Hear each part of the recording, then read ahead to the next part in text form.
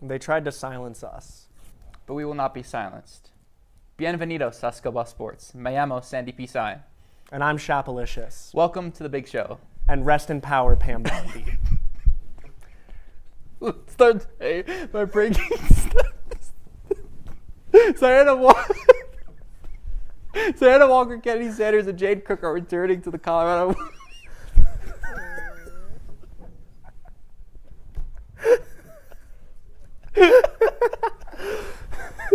Colorado women's basketball program. Walker was an all Big 12 honorable mention and all defensive selection, while Sanders averaged 9 points across 10 games before season-ending hip surgery. Meanwhile, the men's basketball team is treading water as Sebastian Rankic and Bengat Dak announced their intention to hit the transfer portal. Rankic averaged over 12 points and 6 rebounds per game on 40% shooting in his second year as a Buff.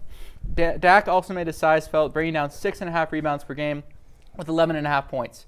Alongside the transfer of Isaiah Johnson announced last week, only 2 starters remain in black and gold. For an outlook on Tad Boyle's depleted squad, here's Oliver and Matt with Buff Banter.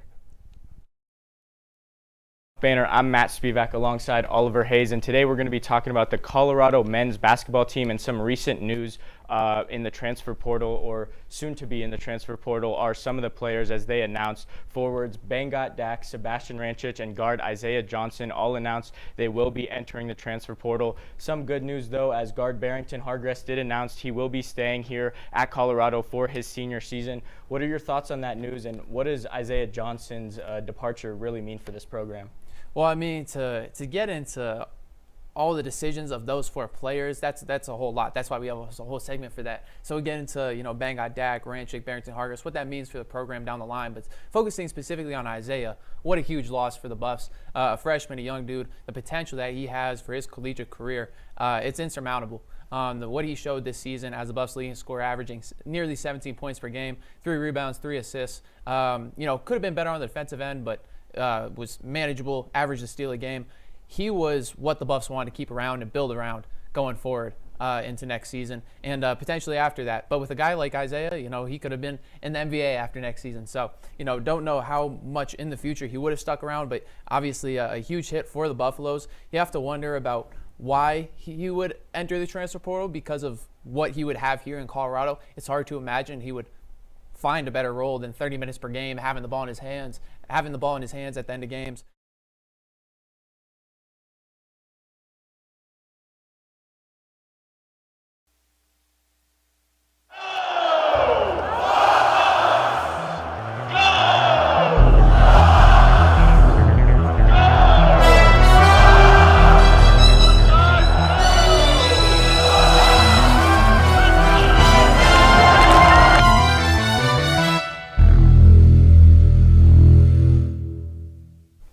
Welcome to Scuba Sports and happy Masters Week, especially to Rick George, who's spending his weekend in Augusta.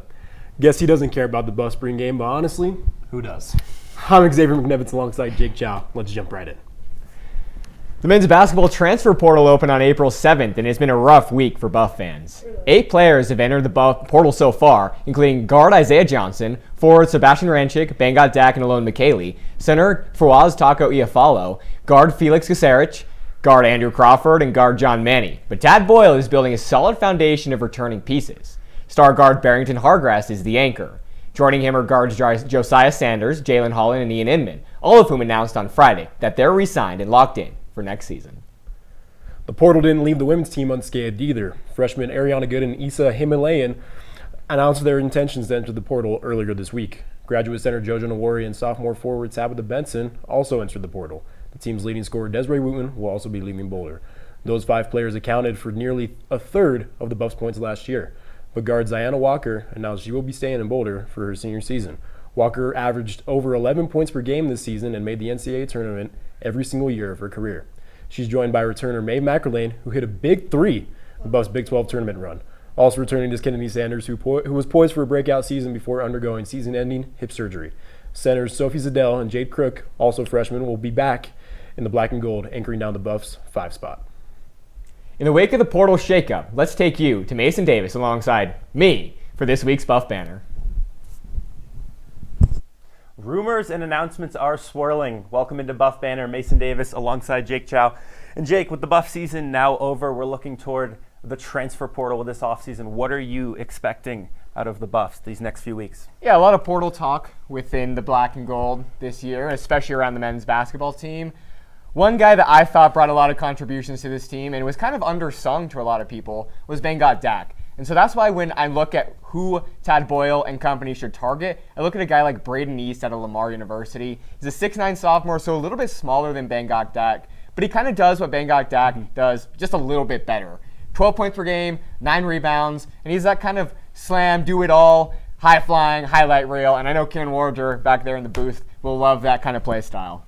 Yeah, Jake, I like what you're cooking up. I think there's two things I really want the Buffs to hit on these next few weeks. I think building in that front court, we did see the Buffs sadly lose a lot of front court personnel. They are going to have to rebuild that if they want any chance to compete in such a physical and good Big 12 conference coming up. And in addition to that, we did see good news. Ian Inman and Jalen Holland both sticking around this next year, both good, promising freshmen that I want to see Tad and company build more on that young core. I was actually looking at a guy, Wilson Jacques out of Fresno State. Freshman big, averaged 8 and 8 and almost a block a game last year. Building both on that young core, adding front court size, I think could be a good get for the Buffs in the next few weeks. Yeah, absolutely, and especially with the absence of Isaiah Johnson, who was the Buffs' leading scorer this past season. You have guys like Barrington Hargress, you mentioned Ian Inman, Josiah Sanders, and then Jalen Holland all coming back staying in Boulder. I think it'll be a nice little group that the Buffs can build around, and they can trust their guards and hope that they take a step forward. Yeah. This isn't a year that they're looking to compete. This is a year that they're looking to build for the future, even though the guy that they really wanted to keep in Isaiah Johnson didn't end up staying. Yeah, sad there, but we are glad to see Josiah staying around, all those other guys. I think that's going to do it for us. Mason Davis, Jake Chow, thanks for guys tuning in to Buff Banner. Back to you guys at the desk. The Buffs are hosting their annual Black and Gold Spring Game tomorrow, Saturday, April 11th at Folsom Field. Gates open at 11 a.m. and kickoff is set for 1 p.m. Mountain Time. For the first time in the Deion Sanders era, tickets are free. In the incredibly rare event that a CU spring game isn't pouring outside, we will also see the return of freshman phenom Ralphie Seven, who made her career debut just 8 months ago. Coverage of the game will actually be on Colorado's YouTube channel, and you can follow along with ScoBuff Sports social media for live updates as CU welcomes another major roster turnover. Speaking of that turnover, Colorado's roster was a revolving door this offseason. Coach Prime and the Buffs brought in over 40 transfers from Blue Blood programs with proven talent. That includes 2 transfers from the Texas Longhorns with wide receiver DeAndre Moore and Leona Lefau.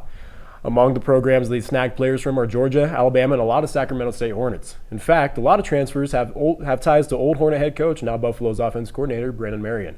While the offense will be vanilla in the spring game, according to Marion, to provide a nice glimpse at the reloaded roster.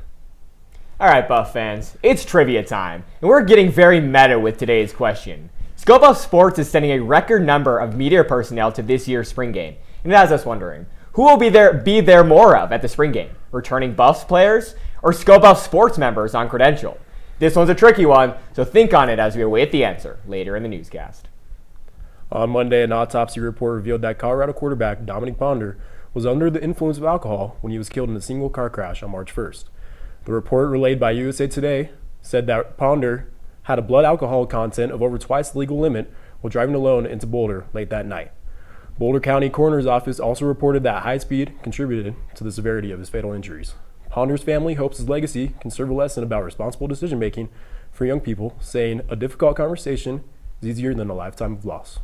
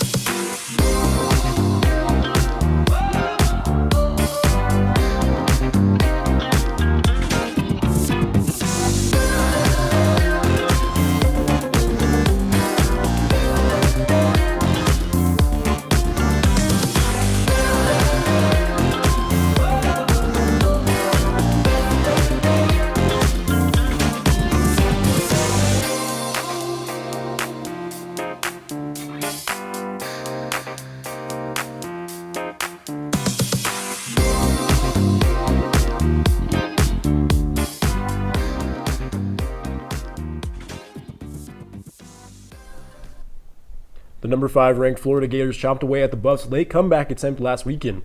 The two teams were evenly matched headed into the fourth quarter, tied at 5. 3 straight goals from 3 separate goal scorers helped propel Florida to a lead that the Buffaloes couldn't surmount. J.B. Hill recorded a hat trick while Rachel Kennedy scored twice in the Buffs' 9-7 loss. The women's lacrosse team wrapped up their 2-game road streak with a game against Jacksonville University. The Buffs came into this game coming off of the bitter loss against number 6 ranked Florida. The Buffs started off with the scoring with a goal from the aforementioned Kennedy, giving the Buffs an early lead. Jacksonville was quick to respond, and the two teams battled it out for the rest of regulation. The game was ultimately sealed after a goal from Rowan Edson won it for the Buffs in overtime. During the game, both Kennedy and Hill surpassed the 50-goal career milestone. Senior defender and team captain Jess Peluso earned Big 12 Defender of the Week. This is her 5th weekly conference award this season and her 8th of her career. She's also one of 4 Buffs on the Twarton watch list, which is awarded to the best player in women's lacrosse.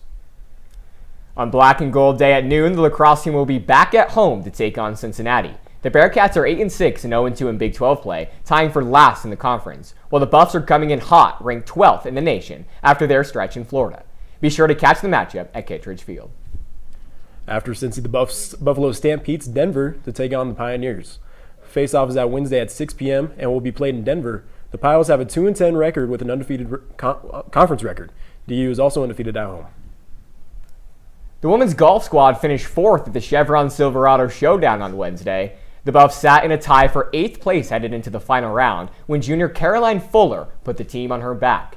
In the 3rd round, she shot 6 strokes under par and helped Colorado jump 4 places on the leaderboard. She finished the tournament 4 strokes under par and a tie for 7th place individually. After Fuller, junior Myra McVeigh had the next best score, finishing 4 strokes over par.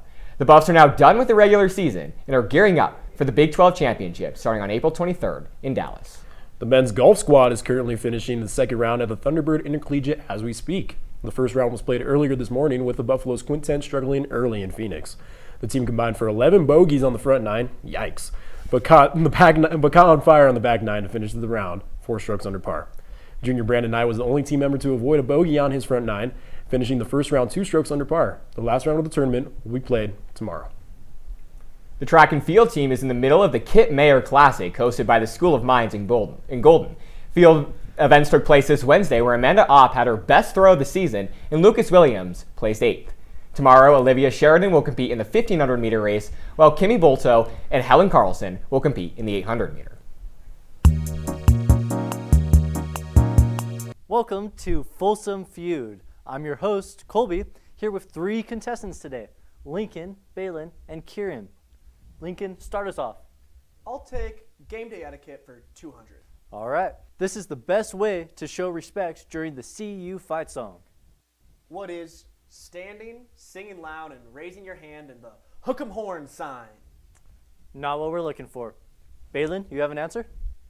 What is stand up, sing loud, and do the Ralphie horns? Correct. Balin, the board is yours. Give me tailgate traditions for 400.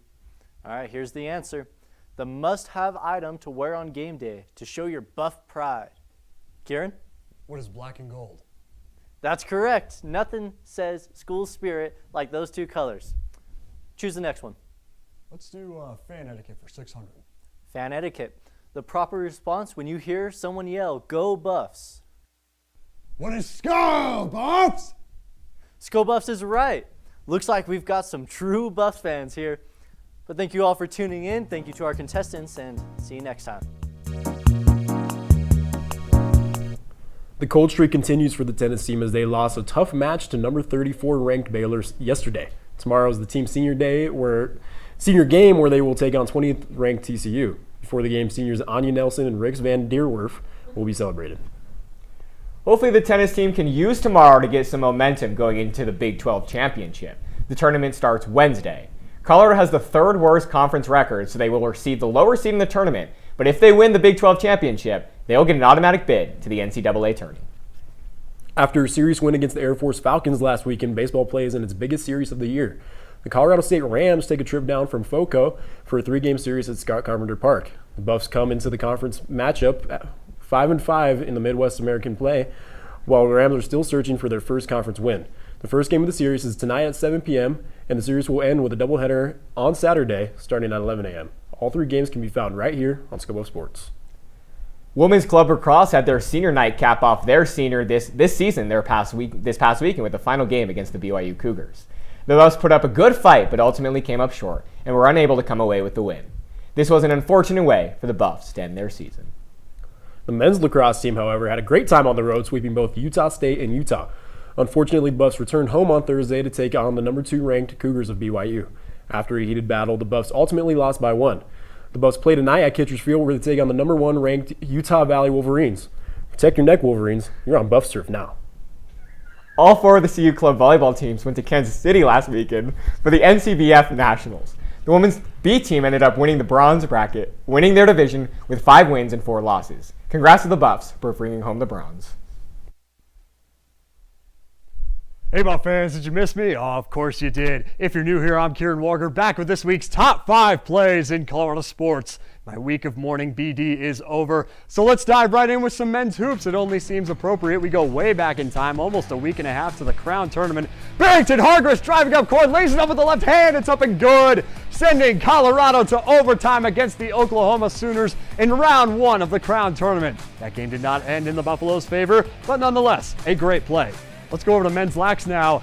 This was last night as they faced the BYU Cougars. Craig Nom takes a shot, and that bounced off the stick of goaltender Easton Wilkie. A fluke goal for Nom against the number 2 team in the country. What a play.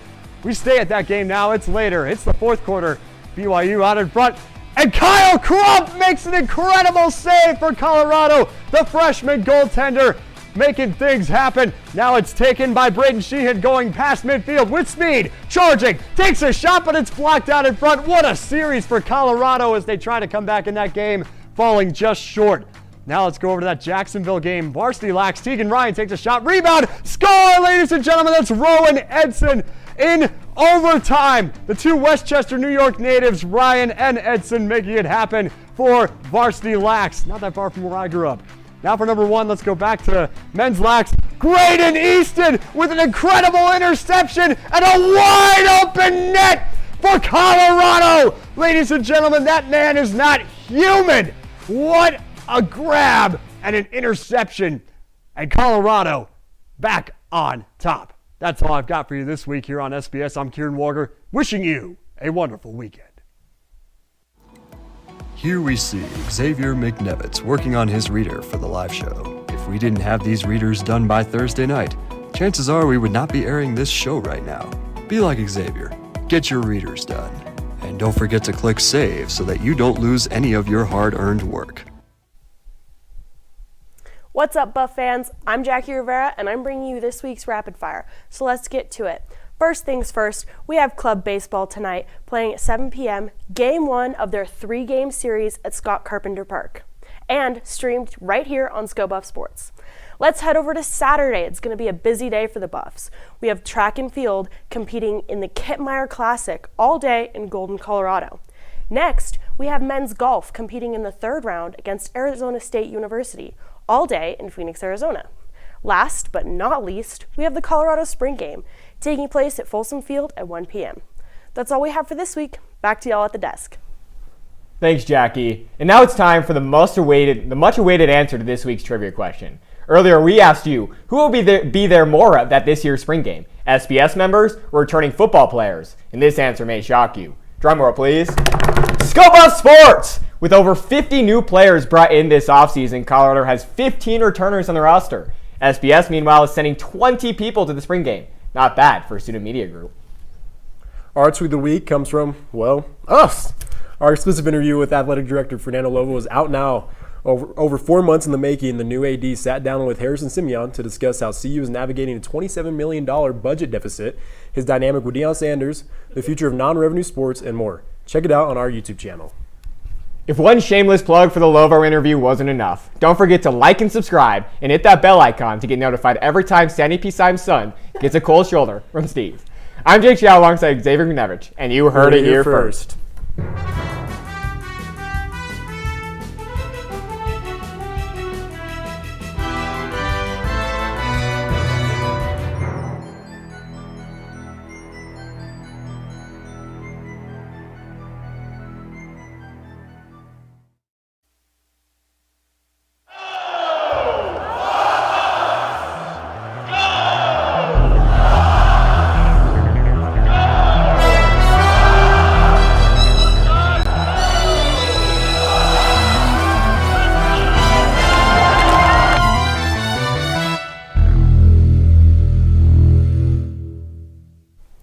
Welcome to Scope Up Sports and happy Masters Week, especially to Rick George, who's spending his weekend in Augusta.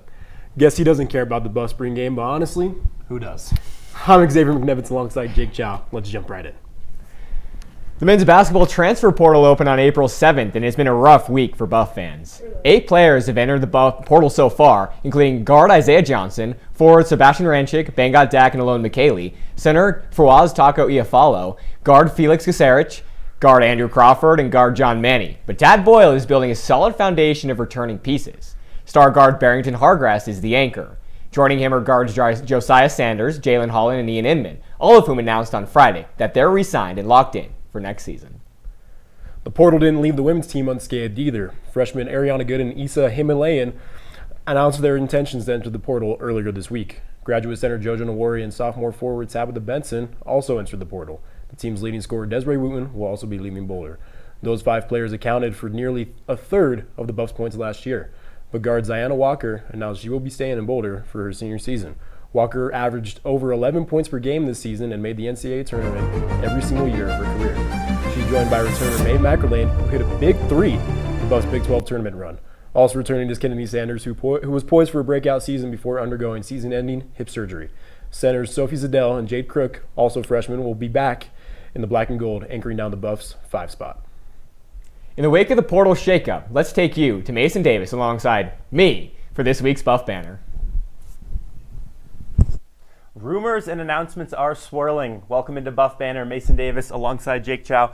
And Jake, with the Buff season now over, we're looking toward the transfer portal this offseason. What are you expecting out of the Buffs these next few weeks? Yeah, a lot of portal talk within the black and gold this year, especially around the men's basketball team. One guy that I thought brought a lot of contributions to this team and was kind of undersung to a lot of people was Bangat Dak. And so that's why when I look at who Tad Boyle and company should target, I look at a guy like Braden East out of Lamar University. He's a 6'9 sophomore, so a little bit smaller than Bangat Dak, but he kind of does what Bangat Dak does, just a little bit better. 12 points per game, 9 rebounds, and he's that kind of slam, do-it-all, high-flying, highlight reel, and I know Karen Warder back there in the booth will love that kind of play style. Yeah, Jake, I like what you're cooking up. I think there's 2 things I really want the Buffs to hit on these next few weeks. I think building in that front court, we did see the Buffs sadly lose a lot of front court personnel. They are going to have to rebuild that if they want any chance to compete in such a physical and good Big 12 conference coming up. And in addition to that, we did see good news. Ian Inman and Jalen Holland both sticking around this next year, both good, promising freshmen that I want to see Tad and company build more on that young core. I was actually looking at a guy, Wilson Jacks out of Fresno State. Freshman big, averaged 8 and 8 and almost a block a game last year. Building both on that young core, adding front court size, I think could be a good get for the Buffs in the next few weeks. Yeah, absolutely, and especially with the absence of Isaiah Johnson, who was the Buffs' leading scorer this past season. You have guys like Barrington Hargrass, you mentioned Ian Inman, Josiah Sanders, and then Jalen Holland all coming back staying in Boulder. I think it'll be a nice little group that the Buffs can build around, and they can trust their guards and hope that they take a step forward. Yeah. This isn't a year that they're looking to compete. This is a year that they're looking to build for the future, even though the guy that they really wanted to keep in Isaiah Johnson didn't end up staying. Yeah, sad there, but we are glad to see Josiah staying around, all those other guys.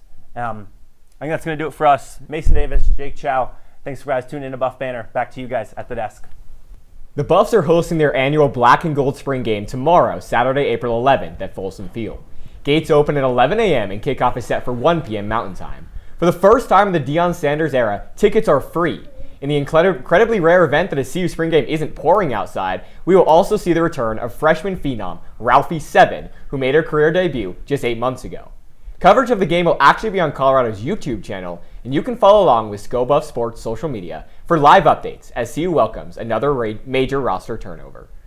Speaking of that turnover, Colorado's roster was a revolving door this offseason. Coach Prime and the Buffs brought in over 40 transfers from Blue Blood programs with proven talent. That includes 2 transfers from the Texas Longhorns with wide receiver DeAndre Moore and Leona Lefau. Among the programs they snagged players from are Georgia, Alabama, and a lot of Sacramento State Hornets. In fact, a lot of transfers have ties to old Hornet head coach, now Buffalo's offense coordinator, Brandon Marion. While the offense will be vanilla in the spring game, according to Marion, to provide a nice glimpse at the reloaded roster. All right, Buff fans, it's trivia time, and we're getting very meta with today's question. ScoBuff Sports is sending a record number of media personnel to this year's spring game, and it has us wondering, who will be there more of at the spring game? About 65 miles separates these two schools, but the hate runs hundreds of years deep. Welcome to the Rocky Mountain Showdown on Scope of Sports here on the Baseball Diamond. Between the Buffaloes and Rams here for a 3-game series. This is game 1 on this nice Friday evening. Had a little bit of rain in the forecast, but that is clear and we are ready for some ball. I'm Paxton Haynes, joined by Harrison Simeon. And Harrison, always a good time when these two teams play. Always. I've been here 4 years, covered this matchup 4 years, and it never wavers. It never fails to be interesting. Usually the Buffaloes or the Rams have the upper hand one year or the other. This time, really don't know what to expect coming in. Last year was the Rams' time. They've won the Mid-America West 2 years in a row. But right now, Colorado ahead in the conference standings at 5-1. Absolutely. You take a look at those conference standings. You said it, Harrison. CSU has had some success in the past here in the Mid-America West. Since then, it has not been so great. Here in 2026, they are 3-7 on the year. Had to face some really good teams, but still they are winless in the division. Only 2 games, and both against Air Force, giving up 18 runs on Air Force. Colorado winning that series last weekend against the Falcons 2-1, and nearly came back for the sweep. Just lost the third game 9-8. Yeah, CSU struggling right now. We'll see if it can change with the rivalry as a factor. Absolutely. The Buffs are 12-6 on the year, 5-1 in the conference, good for first place in the Mid-America West. And Harrison, let's talk a little bit about that last series against Air Force. Colorado coming in, taking it to the Falcons at home. An incredible showcase by them. Almost up the series. Yeah, they had a really nice series from the plate. They've been very inconsistent in batting-wise this series, but this time really coming through that, especially that first day. And then while it was a bit of a struggle in the series finale on an Easter Sunday while shorthanded, still nearly won that game. Had a runner on third with the score at 9-8. Then it's the strikeout from Gabe Zebrak, but they had a great series. They've looked to be in peak mid-season form right now. Things starting to wind down, but now you can be revitalized going into the home stretch with a big series here, 3-game set, and it'll be a very interesting pitching matchup. Absolutely. Speaking of the pitching, Tyler Gray is on the bump today for the Buffaloes. The defense behind him at first, it is Gabe Zebrak. At second, Tyler Gilmore. At shortstop today is Finn Simones, back now. We saw him last series against Air Force. Finally back in that lineup. At third is Richie Biberosh. In the outfield, you got Melberg at left, Nathan Hoffman where he belongs in center field, Dwyer in right, and then Charlie Lesh is behind the dish. That's the battery between Gray and Lesh. Seeing Gray starting, a little bit of an interesting spot for him. Yeah, usually that first guy out of the bullpen, lefty, but they got a really good fielding crew behind them. That middle infield of Gilmore and Simones, really good with the glove. Biberosh, that's solid presence at third base. And the outfield, in the corners, Melberg and Dwyer, guys that are there for their fielding. So, and obviously you got Hoffman in center. So I don't think errors should be too much of a factor for the Buffaloes. They've got to remain strong, especially early on. Don't want to get thrown off. And no mind games here in the rivalry. And hopefully Gray can look solid as a usual reliever, but this time going with the start. It is Ryan Lay who will start things up here for the Rams. The righty up against the lefty. Leading off for the Rams, shortstop, number 7, Ryan Lay. Yeah, CSU, they have not failed to score some runs. It's been pitching that's been the issue. Now in the state of Colorado, the ball is going to be jumping off the bat. Both these teams are loud. Let's play ball. First pitch swinging out into center field, and it's going to drop for a base hit. Ryan Lay gets things started for the Rams with a single. Just as I said, literally first pitch, right back at you, off the bat, hard hit ball. Lay, been a presence on this Colorado State team, a line drive hitter, and you just saw it. So here is Noah Graves, now looking to add on here for the Rams. They got runners on immediately. Yeah, and Gray, he's had an inconsistent time out of the pen. Sometimes really good, though, because you don't see lefties often. That one is inside and low. Yeah, the critical factor is going to be his command, because when his command is on, he's got a lot of good break on his pitches. But if you can just find the zone, find those good spots, get the Rams to chase a little bit more than they're used to, it could be a really solid day. And Graves on the year is a .441 batting average. So we'll see how Gray goes and attacks him with the runner on. Checks over on Lay at first. You've got Zebrak over there playing first today. The first base position has been swapped up quite a bit this season. The defense as a whole, really. Yeah, they usually just go with one of their taller lefties. They've had Rishi Nair play there a lot. Zebrak doing a good job. Count is 2-0 to Graves. Yeah, and like I said, the defense in the infield should be on point today. Simone's really good glove over there. Has had some issues in recent series, but when he's on, he's built to play shortstop. Same with Bibarash at third base. And Gilmore has been a really good freshman for this Buffs team. 2-1 count to Graves, but before we'll get another check over at first base. Lay doesn't even have to dive in. It's that CSU dugout already. And they were in the huddle. They were really loud, really lively. They're ready to score. That one is outside. And while they're 0-2 in Mid-America West play, I mean, this team knows how to win in Boulder. Should be really interesting. I like the one glove that Graves got going right now.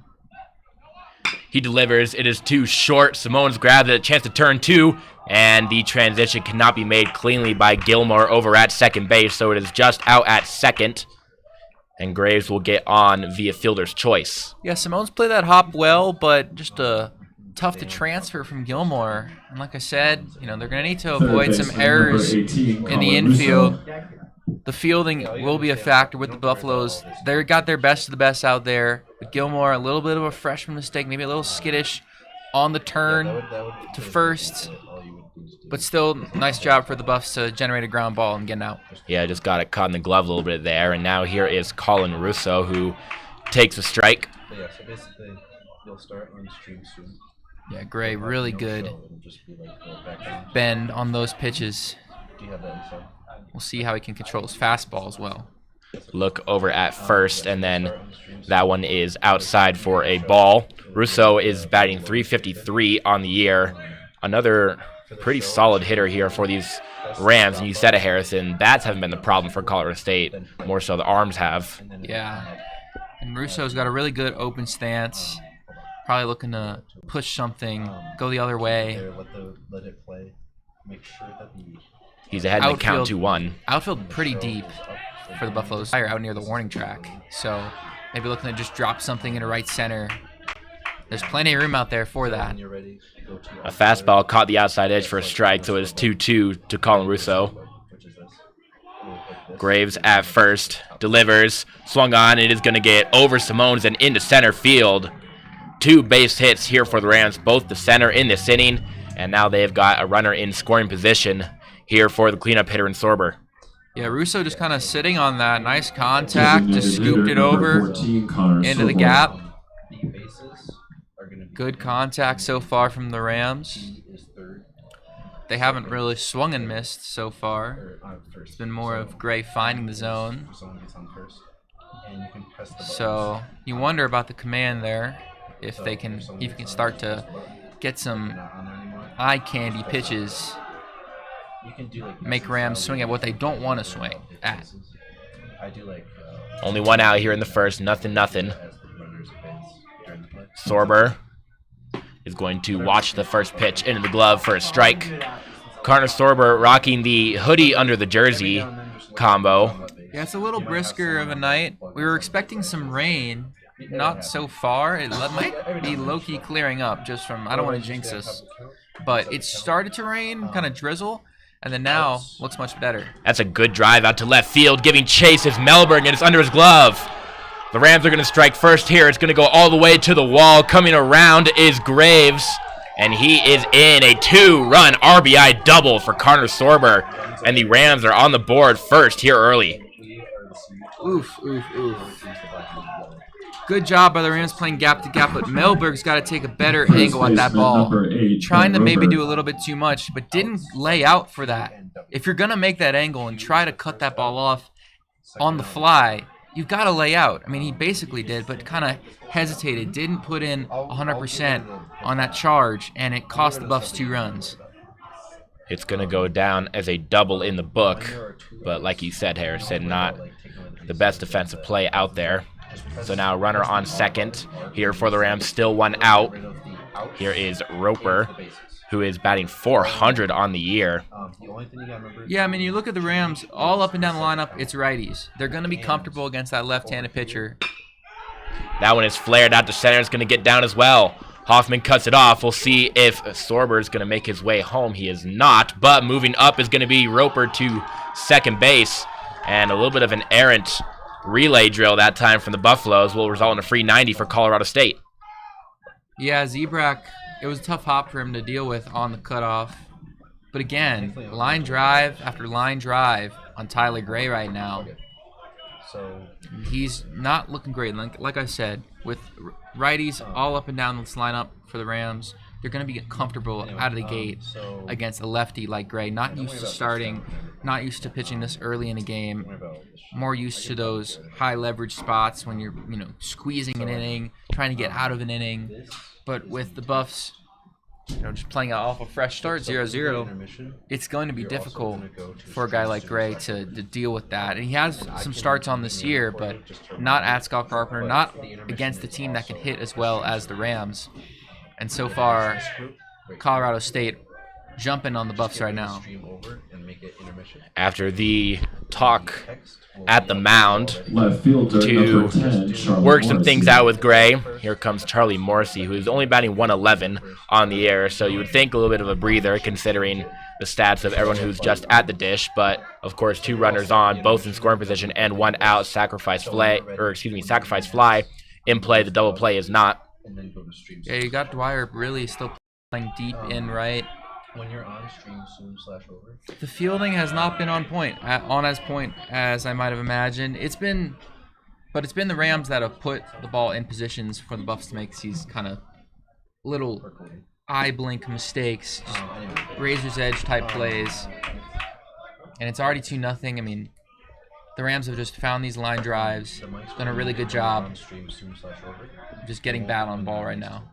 Count is 1-1 to Morris, and he swings over that curveball that fell off the table. That might have been the first swing and miss of today, and that might have been the craziest swing and miss we'll see all day. Now ahead in the count, here's Gray. That one is fouled off and back into the netting. Stays at 1-2. Yeah, that off speed really looped him over there. Caught him off balance. But Morrissey, a solid hitter. He's in a big spot right here early on. Right back at it. Here's Gray. Same pitch and same result. Swinging over it is Morrissey, and a strikeout, and a big one for Tyler Gray. 2 outs. Oh, my Lord. See, that's the movement we're used to. That's the movement when Gray is on. Got a little talking to him, Coach Reynolds, before that at-bat. And really big pitch with 1 out to get that second big couple of pitches. Get those swings and misses. I think Tyler Gray knows how to attack him the next time up. This is grounded weakly to second. Underhand toss to first, and the Buffs are going to get out of the inning, but not before they give up 2. And big RBI double from Connor Sorber. And those are the 2 runs on the board right now for Colorado State. Colorado's offense coming up next, looking to respond here on Skull Buff Sports.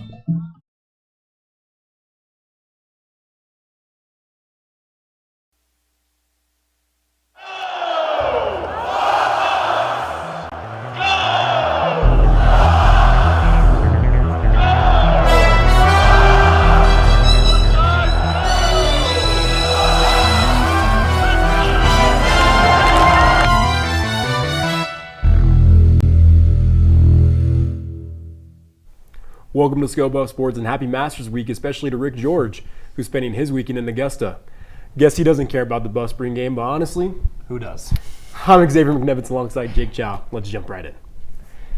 The men's basketball transfer portal opened on April 7th, and it's been a rough week for Buff fans. 8 players have entered the Buff portal so far, including guard Isaiah Johnson, forward Sebastian Ranchik, Bangat Dak, and Alon McKaylee, center Fawaz Taco Iafalo, guard Felix Kasarich, guard Andrew Crawford, and guard John Manny. But Tad Boyle is building a solid foundation of returning pieces. Star guard Barrington Hargrass is the anchor. Joining him are guards Josiah Sanders, Jalen Holland, and Ian Inman, all of whom announced on Friday that they're re-signed and locked in for next season. The portal didn't leave the women's team unscathed either. Freshmen Ariana Good and Issa Himalayan announced their intentions to enter the portal earlier this week. Graduate center Jojo Nawari and sophomore forward Tabitha Benson also entered the portal. The team's leading scorer Desiree Wooten will also be leaving Boulder. Those 5 players accounted for nearly a third of the Buffs' points last year. But guard Ziana Walker announced she will be staying in Boulder for her senior season. Walker averaged over 11 points per game this season and made the NCAA tournament every single year of her career. She's joined by returner Mae McErlane, who hit a big 3 in the Buffs' Big 12 tournament run. Also returning is Kennedy Sanders, who was poised for... Back at Scott Carpenter Park, the score is 2-0 Colorado State. As we head into the bottom of the first, on the bump here for the Rams. One sec, let me find it. There we go, we got it now. Parker Davis is on the bump here for the Rams in his 5th start on the year with a 5.03 ERA. But Harrison, the stat that I'm looking at is that he has 25 strikeouts on the year with only 4 walks. So Colorado's going to be really disciplined, but we know that's been a bit of a problem for them this year. Yeah, usually that indicates a guy with really good stuff. And as we saw with Gray, he's got some great movement on his pitches. We're going to look for some velocity. We're going to look for some movement. And it'll be interesting to see how the Buffs approach this. Already down 2-0, looking to respond. It could have been more. CSU had runners on second and third, but nice job by Gray to, kind of calm himself down, throw some nice stuff, get a ground ball to end that inning. The freshman Gabe Zebrak will lead things off here in the right batter's box for the Buffaloes. Yeah, he's been a staple in this Buffs lineup.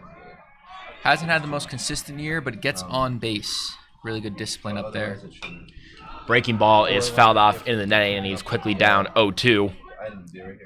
He's batting 200 on the year as Zebrak, and has found his way in and out of the lineup, and now here leading things off. Yeah, but that on base over 400, as I mentioned, 417. Just a good job at battling up there, now in 2-strike count.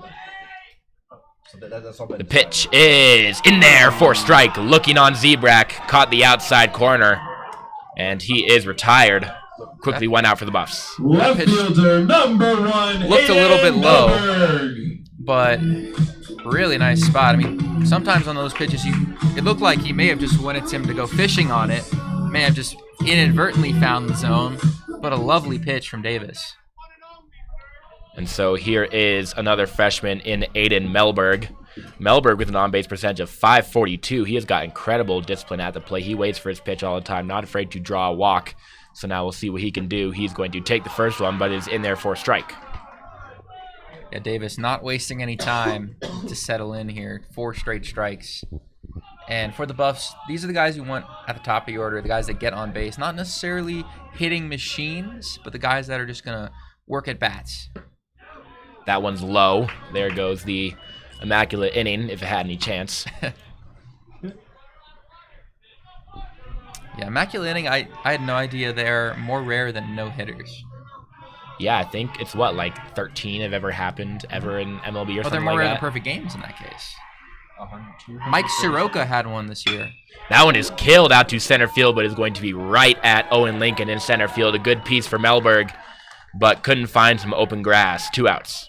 Yeah, you said it. Squared it up, number 15, but Finn Simones. A bit unlucky. Now it's Simones, quickly 2 down. It's a big at-bat just for the Buffs to at least get someone on base, show that they're not going to be bowing down to Davis. He's had some good command early. Here is Simones batting .378 on the year. Nice to have him back in the lineup. He's going to take a fastball outside on the edge for a strike. Right now, Parker Davis is just pounding those outside edges, and he's getting the calls.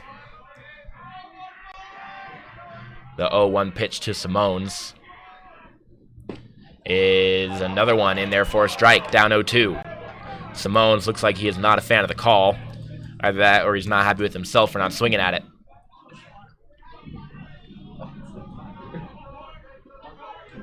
Gonna have to fight now with 2 strikes here. Lesh is on deck for the Buffaloes. The 0-2 pitch. Swung on and missed.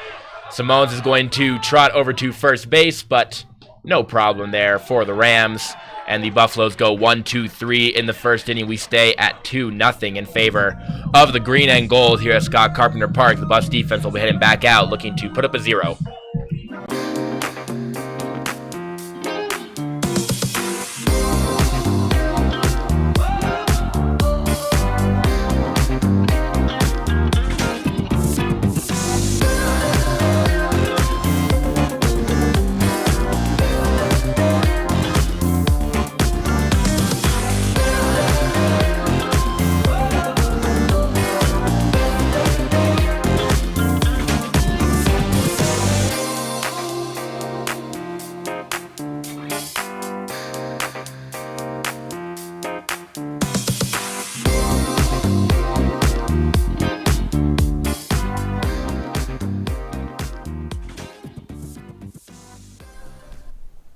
The number 5 ranked Florida Gators chomped away at the Buffs' late comeback attempt last weekend.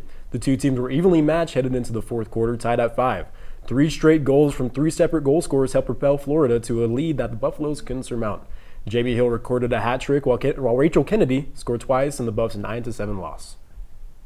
The women's lacrosse team wrapped up their 2-game road streak with a game against Jacksonville University. The Buffs came into this game coming off of the bitter loss against number 6 ranked Florida. The Buffs started off with the scoring with a goal from the aforementioned Kennedy, giving the Buffs an early lead. Jacksonville was quick to respond, and the two teams battled it out for the rest of regulation. The game was ultimately sealed after a goal from Rowan Edson won it for the Buffs in overtime. During the game, both Kennedy and Hill surpassed the 50-goal career milestone. Senior defender and team captain Jess Peluso earned Big 12 Defender of the Week. This is her 5th weekly conference award this season and her 8th of her career. She's also one of 4 Buffs on the Twarton watch list, which is awarded. It's going to go 8-9, and then top of the order here for the Rams in the top of the second. 2-0 is the score in favor of CSU. Tyler Gray ready for his second inning of work, looking to come back from that tough first inning that he gave up. Yeah, but he finished it strong with a strikeout, weak ground ball. Hopefully that can restore some confidence, help him to settle in a little bit. Curveball is outside. We're seeing if these pitchers we saw Parker Davis in the last inning for CSU just hitting those outside corners and getting all the calls. And we're seeing Gray try to get in there, but that one is another good piece out to center field. That's going to get down in front of Hoffman. And so another base hit into center field here for the Rams, and they will start this inning with runners on again. Yeah, a lot of hard contact, a lot of outfield grass hit on the fly. It hasn't been just hits through the infield or ground balls that find a good spot. It's been solid contact from the Rams so far. All of them, making themselves over the infield. Can't do nothing about that. That is their 5th hit of the ball game so far. Owen Lincoln, the 9-hole, fouls off the first offering. He's down 0-1 in the count.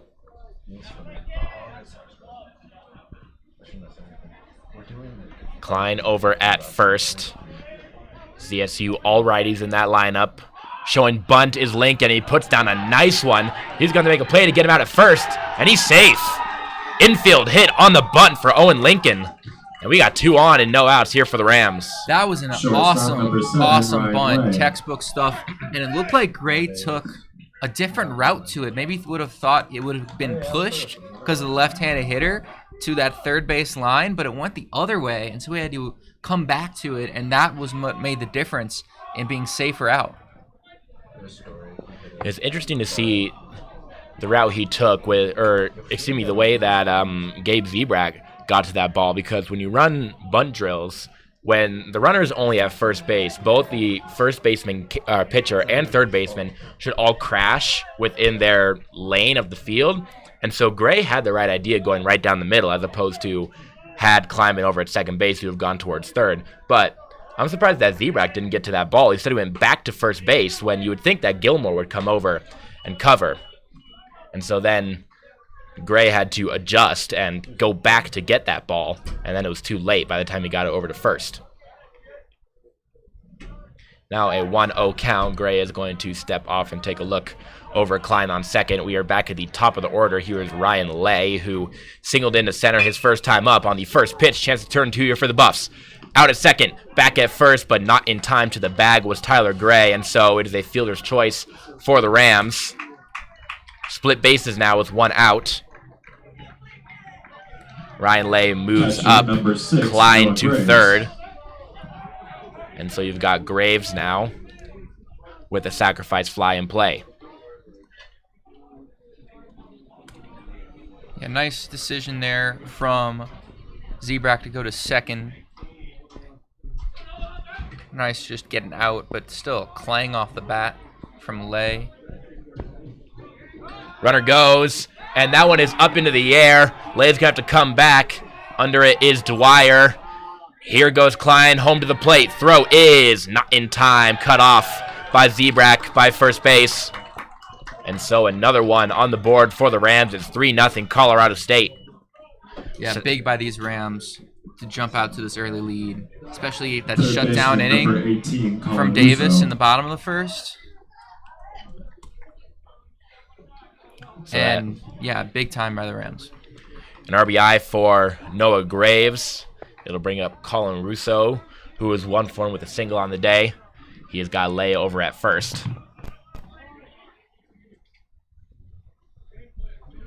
Runner goes, and they're going to get him down to second. Is not there. The throw was a little bit errant, and Simone's was not there in time to the bag. Quick speed from Ryan Lay, the leadoff hitter, and now a runner in scoring position again for the Rams. Yeah, that's leadoff speed. You should easily have him there, but just a pretty methodical throw from Gray.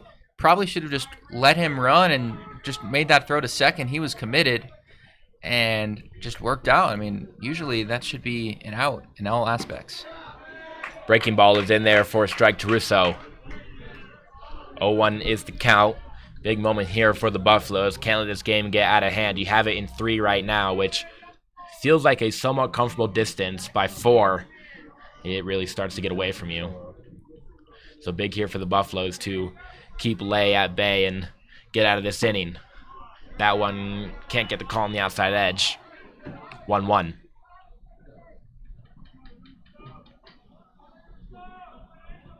We'll see if Lay wants to try anything else on the base paths.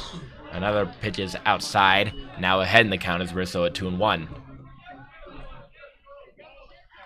Yeah, I just need another nice couple pitches from Gray here. Probably don't expect him to go too many more innings.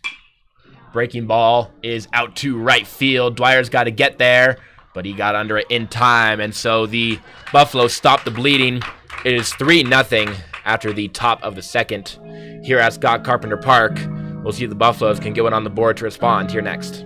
As they try to come back in that game, falling just short.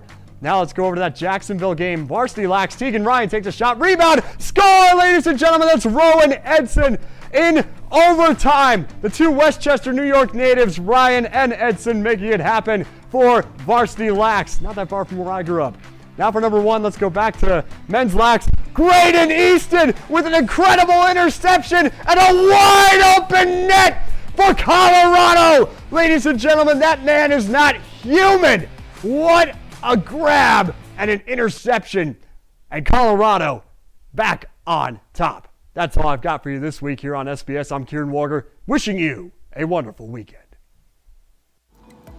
Here we see Xavier McNevitz working on his reader for the live show. If we didn't have these readers done by Thursday night, chances are we would not be airing this show right now.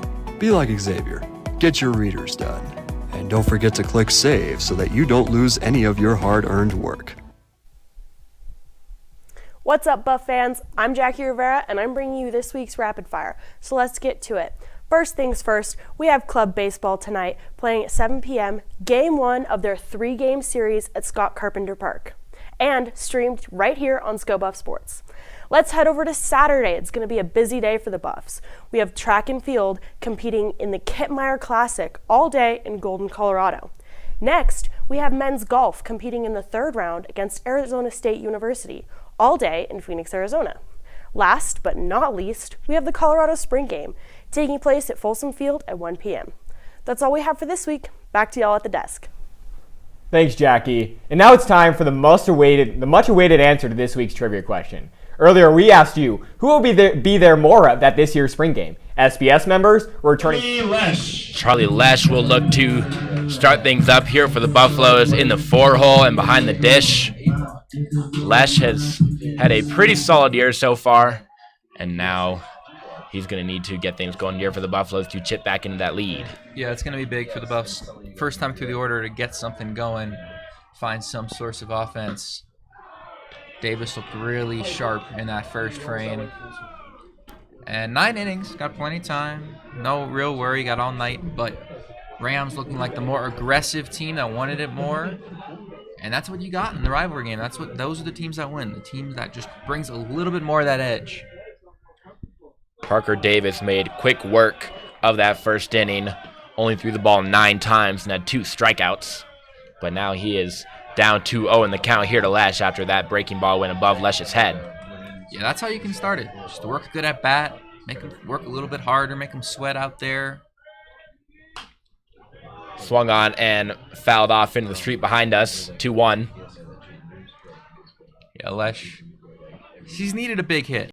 He's had some hard hit balls, hasn't been particularly stellar at the plate in recent weeks, but still one of the better hitters in this Buffs lineup. Really good, kind of a prodigal guy, can be a 5-tool player at his best. That one is rolled over to third base. Rousseau makes the grab and over to first. Retired is Lesh. 1 out for the Buffaloes. Designated hitter number 9. It'll bring up Rishi Nair, who will today bat from the other side with the favorable matchup, lefty versus righty. Designated hitter today. Yeah, you saw Lesh give him a little word of advice just before he stepped in the batter's box. Nair, another guy looking for one of those big hits. He's had really good days at the plate. Really nice middle of the order bat, especially as one of the few lefties on this Buff squad. Brings some power, brings some contact. Buffs have needed a little power in recent weeks. Just need to get on base any way you can find it right now. And Lesh probably giving him, say, hey, watch out for this pitch, watch out for that location, maybe this sequence here and there. That fastball is in there for strike. 0-1 to Nair. Yeah, it's an important series for these Buffaloes. They've had a good season, but it's not going to feel like it if you lose to CSU. It never does. Absolutely. That one was waited on by Nair on the breaking pitch, but got a little bit too behind it and fouled it off. Yeah, it actually hung that one. Could have been real trouble if Nair got a barrel on it, but might have just waited a little too much. Might have almost been higher than he expected and got under it. So now 0-2 to Rishi Nair. The pitch from Davis. Fought off by Nair and went hard into the Buffaloes dugout. Thank goodness it hit the fence in front of him.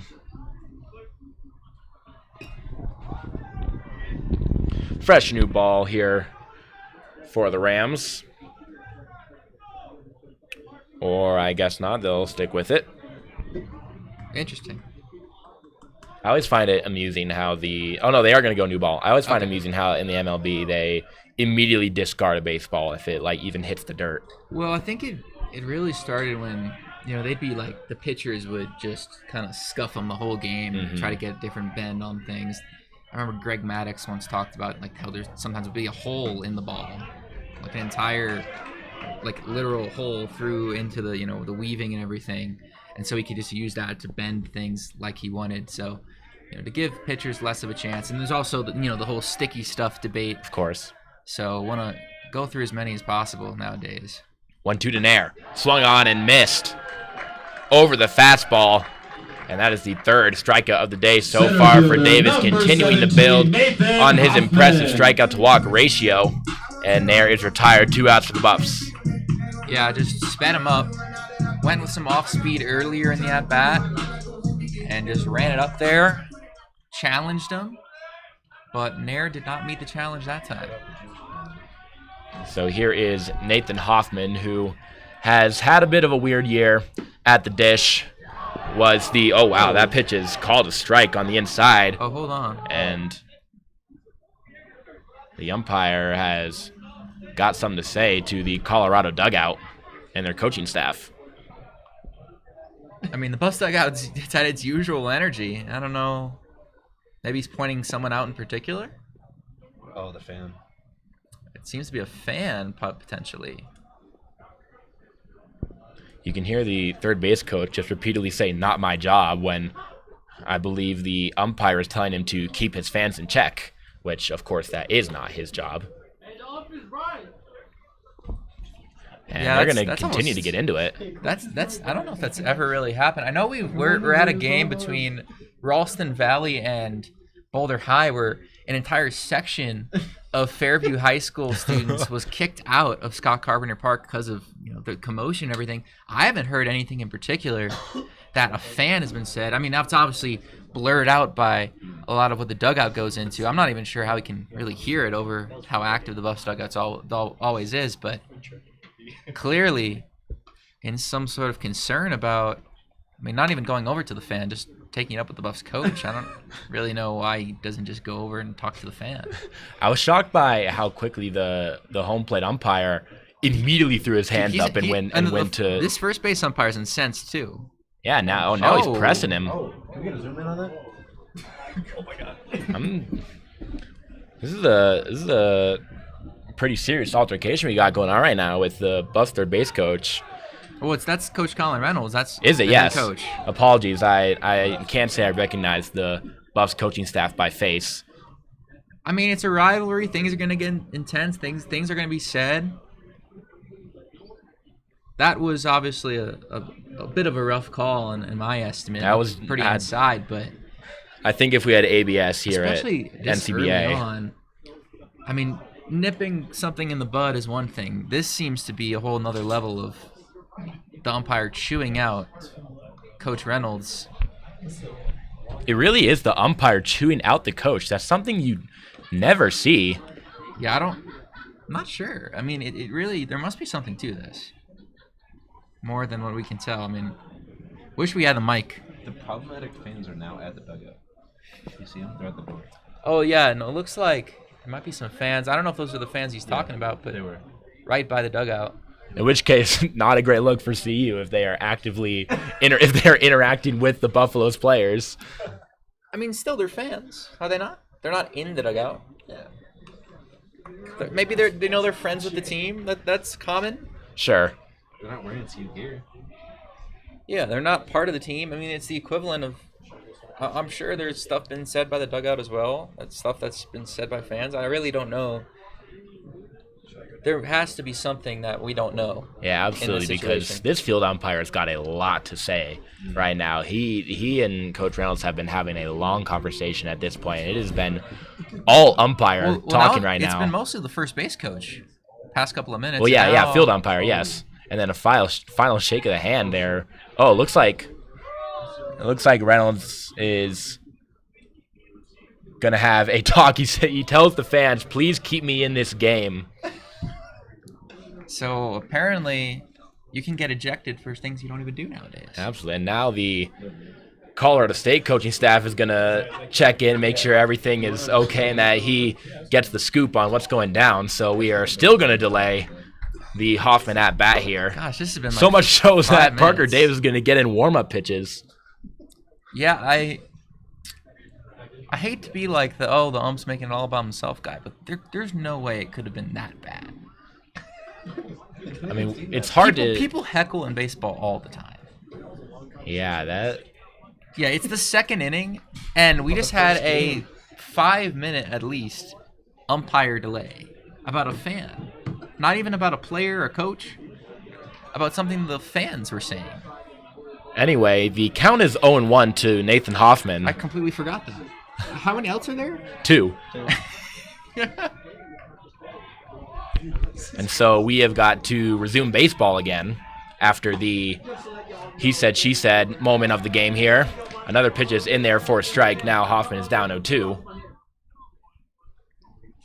Yeah, it's interesting to see if the pitcher's still warm, the batter's still warm out there. I've never seen that in my 4 years covering CU club baseball. Davis delivers, and a good piece in the air out to right field. Chasing after his Vassar, and he's under it in time. Went about 280 feet, but a good track down that time by the right fielder, and so the Buffs come up empty again in the second inning. After all that, it is 0 runs on the board and still 3-0 Colorado State.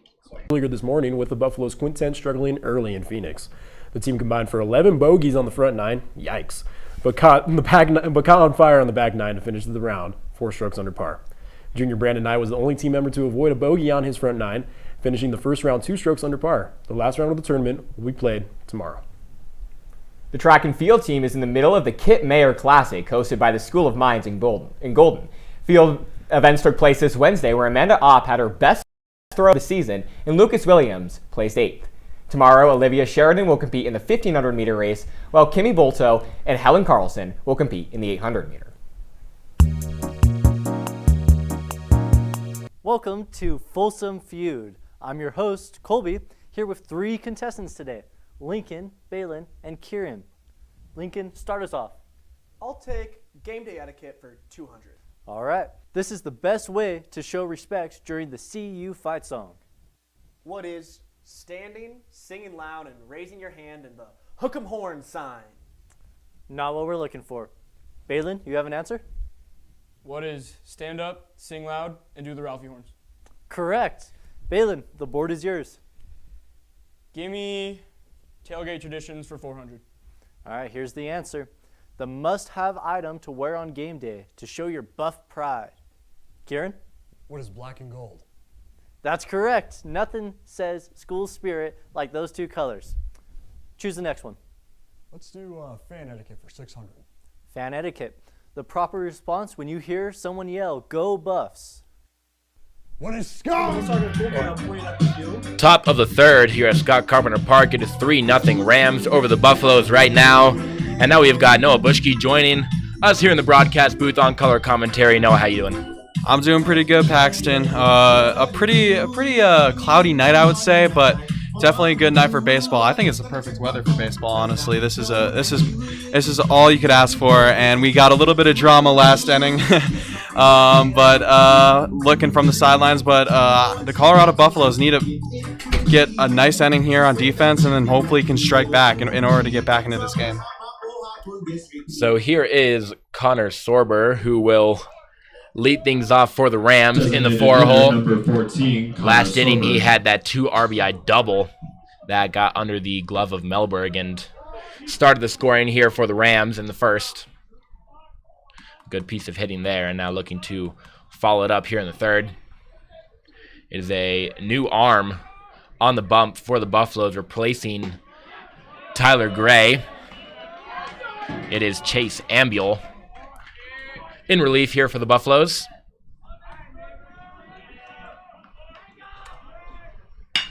That one is out too short. Simone scoops it up and makes the throw. Zebrak with a good adjustment to come off the bag and apply the tag, 1 out. Very good adjustment there, and very good scoop up and get the easy out at first base. First baseman, number 8, Ben Roper. So here is Ben Roper. Hi, Paxton. I'm back for just a second. Hey, I got the scoop, and it's really nothing more than meets the eye. It was really just the fans were chirping about the calls. Maybe the balls and strikes, a little rough so far, a little inconsistent zone, but that was it. And then the umpire, like we thought, threatening to eject Coach Reynolds for what the fans were doing, and didn't say a word to the fans to even really look their way. And yet, it's on the coach to discipline that. So, yeah, that's pretty much all I got. Thank you, Harrison. Great analysis by Harrison. Yeah, interesting stuff. On the field reporter right there as soon as he gets off the mic. The 0-1 pitch is high to Roper. Chase Ambuel, who has been coming in really in all situations for the Buffaloes this year. We've seen him get a start. We've seen him come in relief a lot.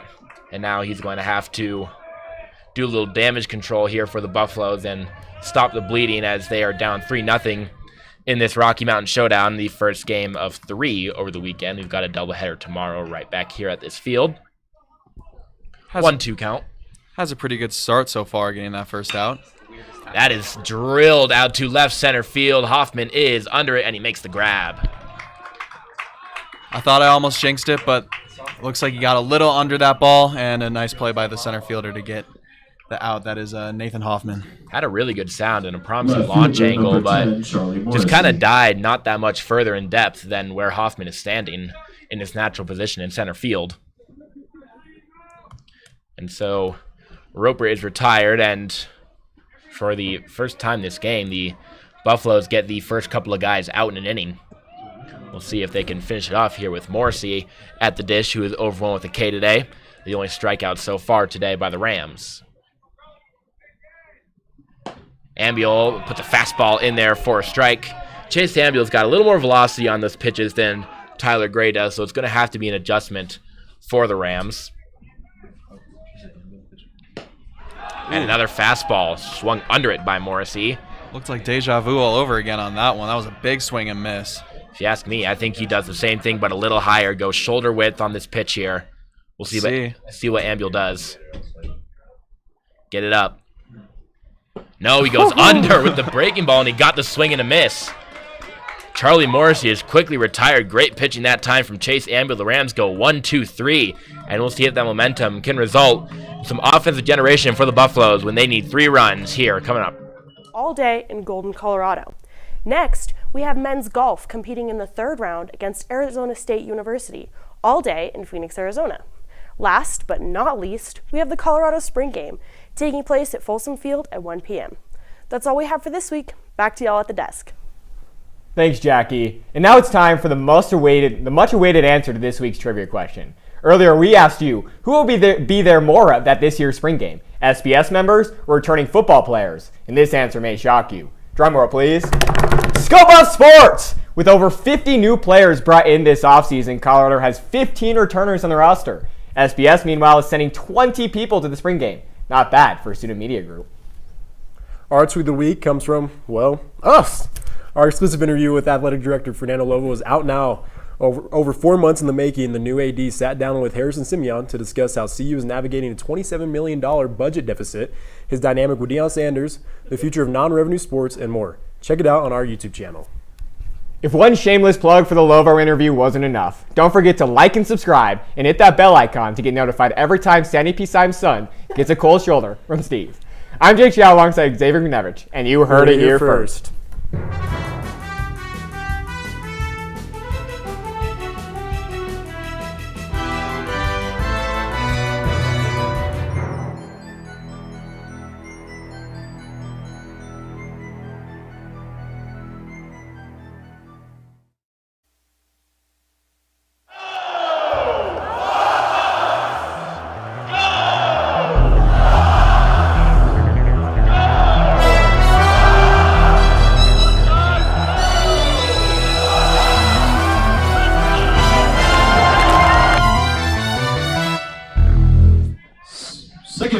Colorado is coming off of a 1-2-3 inning on defense, now trying to turn it into some runs on offense. They are down 3-0 here for the 3rd inning of action.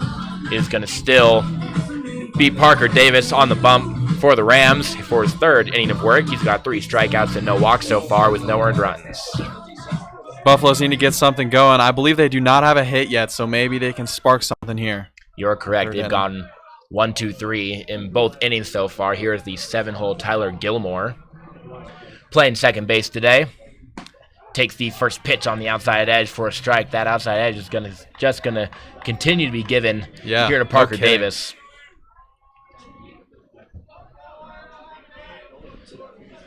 Davis gets the signal, and the 0-1 pitch to Gilmore to the other side of the plate and popped up into center field.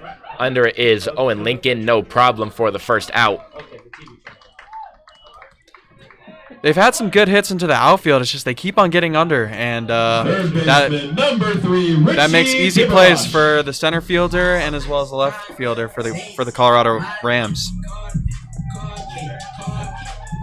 So here is Richie Biberosh at third today. Biberosh is hitting .250 on the year so far. Wasn't seeing a lot of time in the lineup early in the season, but as the games have gone on, he has now become a staple here. Been a staple of this team for some time now, and now here in the 2026 spring, looking to move this team along. Now seeing if he can move the Buffaloes along here in the third inning and see if the Buffs can get a base runner. That one is swung over for a strike. He's quickly down 0-2.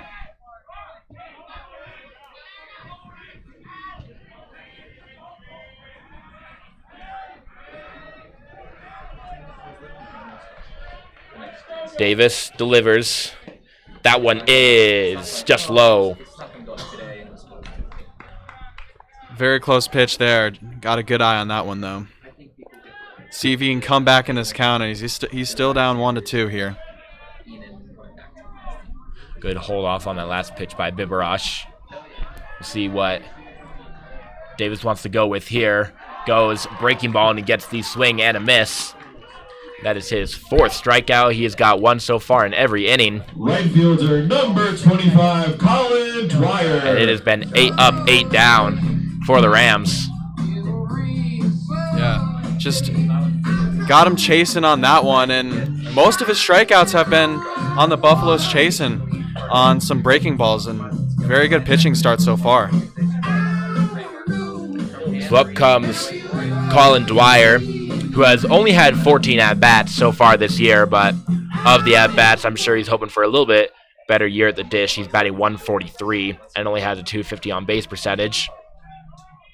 A base wrap guy for this team, trying to see if he can get anything done in the bottom of the lineup, and turn the page to Zebrak, who's on deck. Fastball is outside.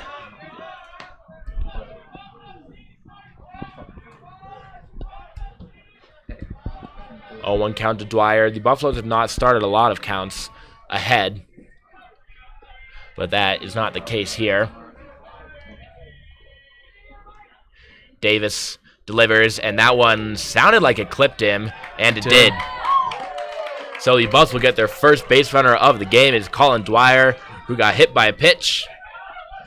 And sometimes you just got to find a way to get one on. Yeah, Dyer looked like he didn't even try to move on that hit by pitch. Just kind of stay in the same spot, and he kind of took it there. So it will bring up Gabe Zebrak, who struck out his first time up. But for the first time today, the Buffs have a runner on. We'll see what Zebrak can do with it. Davis, the righty, with his back to Dwyer at first. That breaking ball caught the outside corner for a strike.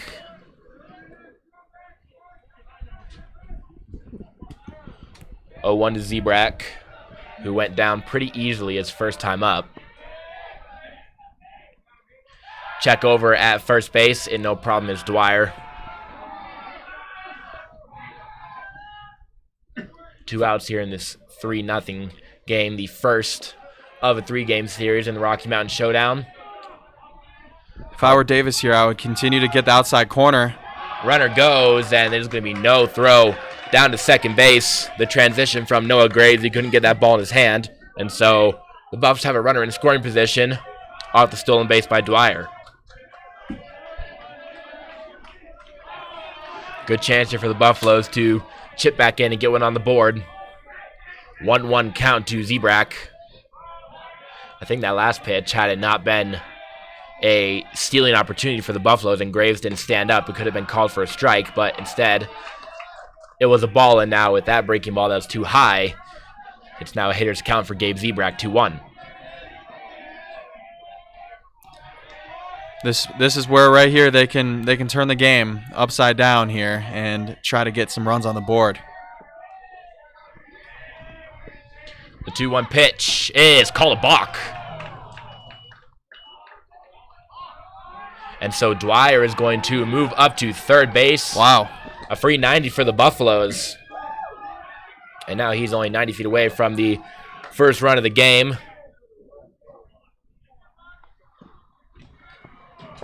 Comes 2-1. 2-1. 2-1 is the count. A no pitch on that balk as our field umpire will tell Parker Davis what he's done.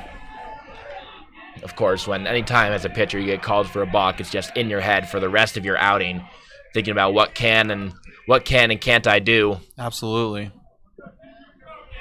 Definitely could cause a change in pace, for sure. Well, let's see how he handles this batter coming up right here. Buffs dugout getting loud with Dwyer at third base. 2-1 is the count. The pitch to Zebrak. Swung on and out to second base. And that weak ground ball is going to do it. The Buffs got a runner all the way to third base, but they couldn't make anything of it. It's another donut on the board for the Buffaloes, and it stays 3-0 Colorado State. Lead. Jacksonville was quick to respond, and the two teams battled it out for the rest of regulation. The game was ultimately sealed after a goal from Rowan Edson won it for the Buffs in overtime. During the game, both Kennedy and Hill surpassed the 50-goal career milestone. Senior defender and team captain Jess Peluso earned Big 12 Defender of the Week. This is her 5th weekly conference award this season and her 8th of her career. She's also one of 4 Buffs on the Twarton Watch List, which is awarded to the best player in women's lacrosse. On Black and Gold Day at noon, the lacrosse team will be back at home to take on Cincinnati. The Bearcats are 8-6 and 0-2 in Big 12 play, tying for last in the conference, while the Buffs are coming in hot, ranked 12th in the nation after their stretch in Florida. Be sure to catch the matchup at Kittredge Field. After Cincy, the Buffalo stampedes Denver to take on the Pioneers. Face-off is at Wednesday at 6 p.m. and will be played in Denver. The Pios have a 2-10 record with an undefeated conference record. DU is also undefeated at home. The women's golf squad finished 4th at the Chevron Silverado Showdown on Wednesday. The Buffs sat in a tie for 8th place headed into the final round when junior Caroline Fuller put the team on her back. In the 3rd round, she shot 6 strokes under par and helped Colorado jump 4 places on the leaderboard.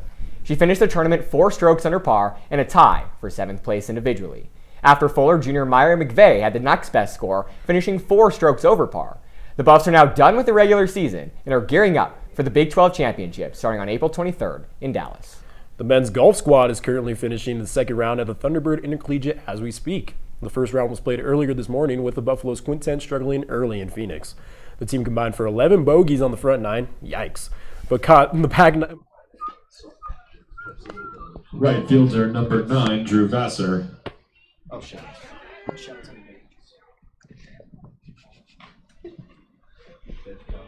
And we are back. My name is Colby Wyatt. I am new here, but my partner's not. So I'll be all right. But we are back at the top of the 4th. Not much going on for the Buffs so far. But yeah. How are you doing, Colby? I'm trying to figure out Google spreadsheets, but other than that, I'm doing great.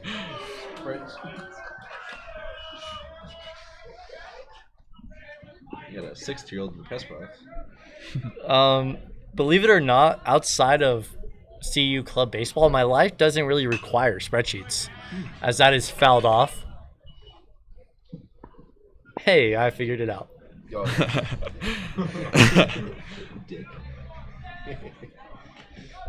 Anyways, now we can focus on baseball. Here's the pitch. And that is a called strike. And so the first out of this inning, is a strikeout. Ambiel doing a lot better job at retiring batters, especially at home plate, than Gray was. And you can kind of see the change in momentum here. They just need to get a spark on offense. But good transition defensively from the first 2 questionable innings from the Buffaloes. Now Mark Klein steps into the batter's box.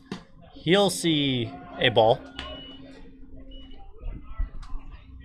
And looks like Ambiel is either getting himself pumped up or is not happy about these calls. I can't tell which from back here, but it's one of those two. Maybe he's upset with himself as well. Yeah, I know that one was a little off the plate.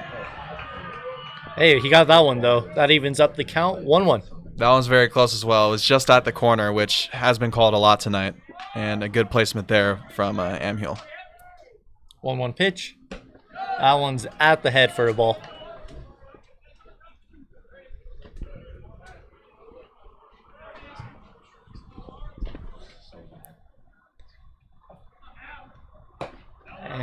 check swing, but he did not go around, so now that makes things 3-1.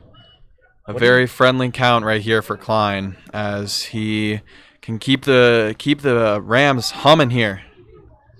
Ooh, and he will get on base. That is a 5-pitch walk for Ambuel. And just like that, the second batter is on base. I mean, do you think that's causing a little pressure for Ambuel?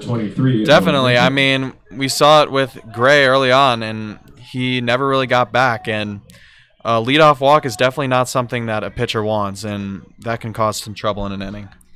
Well, now it's the 9-slot batter, Owen Lincoln, center fielder. First time up, he was good for a single. See what he does second time around.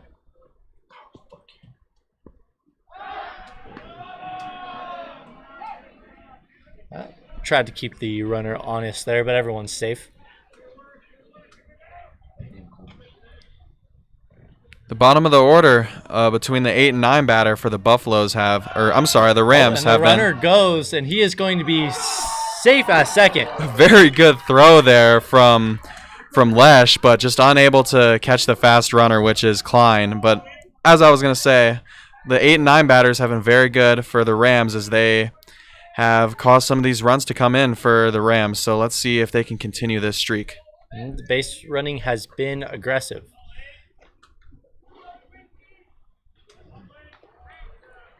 Oh, and there's time.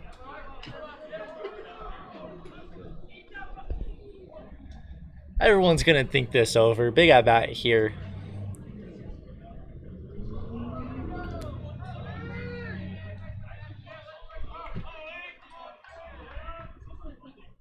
The pitch, swing and a miss. That ball was definitely above the zone, but it got Lincoln. Very, very good pitch there that Lincoln kind of reached on, but regardless, Buffaloes look to retire this batter and see if they can get some momentum. And that one was in a similar spot, but he was able to see that one through for a ball. 2-1 count here. 1 out, runner on second. It's a nice night. Maybe a little cold here in Boulder. I think it's great weather, almost perfect weather, especially for baseball. And that is swung on, sent to the third baseman. Oh, he fumbles it, and the runner is going to be no throw, safe at first. Definitely an error there by the third baseman Biberosh, but now the Rams with no outs in the inning are looking to add on to their lead here. Yeah, it's tough play there for the third baseman, Richie Biberosh.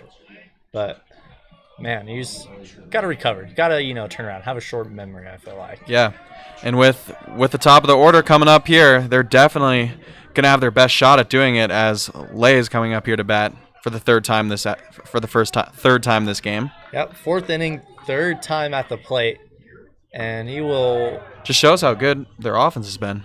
Yeah. That was a ball, so it's 1-0 count here. Not worst case scenario, though, for the Buffs here. I mean, they have a double play opportunity now. So 1-0 pitch, swung on and sent right to the shortstop. He steps on the bag, throws to first, and it is in time. That is a inning-ending double play, and CU is able to navigate through some trouble to keep the scoreboard where it's at. We'll see if they can change things next time around when we come back. Back to y'all at the desk. Thanks, Jackie. And now it's time for the much awaited answer to this week's trivia question. Earlier, we asked you, who will be there more at this year's spring game? SBS members or returning football players? And this answer may shock you. Drum roll, please. Scope Up Sports! With over 50 new players brought in this offseason, Colorado has 15 returners on the roster. SBS, meanwhile, is sending 20 people to the spring game. Not bad for a student media group. Our tweet of the week comes from, us. Our exclusive interview with Athletic Director Fernando Lovo is out now. Over 4 months in the making, the new AD sat down with Harrison Simeon to discuss how CU is navigating a $27 million budget deficit, his dynamic with Deion Sanders, the future of non-revenue sports, and more. Check it out on our YouTube channel. If one shameless plug for the Lovo interview wasn't enough, don't forget to like and subscribe and hit that bell icon to get notified every time Sandy P. Simon's son gets a cold shoulder from Steve. I'm Jake Chow alongside Xavier McNevich, and you heard it here first.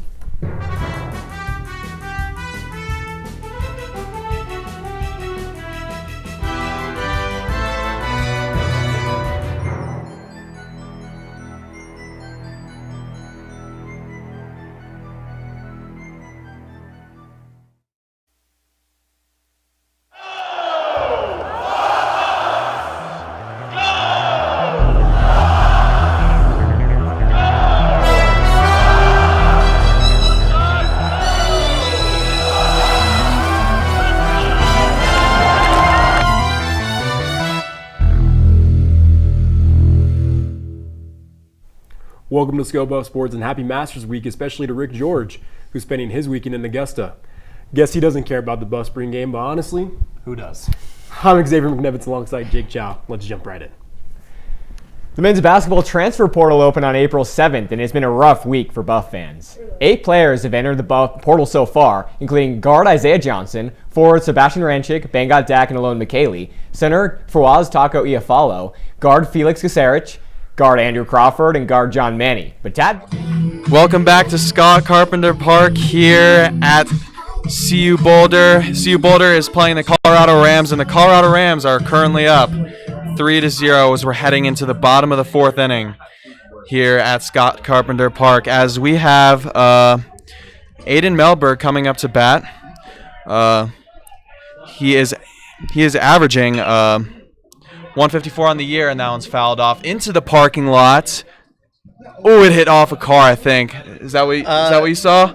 Xavier, is that your car, the first one? Okay, it looks like your car.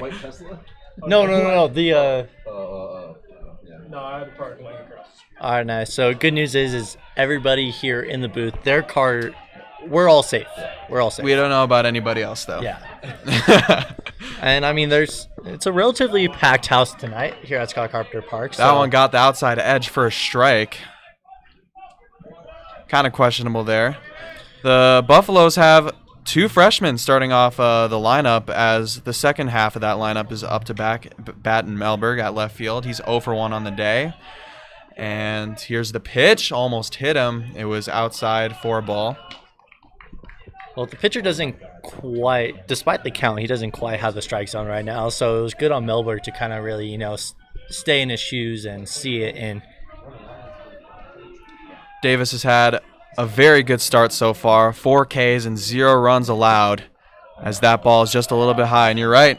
Yeah. He's not finding the zone right now. Yeah, that evens things up at 2-2. So I'm interested what the approach is going to be here. I am interested as well, to be honest. Let's see what Melberg does. They need some base runners, and they need something here in the bottom of the 4th. Yeah, good on Melberg here to take time and think this over. Big pitch here. Big opportunity to get the leadoff runner on.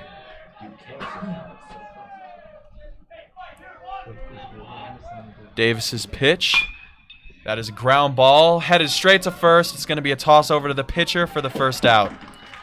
Very nice play there. Classic 3-1 out right there. I mean, I think the first baseman did kind of stumble a little bit, but they got the out. That's what matters at the end of the play. Roper to Davis for the first out, and Simones is coming up to bat. 0 for 1. He struck out earlier today. Have unfortunate news for any CU students. It appears as though Canvas is not working. Uh-oh. Unfortunate news for me because I have an assignment due at midnight. Uh-oh. Harrison's Canvas is fine. But isn't mine isn't. Noah's isn't. Yeah, mine is Paxton's not isn't. working. Only Harrison's is working, so. I mean, you got to give the president of Scope Up Sports the edge here with Canvas. He gets like premium access to Canvas, exactly. I guess. Anyways, back to baseball. This one is a little low for a ball.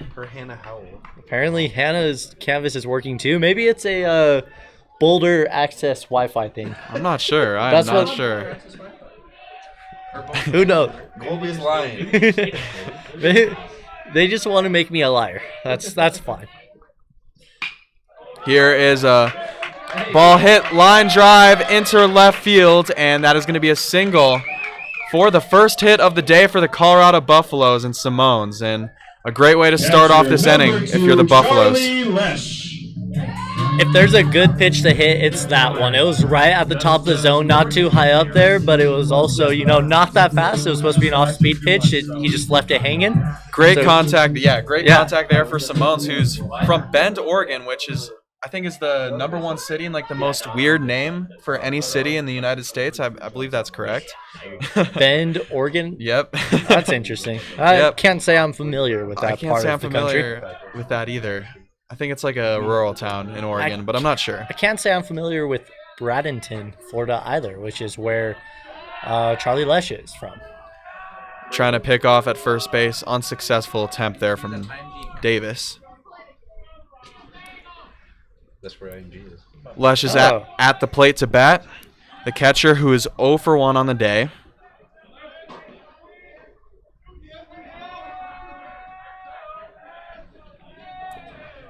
Davis's pitch swung on and missed, and that's going to be strike 1 here. Well, he was expecting a fastball there, but that had just enough movement to drop out from under him. Nice breaking ball there from Davis as he's looking to get a batter retired here in the bottom of the 4th. There's like 5 people in the bench. Or his second batter retired as here comes the steal, and it's going to be no throw. And Simones is in there safely at second base to get another runner in scoring position in back-to-back innings. Let's see if they can get one to home now to get on the board. Yeah, well, Simones had a good jump there, and so sometimes if you're the catcher, which catcher, by the way, is Noah Graves, sometimes you just don't want to risk that ball going into the outfield grass on the errant throw, and yeah. Especially when you're already up by 3, I feel like that's probably the safe bet. Yeah, it is. Wait, how did Simones get to 7? Davis deals, and it's low, and that'll be a ball.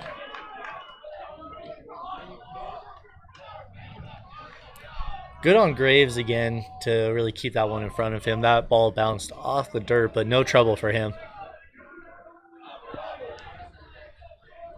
Lesh on the season is hitting 1/3 of his at-bats, has an average of 33%, and he calls time. There's been a lot of times called in this game so far. I'd say more than average. We're at a fast pace right now for it. I would say, I actually would say so, because, I mean, maybe the Buffaloes are just flustered by the pitching right now as they just can't get anything on the board. But now with the runner in second base, here comes the pitch, and it is headed towards the parking lot in foul territory, and nothing was harmed, it looks like. Wow, all the cars got off lucky there. Absolutely.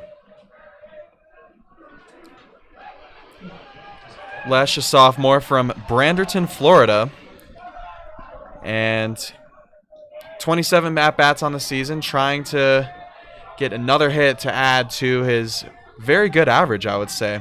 Mm-hmm. Calls another time, it looks like. Wow. See, in the MLB nowadays, you're not allowed 2 in an Yeah, I don't at-bat. know. It's a rare sight. Yeah, exactly. I know in the MLB that can't happen. I'm not sure about I what you imagine can do it's with all right club here sports. in college club baseball. That one low and wide to the left for another balk ball, and it might be a balk. Yeah, that is what they're calling. Another balk on Davis. That's the second this game, and the runner will advance to third. This was the exact same position last inning, but the Rams dealt with it. Breaking news. So let's see. Back to the breaking news. Our president, Harrison, doesn't have canvas anymore either, so I am not a liar. Now back to the baseball game. I wish I could tell you that I saw exactly what happened to make that a balk, but I'm not fully sure. I'm not fully sure either. And back to canvas, I just submitted a paper not too long ago for my essay. Man. So if you got it in just in time? I got it in just in time. So if it was out all night, that would have been very scary for me. Oh, wow. More tragic news, especially for all of our loyal fans. The Scope Buff Sports website's not working either. Huh. Wow. That's interesting. Where am I going to read about tennis? Where am I going to...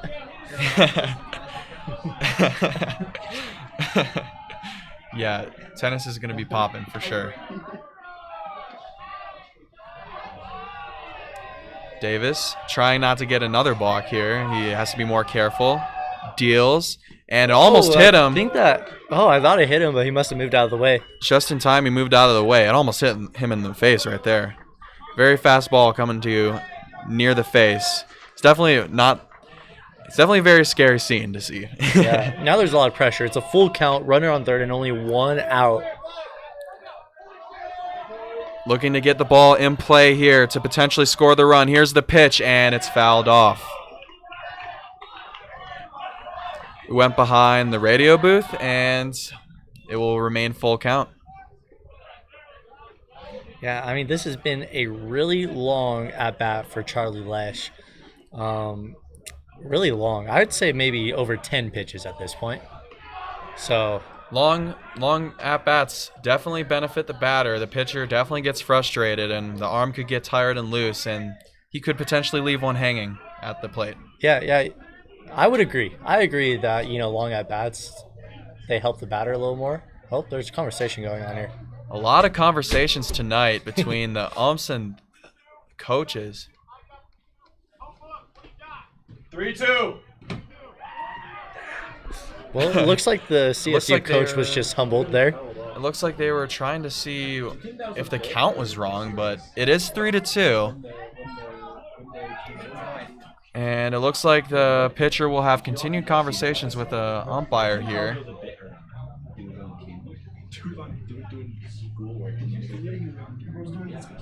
And a longer delay. Oh, man, more talking here. I'm not really sure why. Oh, I don't know what's going on. The home plate umpire is very frustrated. Everything is just falling apart right now. It's just all. I don't know what's going on. SBS is down. This is a weird night for sure. But who wouldn't expect a weird night between the Rams and the Buffaloes? Yeah, something interesting was bound to happen, but whatever that was about, I'm going to assume it was about the count, even though the CSU coach is definitely wrong. I'm going to assume it was about that, and it looks like he's finally, the coach will always be biased and try to sway something to benefit their team. And it looks like we will be back to playing ball here as Davis tries to get a runner out or the batter out at a full count. Our sources are telling us that the CSU coach is actually upset about canvas being down. Oh, yeah? This one is in play. It's going to score a run. Tough play at shortstop, and the runner's going to be safe. The throw is offline. And that'll bat in a run for the Buffaloes. It's 1-3. Wow. And number 9, Rishi Nair. Huge for the Buffs there. They finally got a run in, and it was on a nice little chopper into kind of that no man's land in between third base and shortstop right there. It was definitely a difficult play. So everybody's safe. There's still only 1 out. A very nice hit to get contact and get that runner home, and might as well get a base hit yourself. A very nice swing there. Another time was called. And it looks like even more stoppage. It's going to be Rishi Nair at the plate for the Buffaloes. 0 for 1 on the day. Struck out earlier in the second inning. Let's see what he has to offer here at the plate. Yep. It's got the matchup advantage here as a lefty. Called time. Oh. Another called time. Yeah, let your nuts hang, Rishi.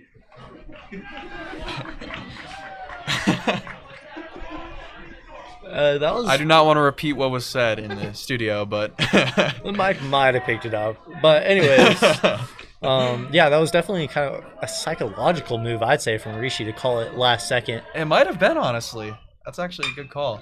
As this one is popped up in the air, it looks like it's a playable. No, he has to run for it, and it's dropped in fair territory. And the runners will stay at first and second. What a crazy sequence there for the Buffaloes, as they now have runners on second and first. Number 17, Nathan Hoffman. Well, yeah, everybody is safe. That's definitely an error on the left fielder there. He got to the ball in time to make the play, but I don't know what happened. It just bounced off of him. And, of course, the base runner, Simones, he couldn't go too far in case that was caught. But either way, there'll be a runner. Oh, sorry, excuse me. That was Lesh, the base runner, now at second. Yep. he's now in scoring position. So this could be a big inning for the Buffs. This could be a big inning as they have the tying run on first base.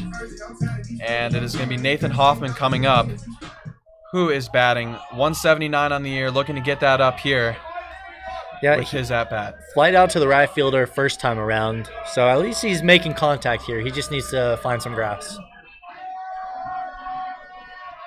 The pitch in there for a strike. Davis is doing great before this inning. Has only recorded 1 out in this bottom of the fourth. 4 Ks, and looks like he's finally starting to struggle here in the bottom of the fourth. And we have some more breaking news. Whole lot of that tonight. But the Artemis 2 spacecraft, oh my god, another time is called right as the pitcher's about to pitch. We might see another fight. I say another because we saw one against Nebraska. Anyways, the Artemis 2 has successfully returned to the U.S. Love to hear that. Big fan of the Artemis 2 mission.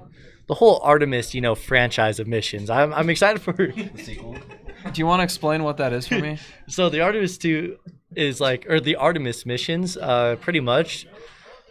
The world is planning on putting a base on the moon where astronauts can live. And so the Artemis 2 this time around, they flew all the way around the moon pretty much to just scope out the far side of the moon. And so now with Artemis 3, they're going to launch more people up there and they're going to get some equipment there. And then Artemis 4, they're actually going to establish the base. And you may ask, I know everybody is who isn't familiar, why the far side of the moon? Well, it's because there's actually signs that there might be water. Not might be, there is water on the far side of the moon. And so we as a human species, we're going to check that out. Maybe we'll see some baseball on the moon. Who knows? Hey, I'm here for it. Golf has been played on the moon, so why not baseball? That's true. That is true. 2-1 is the count. Also, one more important detail. Ooh, another time is called.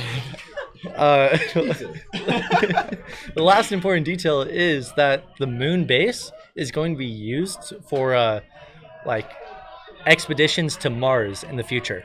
So yeah, a lot of exciting stuff happening. I'm so glad I learned that today. You learn something new every day. You're welcome.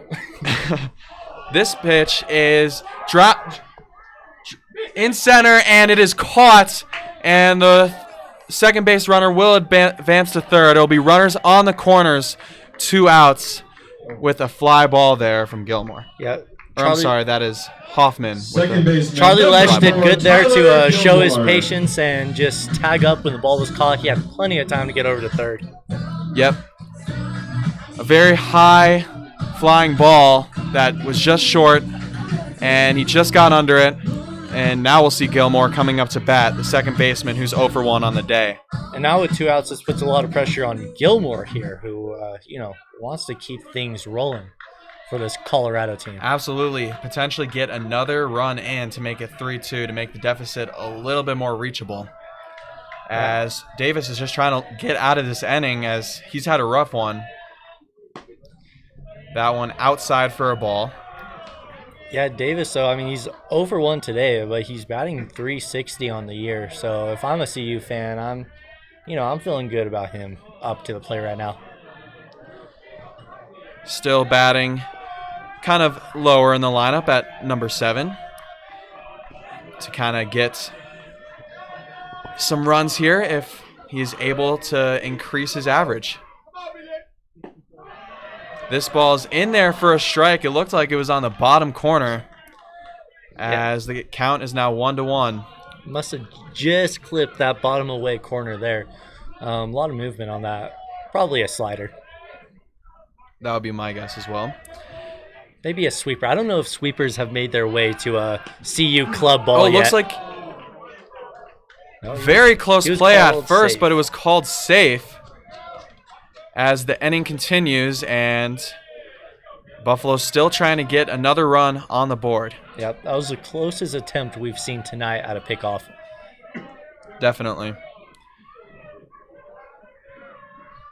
Here's the pitch, as this one is fouled away into the street, as the asphalt took a great beating on that one. They're just kind of in a little apartment building, right to our right. It's literally probably directly right of about home plate. Do you think any of those windows have ever been hit by a foul ball? Oh, I'm sure like the house has been hit for sure. They've probably sued Scott Carpenter Park plenty of times. As this one is grounded right to the third baseman, looking to get the out at first, and he is in time for the out. Colorado State strands the batters on the corners, and the Buffaloes will get 1 run, no more, to end the 4th inning. And Jalen Holland both sticking around this next year, both good, promising freshmen that I want to see Tad and company build more on that young core. I was actually looking at a guy, Wilson Jacks out of Fresno State.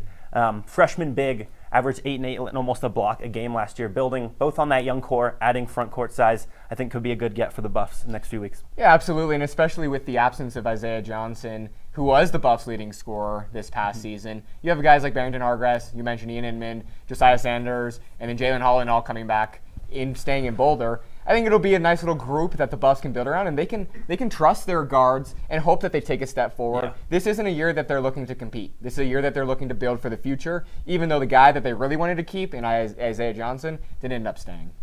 Yeah, sad there, but we are glad to see Josiah staying around, all those other guys. I think that's going to do it for us. Mason Davis, Jake Chow, thanks for guys tuning in to Buff Banner. Back to you guys at the desk. The Buffs are hosting their annual Black and Gold Spring Game tomorrow, Saturday, April 11th at Folsom Field. Gates open at 11 a.m. and kickoff is set for 1 p.m. Mountain Time. For the first time in the Deion Sanders era, tickets are free. We are back here at Scott Carpenter Park as the game called. There's a long conversation happening over by the CSU dugout. Umps are involved, and so are not coaches. Sure what's going on. Somebody looks frustrated. Who is that? There has just been a lot of chatter here today between two teams who have had a heated rivalry in the past, and that continues today as the umps are now getting involved, and I'm not really sure what's happening. Yeah, honestly, no idea.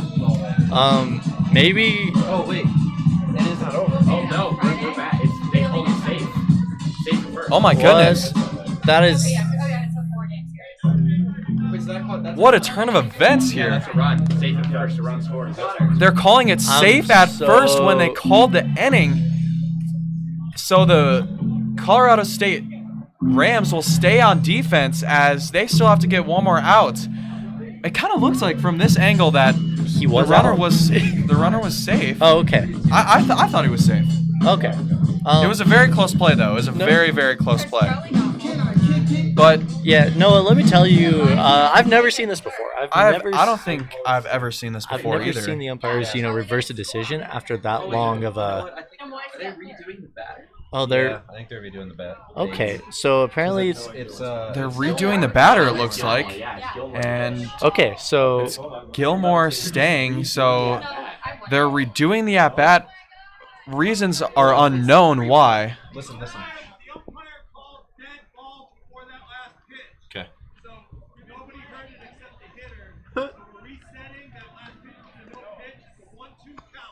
Thank you. Okay. All right. 1-2 count, still 3-1. So that was a dead ball. Nobody heard it. And so we are redoing that pitch. That pitch didn't count. So it's a 1-2 count.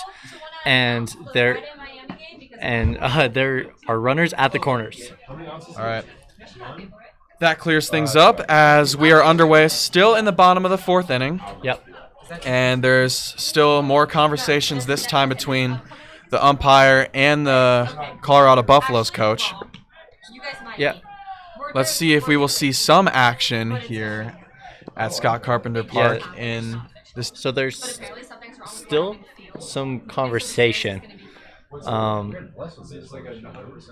But anyways, so we are back into the bottom of the 4th. Tyler Gilmore still up to bat. We are back into the 1-2 count. Still runners on the corners, and Gilmore, most importantly, still has an opportunity to bring home runs for Colorado. Let's see what he can do. Tyler Gilmore, 0 for 1 on the day, looking to get a runner in to score as he takes a ball there.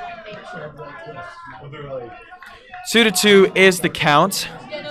As Davis is looking to get out of this inning, I would assume this is his last inning that he's going to pitch in.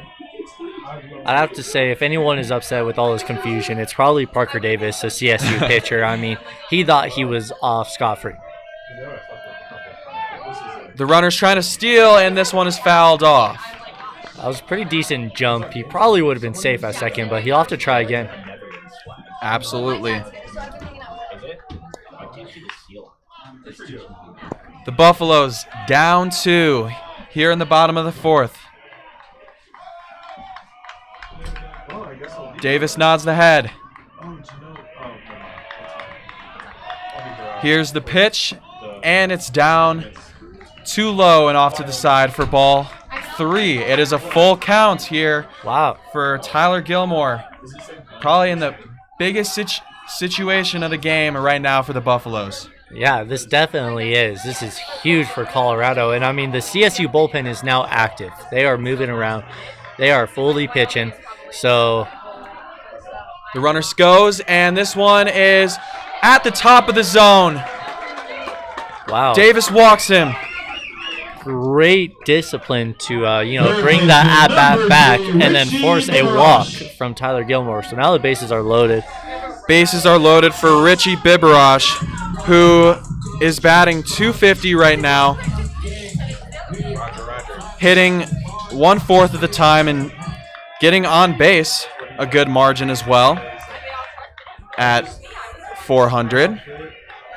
Bibarash in the biggest position right now for the Buffaloes as they have bases loaded. Here's a big swing and a miss. Chased it as the ball went on top of the zone. It is strike 1. Yeah, good movement, good drop on that ball. And even worse is that Bibarash decided too late to swing at it, or else he might have been able to catch it at the front side of the plate. Absolutely. He also had a swing and a miss to end his last at-bat in the 3rd inning. Another swing and a miss. 2 great pitches from Davis, and now the batter is at an 0-2 count. Trying to get out of it. I'd say no matter what happens here, this is still somewhat of a win for Colorado. They still, narrowed the lead, and they still got to the CSU pitching staff, and they, their offense is now showing life. Here's the pitch, and it's another swing and a miss. 3 swings and a misses in a row, and Parker Davis gets out of it with his 5th K of the night to end the 4th inning. The Colorado State Rams up 3-1 with to your Colorado Buffaloes as we go into the top of the 5th. Choose the next one. Let's do fan etiquette for 600. Fan etiquette. The proper response when you hear someone yell, "Go Buffs." What is Skull Buffs? Skull Buffs is right. Looks like we've got some true Buffs fans here. But thank you all for tuning in. Thank you to our contestants, and see you next time. The cold streak continues for the tennis team as they lost a tough match to number 34 ranked Baylor yesterday.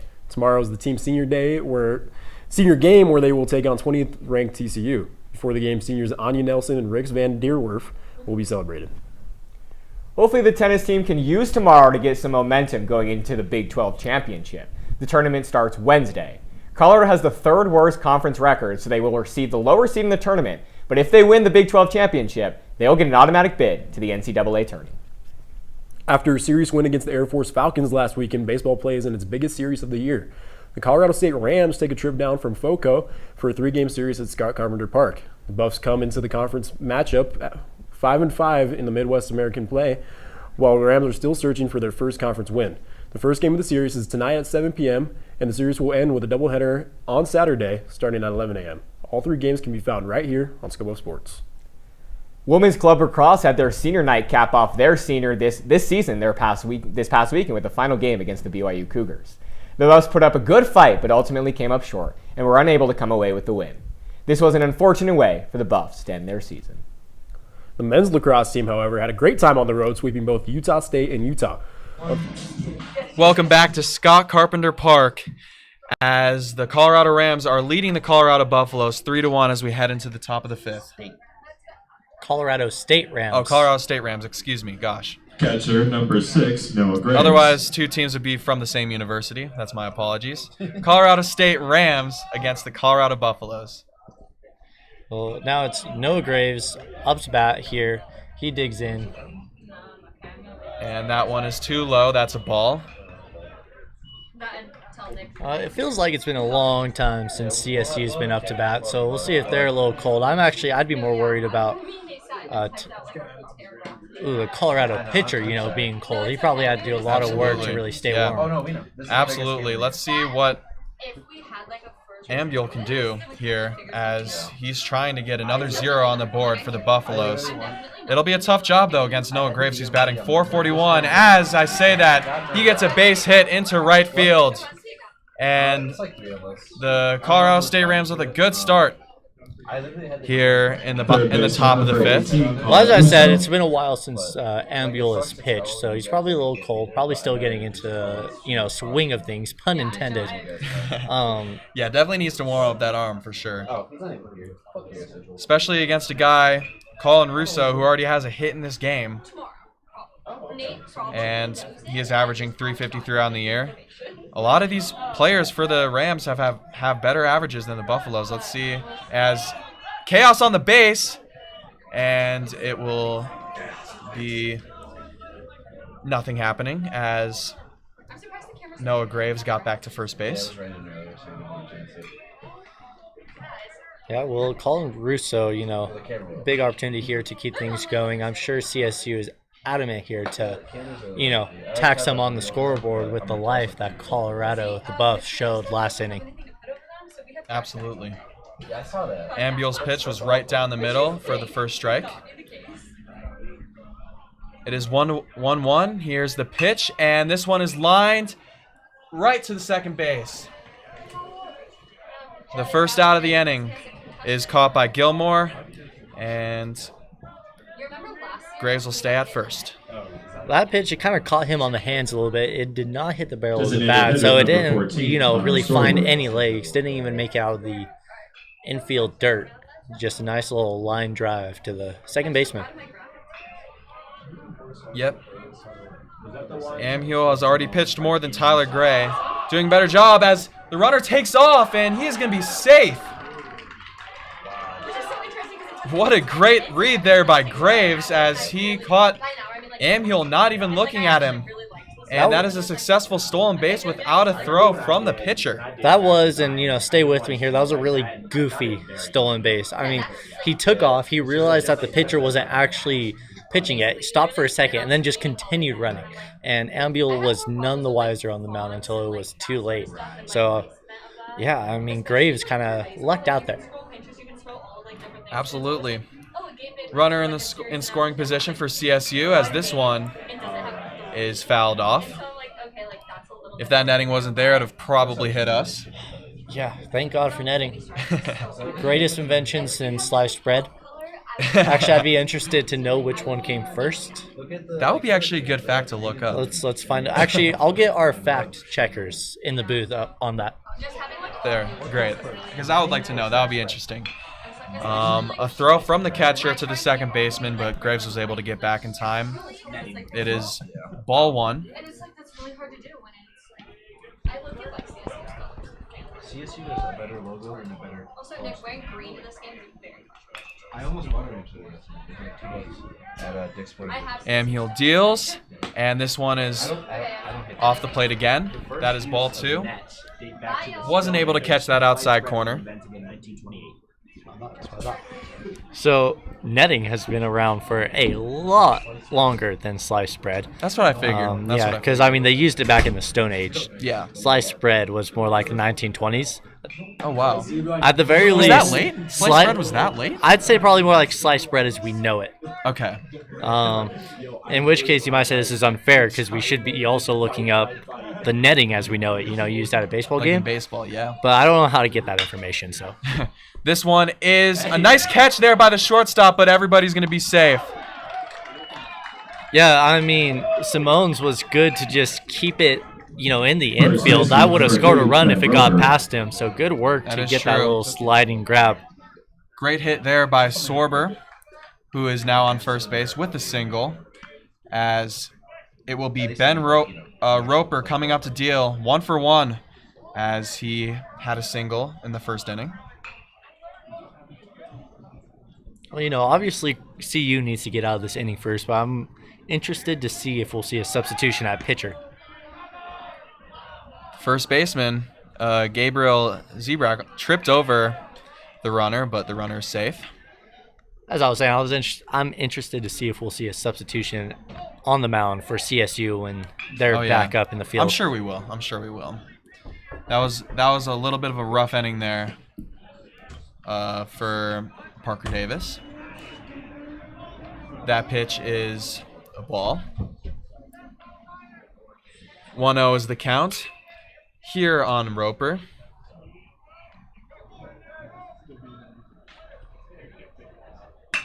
Roper, this one is a high fly drive, and Hoffman will catch it, and the runner will turn to first base, but that will score a run for CSU as the runner tags from third.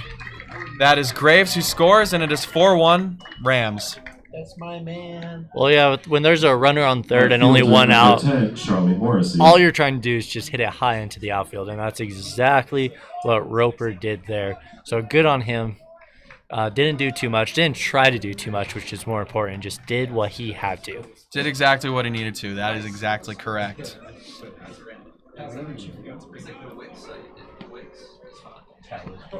And it looks like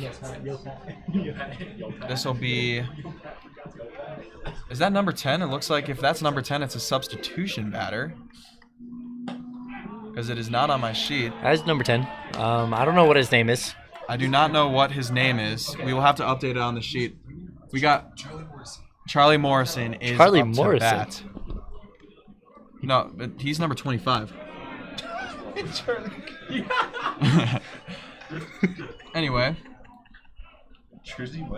the count is 1-1 on whoever is at bat. This one is a big swing and a miss.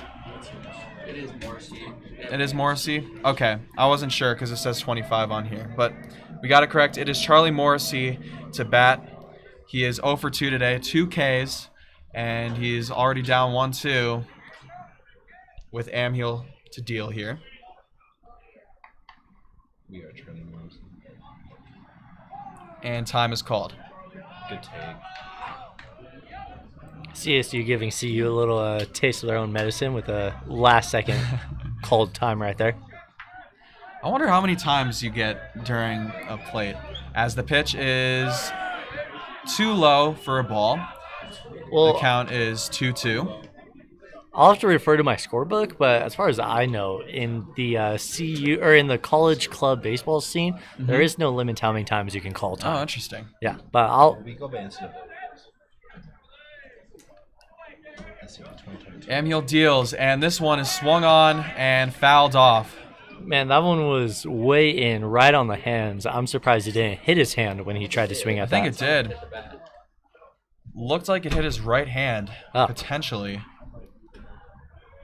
as Morrissey was a little frustrated.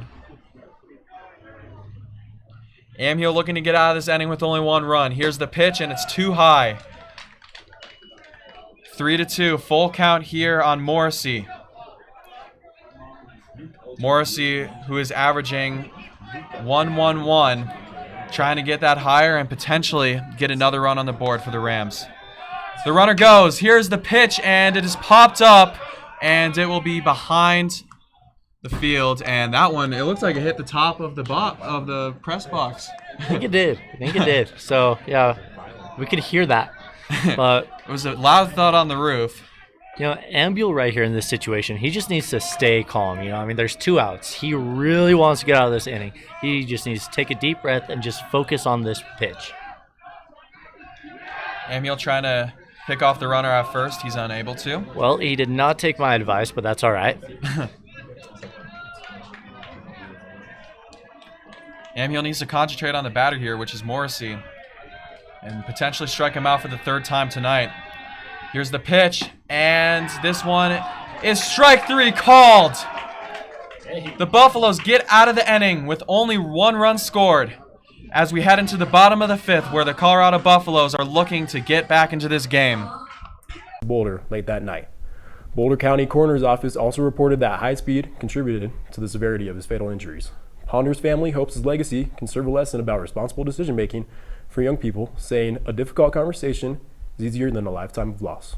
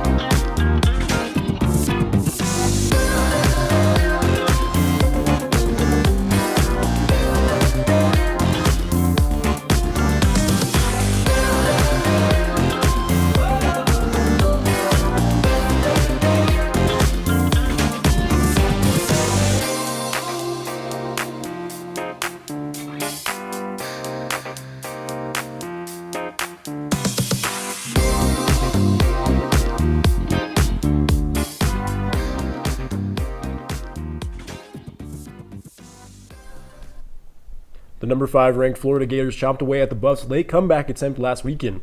The two teams were evenly matched headed into the fourth quarter, tied at 5. 3 straight goals from 3 separate goal scorers helped propel Florida to a lead that the Buffaloes couldn't surmount. Jamie Hill recorded a hat trick while Rachel Kennedy scored twice in the Buffs' 9-7 loss. The women's lacrosse team wrapped up their 2-game road streak with a game against Jacksonville University. The Buffs came into this game coming off of the bitter loss against number 6 ranked Florida. The Buffs started off with the scoring with a goal from the aforementioned Kennedy, giving the Buffs an early lead. Jacksonville was quick to respond, and the two teams battled it out for the rest of regulation. The game was ultimately sealed after a goal from Rowan Edson won it for the Buffs in overtime. During the game, both Kennedy and Hill surpassed the 50-goal career milestone. Back for the bottom of the 5th. Harrison Simeon back on the mic alongside Xavier McNevitz. This might be the first time we've called anything. Have we done baseball last year? Yeah, I did baseball last year, but I just haven't been able to make it this year. Pretty rare combo, but yeah. I mean, love to have you on. The girlfriend was getting her nails done. I wasn't tied down. I was free. I was like, you know what sounds good? Some Friday night baseball. Yeah, gotta love it. Gotta love it. And the Rocky Mountain Showdown, no less. CSU. Some CCR on the radio. Oh, God. Yeah, good time. We got to talk about your record collection at some point. Oh, boy. CSU leads Colorado 4-1. Colin Dwyer steps up, hit by a pitch his last time up, only plate appearance today. And then Herbie Mitchell, new pitcher for the Rams. Yeah, before that bottom of the 4th, he was the only base runner the Buffs had on. Yeah, Buffalo's able to get on the board last time away, last time up to bat, but what a start from Mitchell. Gets us a nice swing and a miss. 1-1 is the count. Dwyer, bottom of the order. Zebrak and Melberg up to bat after that. Though those two are 0-4 combined tonight. 1-1 pitch, just outside. It's interesting, this umpire. He's been giving them the outside pitches. He hasn't been giving them the outside pitches. Yeah, sometimes you're okay with a zone that might be a little bit high, might be a little bit low, as long as you can adjust to it and know that. Right. But when the umpire's zone is inconsistent, that's the worst. That is the worst. When it's always changing, you're never sure what's going to be called the ball, what's going to be called the strike. Well, especially on the outside, because you don't know if you're protecting the outside or not as a hitter. The 3-1 from Mitchell is low for ball 4. So Dwyer reaches for the second time tonight. He's got a walk to bring up Gabe Zebrak. First baseman, number 18, Gabe Zebrak. And Zebrak, a strikeout and a ground out on his day. Mitchell, a lefty. So a lefty on lefty matchup. Quickly now. And it'll be interesting to see how the Buffs approach it. Nice day from Parker Davis. Started off really strong. A little bit shaky that last time around. Gave up some hits the first 2 of Colorado's day. But maybe saving him for the doubleheader tomorrow. You got to have a good mojo for that situation. First pitch to Zebrak misses up. See if the Buffs can't get anything going here. Down 3. Yes, the first leadoff base runner for Colorado tonight. Yes. See how that benefits them.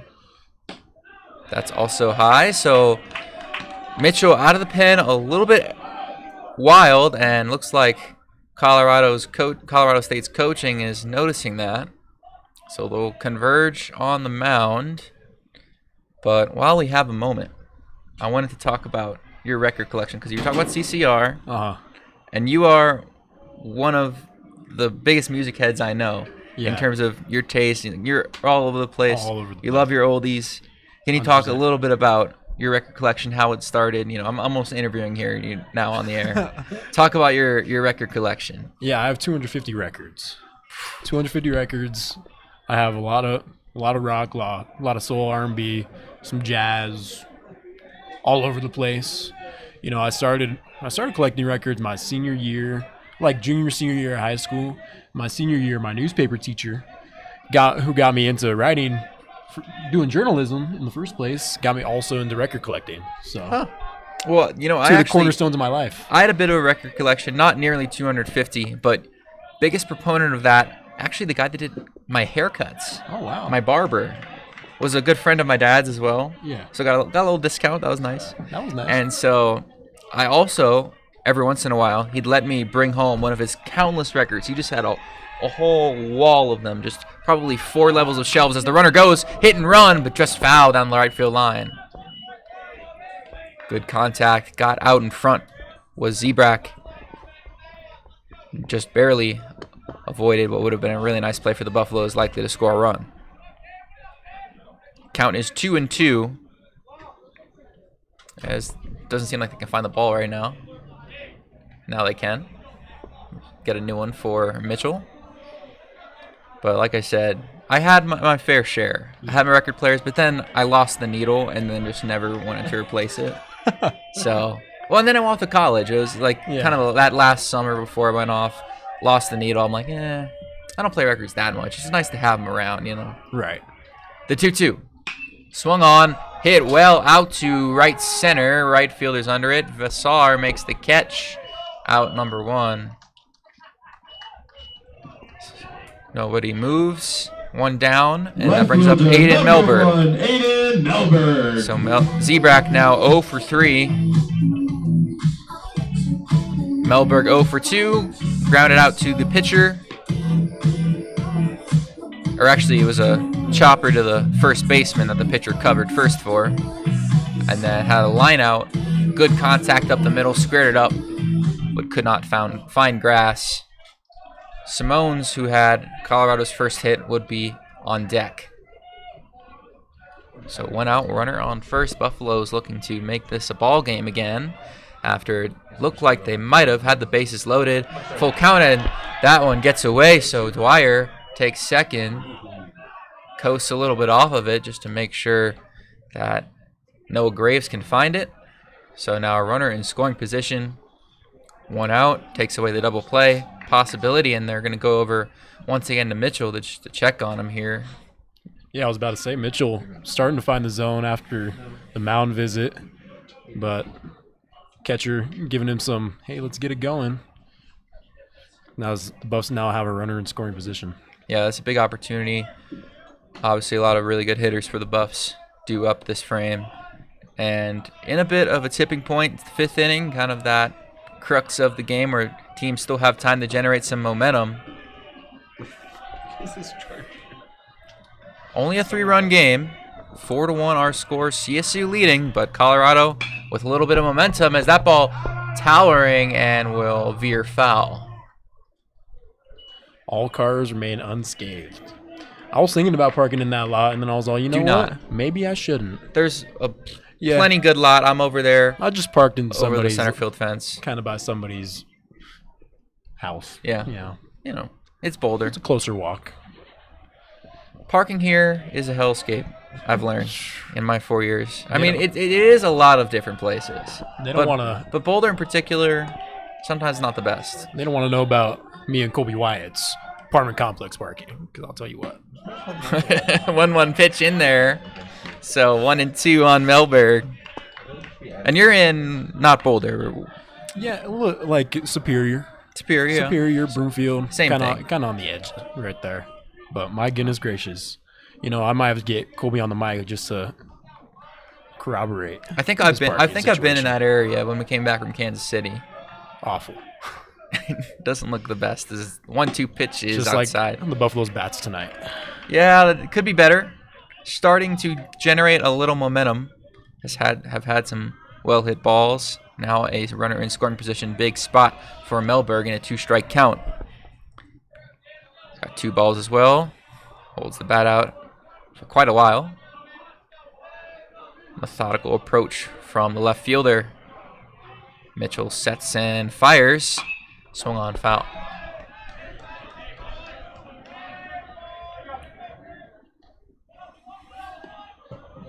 So Colorado in a rather slow game tonight. Still only the 5th, and we're nearing 9 p.m. We had a lot of stoppages. The umpires chewing out coaches, fans heckling, and they're still here. Fans are still here, right, chilling out right by the Buffs dugout. Have been standing up for a while. I'm not sure why they're not just chilling in the.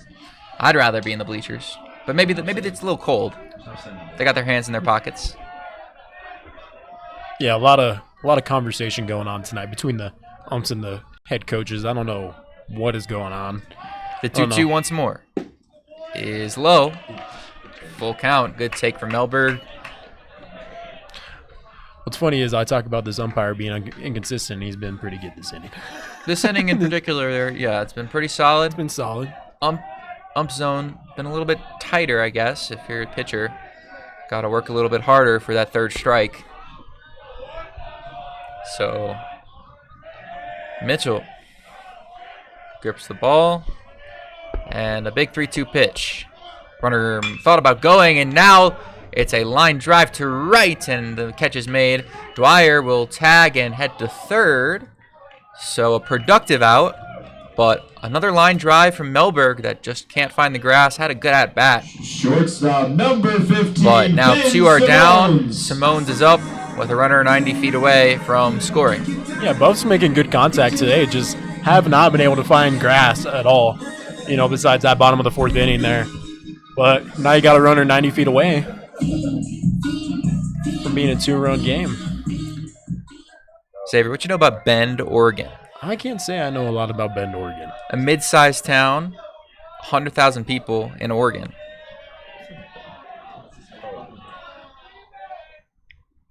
First pitch, half swing foul. But yeah, Oregon, don't know too much about many of their towns there besides Portland. I mean, Eugene is where Oregon University, and Corvallis with Oregon State. We just said Bend, yes, with Simones. Salem. Oh yeah, Salem. Salem. There's Salem and Salem. Oh wait, no, I'm thinking of Portland, Oregon, and Portland, Maine. Is there a Salem, Maine? Oh yeah. There's Salem in the Northeast. I mean, there is the Salem witch trials, but I thought it. I honestly kind of forgot about, like, was it named after the city, or was it someone's name? Or easy to forget. Yeah, it's Oregon. I haven't thought about the Salem witch trials in quite a while. Yeah, I know. Would you think you'd go on trial for being a witch, Xavier? You know, I think I would. You know, if I was a female and I was educated, I'd be a little nervous. Yeah. Personally, I think Colby would be the first one. Colby would be the first one to tried. corroborate the Salem witch trials. Yeah. You think he'd be the snitch? Yeah. He'd be like outing people as witches? 1-2 on Simones. 2 outs. Fouled away. Simone's fighting in this count. Buffs fighting for a run. Feel a little bit more comfortable after the Rams responded from their first run with one of their own. They've consistently gotten on base. Oh, look, Salem is the capital of Oregon. I didn't realize that. I kind of fell off with my geography with state capitals and everything like that. 1-2. Swung on and missed. Mitchell blows it by Simones. And that is how the 5th inning comes to a close. It's still 4-1, our score. Colorado State up in Boulder.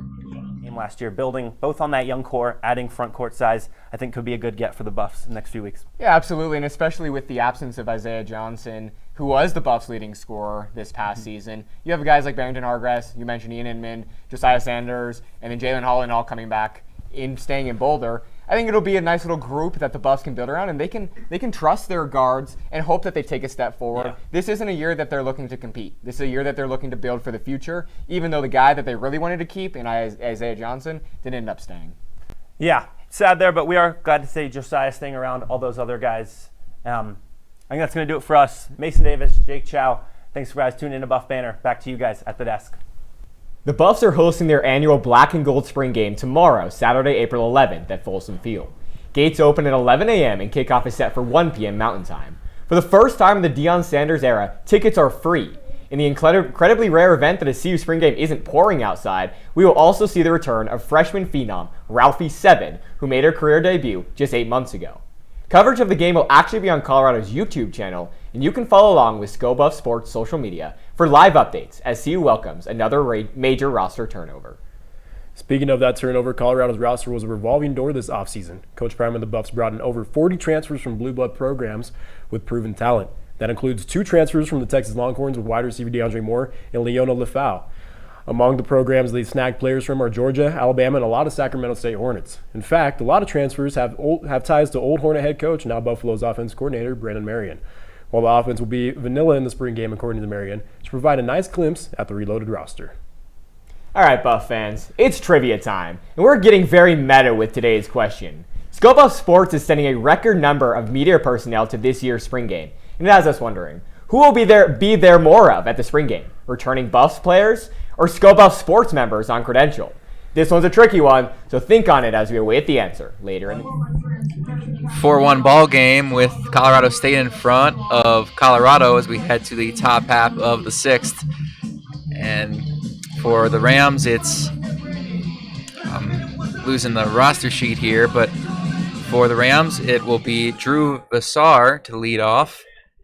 Zaire McNevitt's going to take us the rest of the way as Melberg takes over on the mound. I made a comment earlier tonight that I guess went out over the air that I'm deeply ashamed of.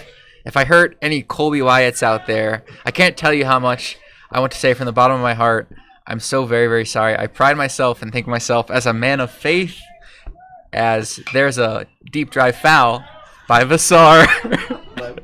Still a 4-1 ball game. I don't know if I'm going to be putting on this headset again. I don't know if it's going to be for the Colorado Buffaloes. I don't know if it's going to be for my bosses at ScoBuff Sports. I want to apologize for the people who signed my paycheck for Colorado as that ball towering into the gap in left center. That'll get down Vassar over to second base. So quickly, a runner in scoring position for the Rams. Solid contact off of Melberg. Brings up Mark Klein, who is 1 for 1 with a single and a walk. But once again, to people who signed my paycheck for the Reds, or for the for the Buffaloes, for the journalism department, for the College of Communication Development and Media, and I don't know the acronym anymore. For CMDI, for the people I work with, for anyone who I've offended here tonight, I can't begin to tell Colby how deeply sorry I am. That's not who I am. It's not. It never has been, and I like to think of maybe that I could have some people that could back that up. Should I take the call on air? I'm very, very sorry, and I beg for your forgiveness. Zaire McNevitz is going to answer the phone call from his girlfriend and take you the rest of the way home. All right, hold on. Or maybe not. Not right now. I missed the call. Oh, you're in trouble now. I was just talking about how I wasn't tied down, and then she called me. It means I'm in trouble. Zaire McNevitz in the doghouse right now. In the doghouse like LeBron on International Women's Day. First of all. Klein takes the ball outside 1-1. Runner on second. Someone definitely joined this inning, and it's like, what is going on? What is going on, man? What is going on? Who's this Colby Wyatt fellow they're talking about? Yeah, we called him a snitch for the Salem Witch Trials. If anyone missed the comment I made over the air that I'm deeply, deeply ashamed of. And will likely lose my job for a few years and then get picked up to call college football for the CW. There you go. For the Pac-12. 2-1. Some Sun Belt half conference. Swing over to first that will advance. Oh, and it's through Zebrack's legs, a run scores. Little Bill Buckner action over there. Sorry to any Red Sox fans. Nick's telling me to shut up, but it's 5-1 Colorado State. Center fielder Z-Rack was just looking like Lincoln. he thought I was going to take a bad hop there. Just kept going. Was anticipating it and rolled right through the 5-hole, and now it'll bring up Owen Lincoln. So the Rams look like they might have just had an advance over to third, and quickly now it's 5-1. Runner goes, showing bunt. Now the throw from Leshy is not in time. Lincoln, or rather Klein, had a single, a walk. Now on base for the third time tonight, already on second base. Good job saving that. That could have been another pass ball. Lincoln also reached on an error. An E5 by the third baseman, had a single in the second. Looking for another to possibly give. Colorado State would be their biggest lead tonight, and a commanding one. It is already their biggest lead tonight. Not showing bunt. Zebrak moved in, protecting it. 1-1 the count. Chase Ambule continuing to pitch for the Buffs. Swung on and missed in the dirt. 1-2 now.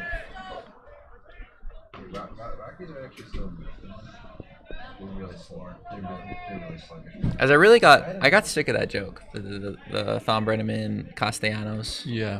Because people used it for everything, but the full monologue, a lot more funny than I remember.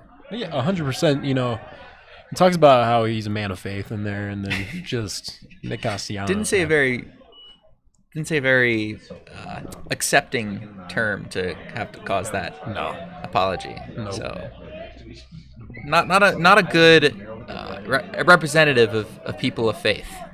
The 2-2 swung on and missed, up and in, tied him up for the strikeout. That's Ambule's second tonight, or rather his third, and it brings up Ryan Lay. Shortstop number 7, Ryan Lay. You know, that's a rough era. That's a rough error for the Buffaloes earlier this inning. You know, you're looking at 2 outs right now. Now you're looking at 1 out. A runner in scoring position and a run scored. You know. Top of the 6th here. First pitch swung on, hit too short. Simone scoops it up, fires high, and he's safe. Now runner thought about coming home. Zebrak is going to throw back to third. Throw was on a hop and did not make the tag. Now the throw to second, and everybody's safe everywhere. Good Lord. I don't know about the call over there on the third Reynolds base side. is gonna. Reynolds pretty upset about that. Yeah, definitely with some objections.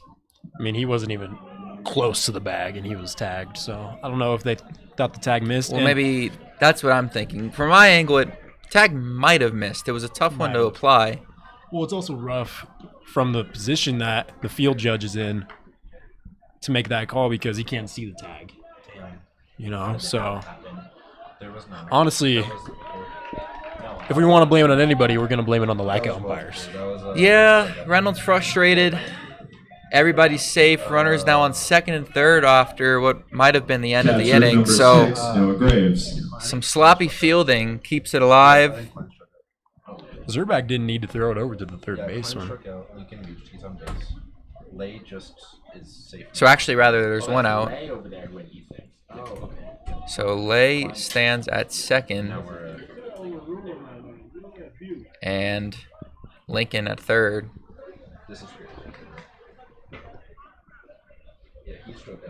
Umpires now we're going to discuss. We've had quite a lot of stoppages, quite a lot of calls. Reynolds looks to be going over to talk to Ambule. Ambule in his 4th inning of work.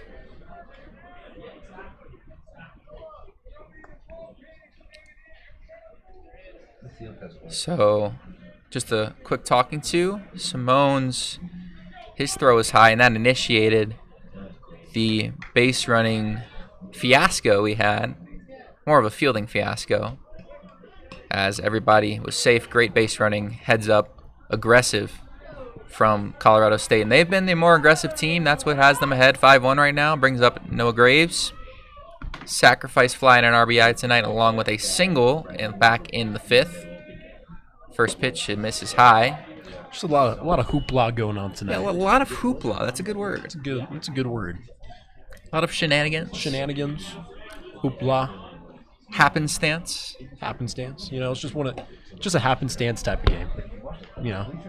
I always love looking up synonyms for fun words. Oh yeah, 100%. You know, I think Chuck Plunkett would be pretty proud of that for sure. Commotion, turmoil. 3-0 is the count on Graves. Hullabaloo. Oh, that's a good one. Yes. That's a good one. A lot of and hullabaloo. Now, the Merriam-Webster dictionary, the thesaurus can't be reached. 3-0 pitch, catch the inside half of the plate. As, yeah, even the Merriam-Webster dictionary not cooperating tonight here at Scott Carpenter Park. Frenzy, merriment, ballyhoo. Ooh, ballyhoo's a good one. Merrymaking? Sounds like some Lord of the Rings. Merrymaking. Things right there. Whoa. That's woke. That's some Hobbiton language right there. So big pitch coming. Full count. 1 out. Runners on second and third. Ambule delivers. Swung on. Will shoot foul. Parking lot territory, but not close. Just missed. Just a little bounce into the car. Nothing major. Nothing major. Oh. According to David The payoff once more. Got him! He's home base umpires like that inside pitch this inning. Pulled the string on Graves. And 2 are down. Big out for the Buffs. Third baseman, number We 18, Colin Russo. had to see Lincoln defend that inside pitch earlier this inning, which got him tied up for his strikeout. But yeah, it brings up Colin Russo, 1 for 3. Line out, fly out, single back in the first. 2 outs. The 3-hole hitter takes strike 1. Top of the 6th here at Scott Carpenter. First game of the Rocky Mountain Showdown 2026 edition between the Buffs and Rams. Chase Ampule misses high. Rams off to a great start tonight. Have struggled this season looking for their first Mid-America West win. Just in their 3rd try, though. Buffalo's out ahead of the pack in the conference. Looking for another win, but behind right now as that ball poked the other way. Will it be fair? It will not. Just shooting foul would have easily scored both runners. But instead, Russo's going to have to try again on the 1-2.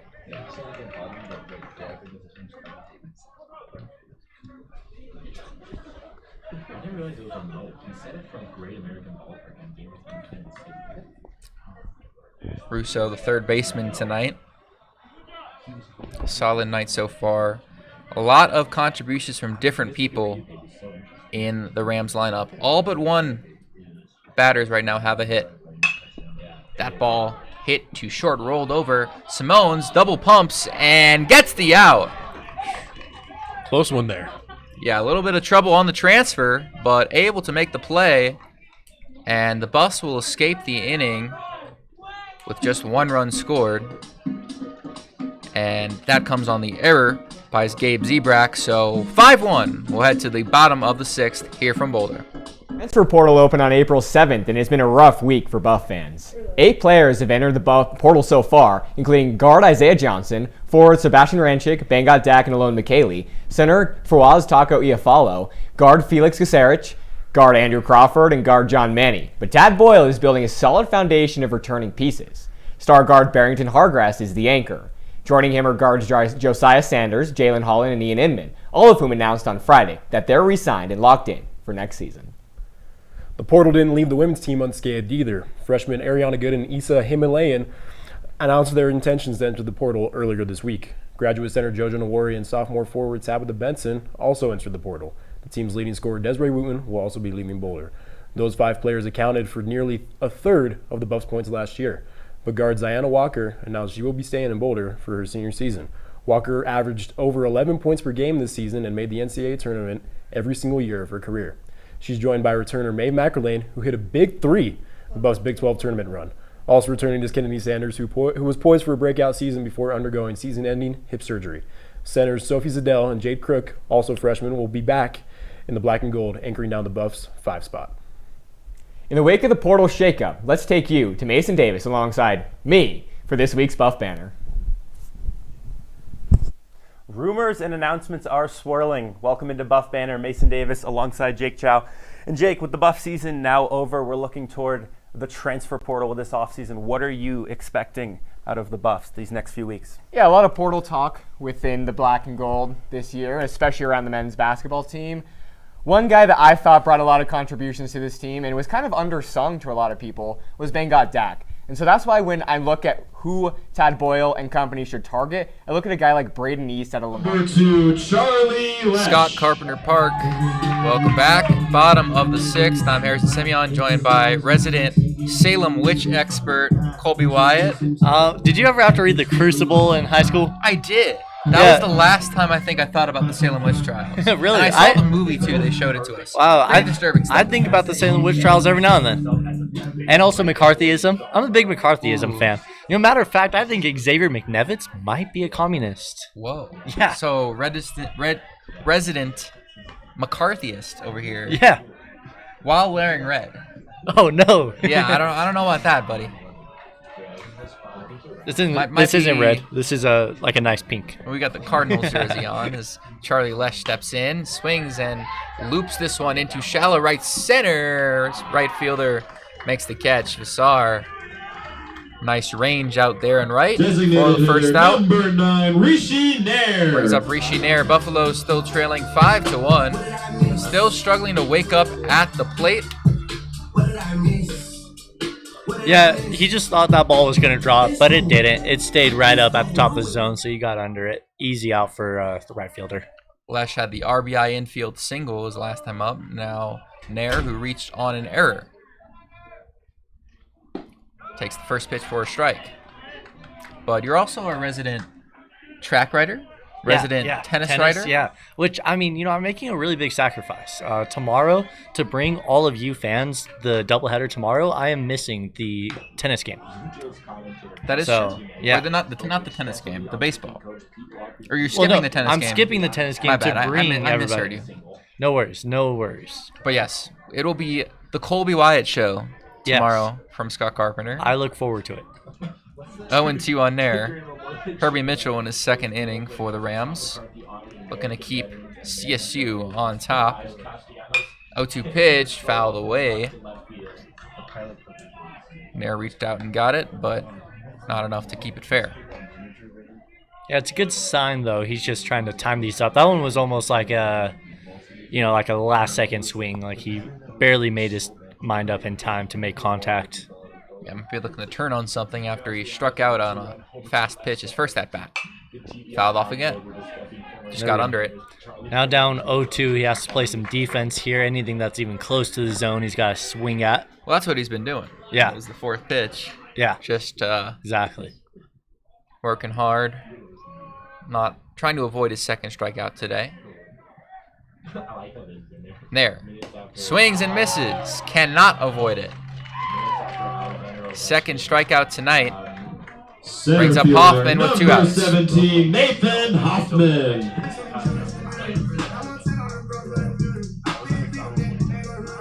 Now, Colby, you're also our resident Radio 1190 news team member. Yes. I know we've got a few. You know, but you're the most notable. In my opinion. I don't want to brag, but I will. I was a finalist for the International Student Broadcasting Championship. Oh, for my MLB coverage that I do for Radio 1190. Yeah. So, all respect to people at Radio 1190, but it seems like they get like 20 awards every year. How many people are actually up for those awards? You know, it's a pretty good amount. It's most like radio stations submit for them. Well, okay. I'll give you respect. I'm not doubting your Oh, yeah. abilities. Well, I'm just doubting the general, thing. I'm gonna be honest with you. I have no idea how competitive mine actually is. I do know that it is an international thing. 0-2 to Hoffman. Just high. Oh, no, indeed. A delayed call And Hoffman goes down looking. So 1, 2, 3 go the Buffs in the 6th. Colorado State keeps rolling along as we head to the 7th.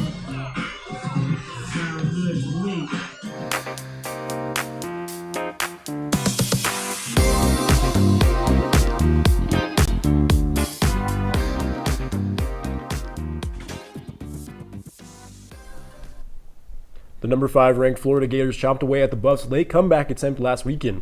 The two teams were evenly matched headed into the fourth quarter, tied at 5. 3 straight goals from 3 separate goal scorers helped propel Florida to a lead that the Buffaloes couldn't surmount. Jamie Hill recorded a hat trick while Rachel Kennedy scored twice in the Buffs' 9-7 loss. The women's lacrosse team wrapped up their 2-game road streak with a game against Jacksonville University. The Buffs came into this game coming off of the bitter loss against number 6 ranked Florida. The Buffs started off with the scoring with a goal from the aforementioned Kennedy, giving the Buffs an early lead. Jacksonville was quick to respond and the two teams battled it out for the rest of regulation. The game was ultimately sealed after a goal from Rowan Edson won it for the Buffs in overtime. During the game, both Kennedy and Hill surpassed the 50-goal career milestone. Senior defender and team captain Jess Peluso earned Big 12 Defender of the Week. This is her 5th weekly conference award this season and her 8th of her career. She's also one of 4 Buffs on the Twarton watch list, which is awarded to the best player in women's lacrosse. On Black and Gold Day at noon, the lacrosse team will be back at home to take on Cincinnati. The Bearcats are 8-6 and 0-2 in Big 12 play, tying for last in the conference, while the Buffs are coming in hot, ranked 12th in the nation after their stretch in Florida. Be sure to catch the matchup at Kittredge Field. After Cincy, the Buffalo stampedes Denver to take on the Pioneers. Face-off is at Wednesday at 6 p.m. and will be played in Denver. The Pios have a 2-10 record with an undefeated conference record. DU is also undefeated at home. The women's golf squad finished 4th at the Chevron Silverado Showdown on Wednesday. The Buffs sat in a tie for 8th place headed into the final round when junior Caroline Fuller put the team on her back. In the 3rd round, she shot 6 strokes under par and helped Colorado jump 4 places on the leaderboard. She finished the tournament 4 strokes under par and a tie for 7th place individually. After Fuller, junior Myra McVeigh had the next best score, finishing 4 strokes over par. The Buffs are now done with the regular season and are gearing up for the Big 12 Championship starting on April 23rd in Dallas. The men's golf squad is currently finishing the 2nd round at the Thunderbird Intercollegiate as we speak. The 1st round was played earlier this morning with the Buffalo's quintet struggling early in Phoenix. The team combined for 11 bogeys on the front 9. 7th inning here in Boulder. Archie Niebart, the Brooklyn-born sophomore right-hander, takes over on the mound for the Buffaloes. They trail 5-1 against Colorado State. And leading off for the Rams is Connor Sorber. Had a 2 RBI double to start his day. Had a single in the 5th, a ground out in the 3rd. The hoodied cleanup man is doing a good job. Designated hitter number 14, Connor Sorber. Good power in that DH spot. And something we were just revealed to by our PA guy here, Connor, is that Alec Baldwin is here. By the way, hi, Nick. Hi. How you doing? I'm doing good. How you feel about Alec Baldwin in Boulder? Well, he killed a person, so... Yeah. So... Yeah, Colby's out of the loop, which is crazy. You didn't know? Colby hold doesn't on. know Alec Baldwin? Before we go on this rant... Accidentally, I should say. Accidentally killed the person. What do you mean he's here? He's here for the Boulder Film Festival. The Boulder Film Festival. Oh, he is Ascot. He's at Ascot Park, here to meet you. No, not. I thought you guys 1-2. Swing and fouled away. Couldn't tell if he missed it or not, but Harrison, a little bit of pain, hit himself with the swing. Harrison, you know who also wore a hoodie and wore green and yellow? Wait, can I guess? Yeah. Robin Hood. No, James Jones. Can we talk about hoodie James Jones? One of the greatest NFL players of all time. James Jones, specifically wearing a hoodie, had insane amount of yards, got attention from the NFL. Hey, underrated receiver is now like a TV analyst guy that just kind of clickbaits with hot takes and stuff. And hoodies are now banned in the NFL. It's called the James Jones rule. Really? But this green and hoodies are banned. Yep. This green and gold little combo going on. 2-2 swung on and missed. So big strikeout out of the pen for Niebart. Gets Sorber swinging over the top. And now it'll bring up Ben Roper with one out. But continue on your James Jones spiel. Yeah, James Jones, one of my favorite like niche player archetypes. Like a nice Mike Sellers, downhill guy. There was, Greg Jennings, Jordy Nelson. Yep. And then there was James Jones. Yep. Well, they had Donald Driver, too, a little bit in that era. Yep. And one of those guys that Aaron Rodgers made look better than actually was. Reminds me of the Greg Jennings Madden clip. Bouncing ball over to Simones. He picks it off the grass and makes the throw. Got Zebrak a little bit into the baseline, but 2 are out. Nice throw, and brings up Charlie Morrissey. Right fielder number 10, Charlie Morrissey. Well, that stinks. I only have this half inning to commentate, but a really quick inning. Yeah, very quick. A lot of. I mean, if you want to go to the bottom, we can. No, we gotta get our boy Paxton Paynes. Well, we had Paxton for the 8th. Oh, I'm sorry. I said Haxton Paynes. I'm sorry, I thought that Paxton. was on purpose. No, Big I'm Pete, sorry. As I called him last week in the live show. I was a little dyslexic there. First pitch right there. Morrissey, he's at 3 strikeouts today, trying to avoid the golden sombrero. Swings and fouls it away, so he's down 0-2.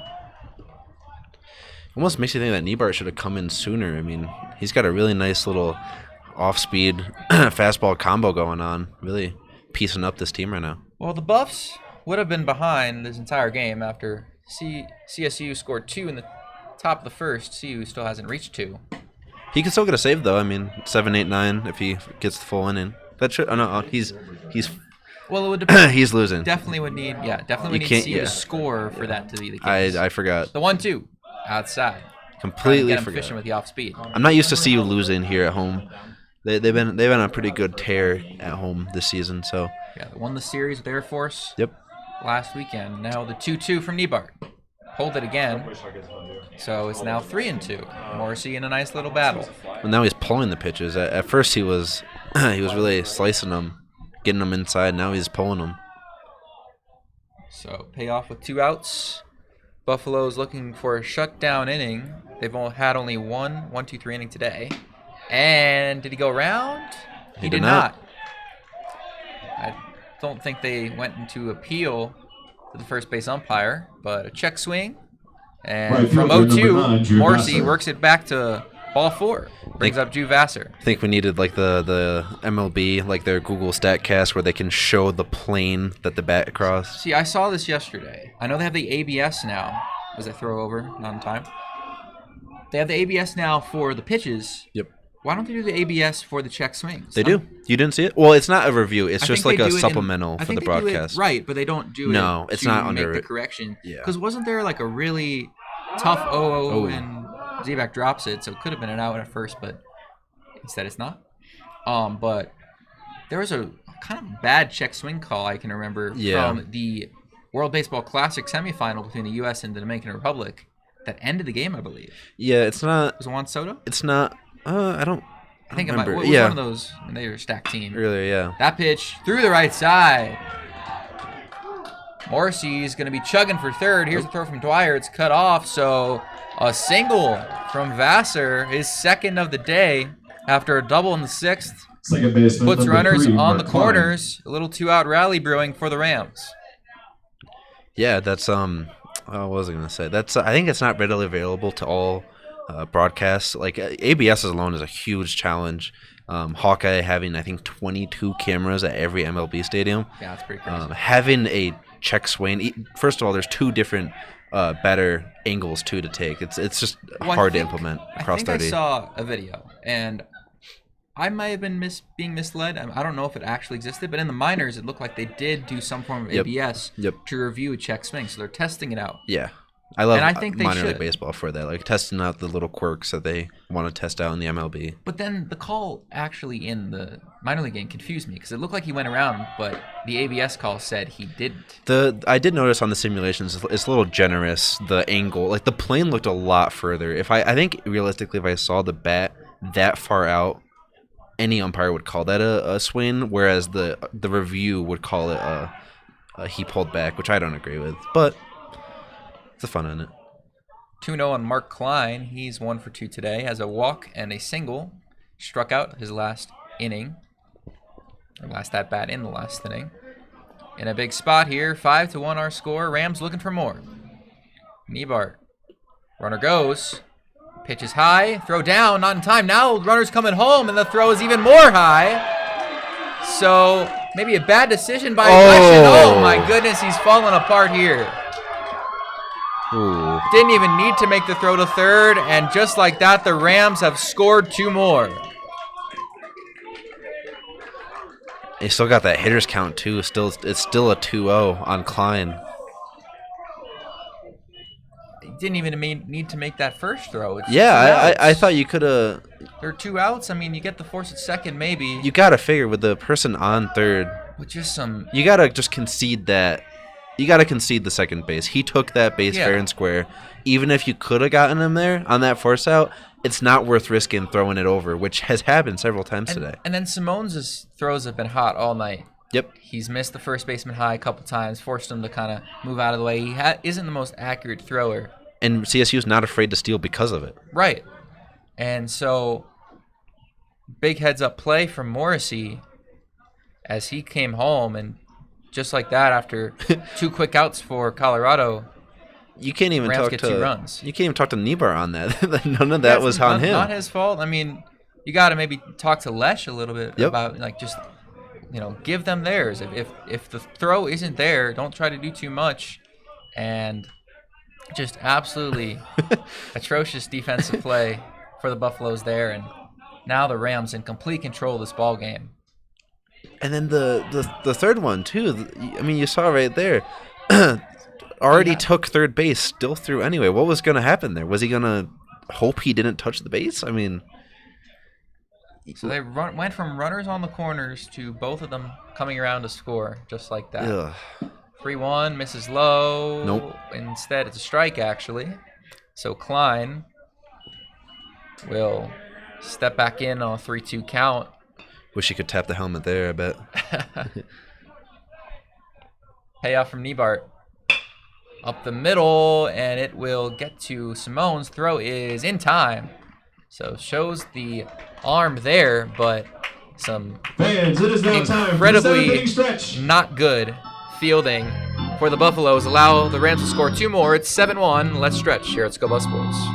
Rumors and announcements are swirling. Welcome into Buff Banner, Mason Davis alongside Jake Chow. And Jake, with the Buff season now over, we're looking toward the transfer portal this offseason. What are you expecting out of the Buffs these next few weeks? Yeah, a lot of portal talk within the black and gold this year, especially around the men's basketball team. One guy that I thought brought a lot of contributions to this team and was kind of undersung to a lot of people was Bengot Dak. And so that's why when I look at who Tad Boyle and company should target, I look at a guy like Braden East out of Lamar University. He's a 6'9 sophomore, so a little bit smaller than Bengot Dak, but he kind of does what Bengot Dak does, just a little bit better. 12 points per game, 9 rebounds, and he's that kind of slam, do-it-all, high-flying, highlight reel, and I know Kieran Warder back there in the booth will love that kind of play style. Yeah, Jake, I like what you're cooking up. I think there's 2 things I really want the Buffs to hit on these next few weeks. I think building in that front court, we did see the Buffs sadly lose a lot of front court personnel. They are going to have to rebuild that if they want any chance to compete in such a physical and good Big 12 conference coming up. And in addition to that, we did see good news. Ian Inman and Jalen Holland both sticking around this next year, both good, promising freshmen that I want to see Tad and company build more on that young core. I was actually looking at a guy, Wilson Jacks out of Fresno State.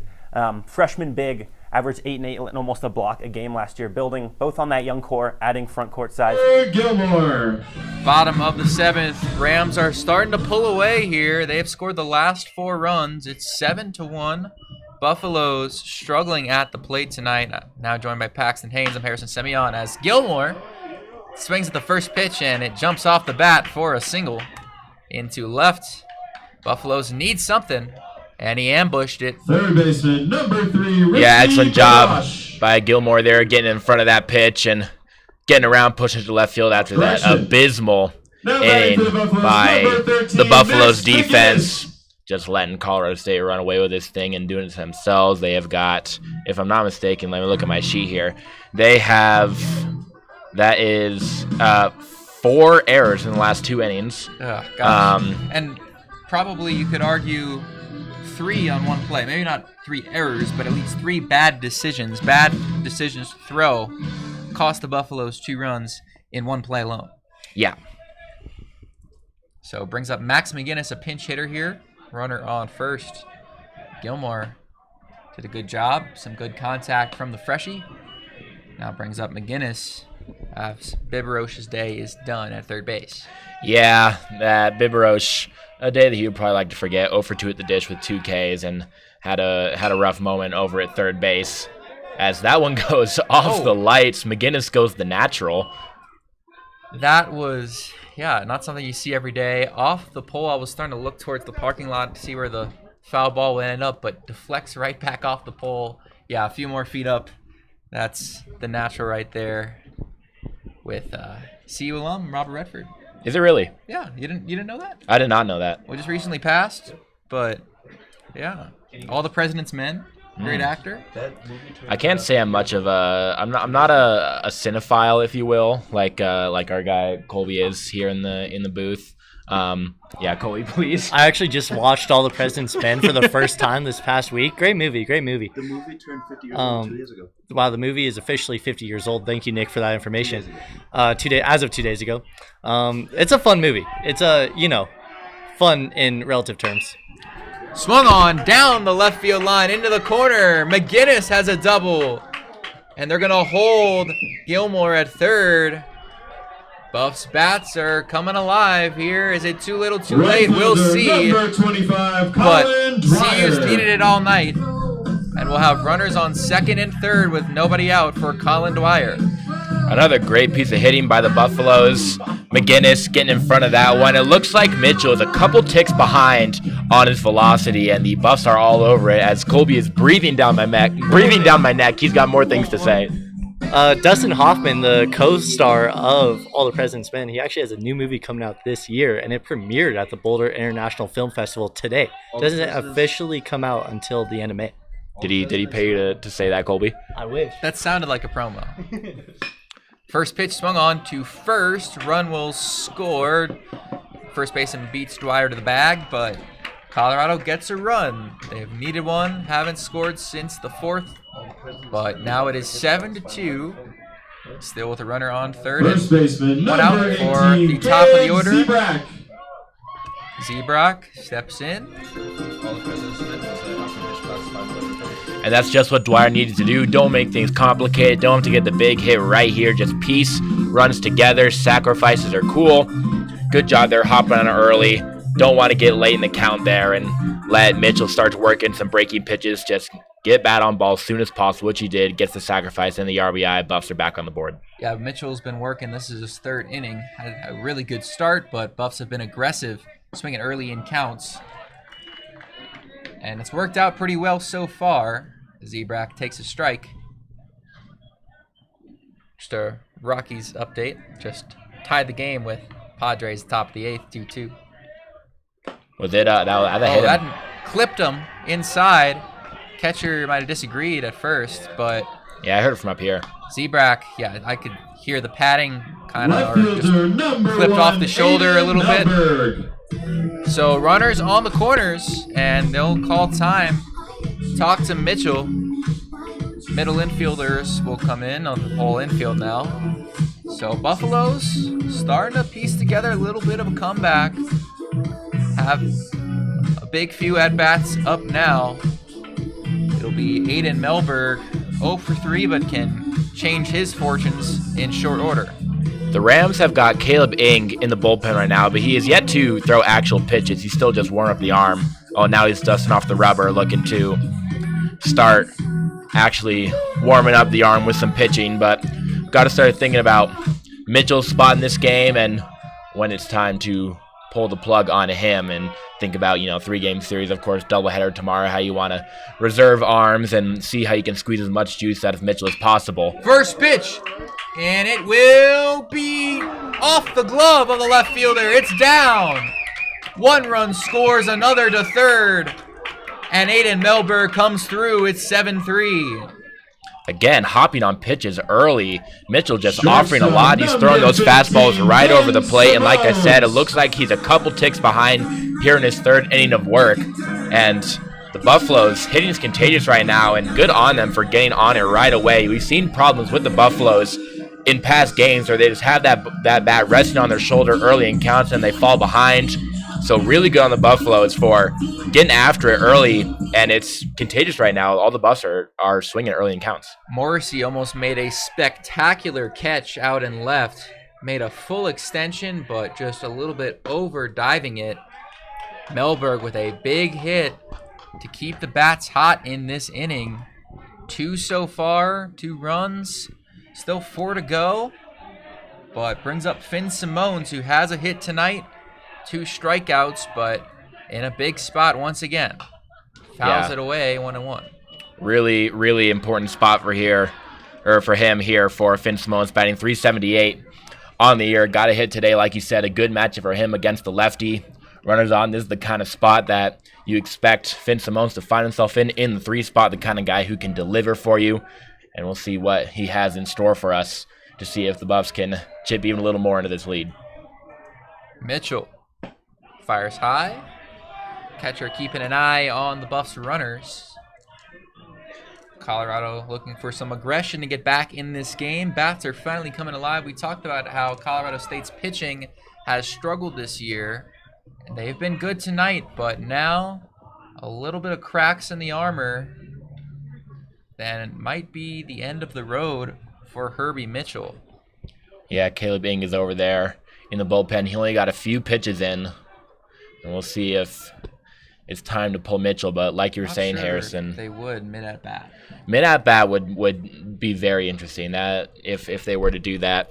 But you just got to think about when is it time for Herbie Mitchell to get out of here. The Buffs are on him right now, but you look at Caleb Ing, a guy who, let me pull up some stats real quick for Caleb Ing.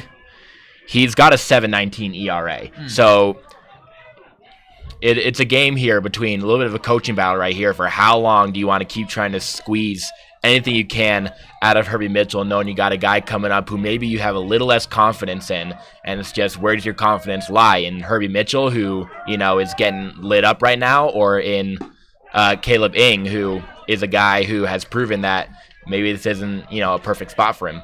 So comes out of the mound visit with a strike. It's 2-2 on Simones.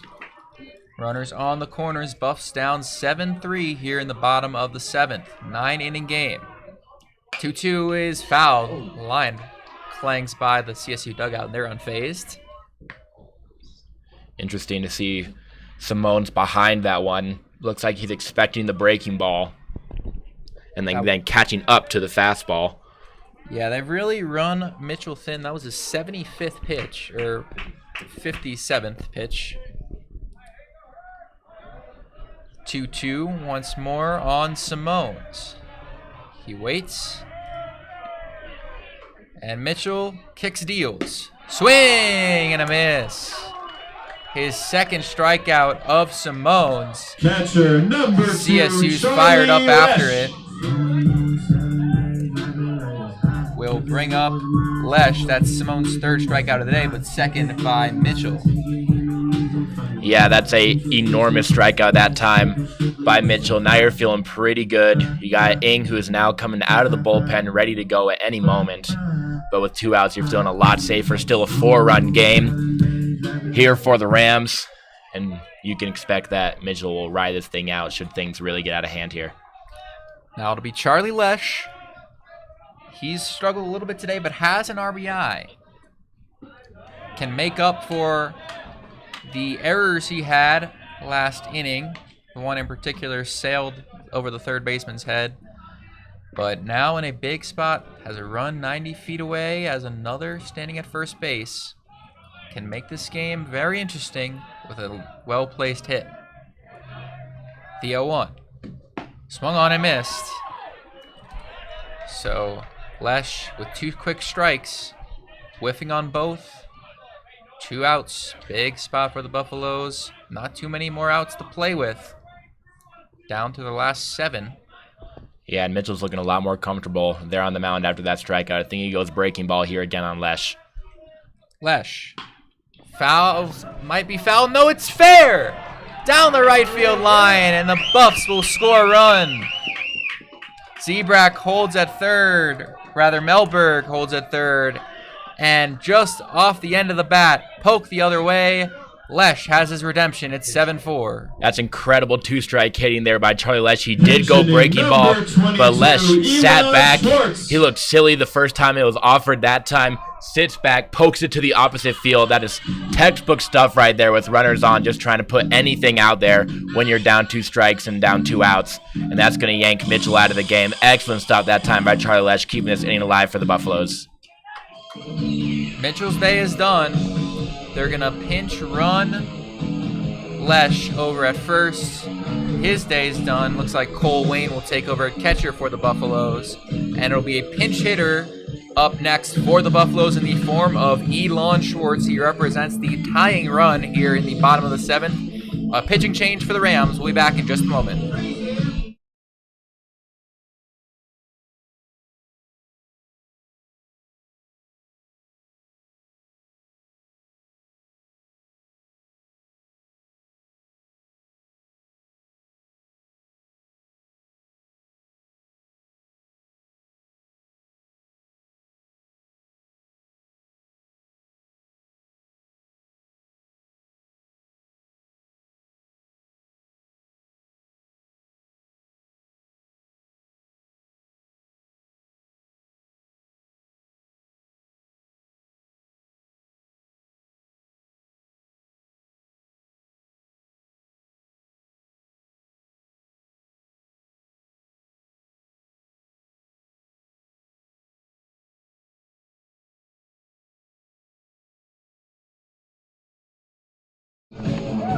So Schwartz representing the tying run, 7-4 here. Buffaloes have scored 3 this inning, starting to come alive late in this ball game. Will face Caleb Ng out of the bullpen for the Colorado State Rams, the right-hander, as a pretty roller coaster inning. CSU was fired up after the strikeout of Simone's, thought they might get out of it with only 2, but then a ball sliced just perfectly down the right field line by Charlie Lesh gives the Buffs their 4th run, 3rd of the inning. So now runners on the corners for Schwartz. And you look over at Wayne over at first base. We've seen the Buffaloes go Lesh to start, Wayne to finish a lot at the catcher position, but to have him replace him on the base paths, you have to think about if they're going to have Wayne get moving with the legs. And we'll see how the Rams react. Still a 3-run game, and if they actually want to throw down a second. I think that hit him. So Wayne will head to second. They'll scoot Melberg back to first. Thought he might have been a wild pitch for a second. Center fielder number and 17, the bases are loaded Hoffman. for the president, Nathan Hoffman. The inning stays alive. Schwartz took a pitch just high, and then Ng ran in and got him.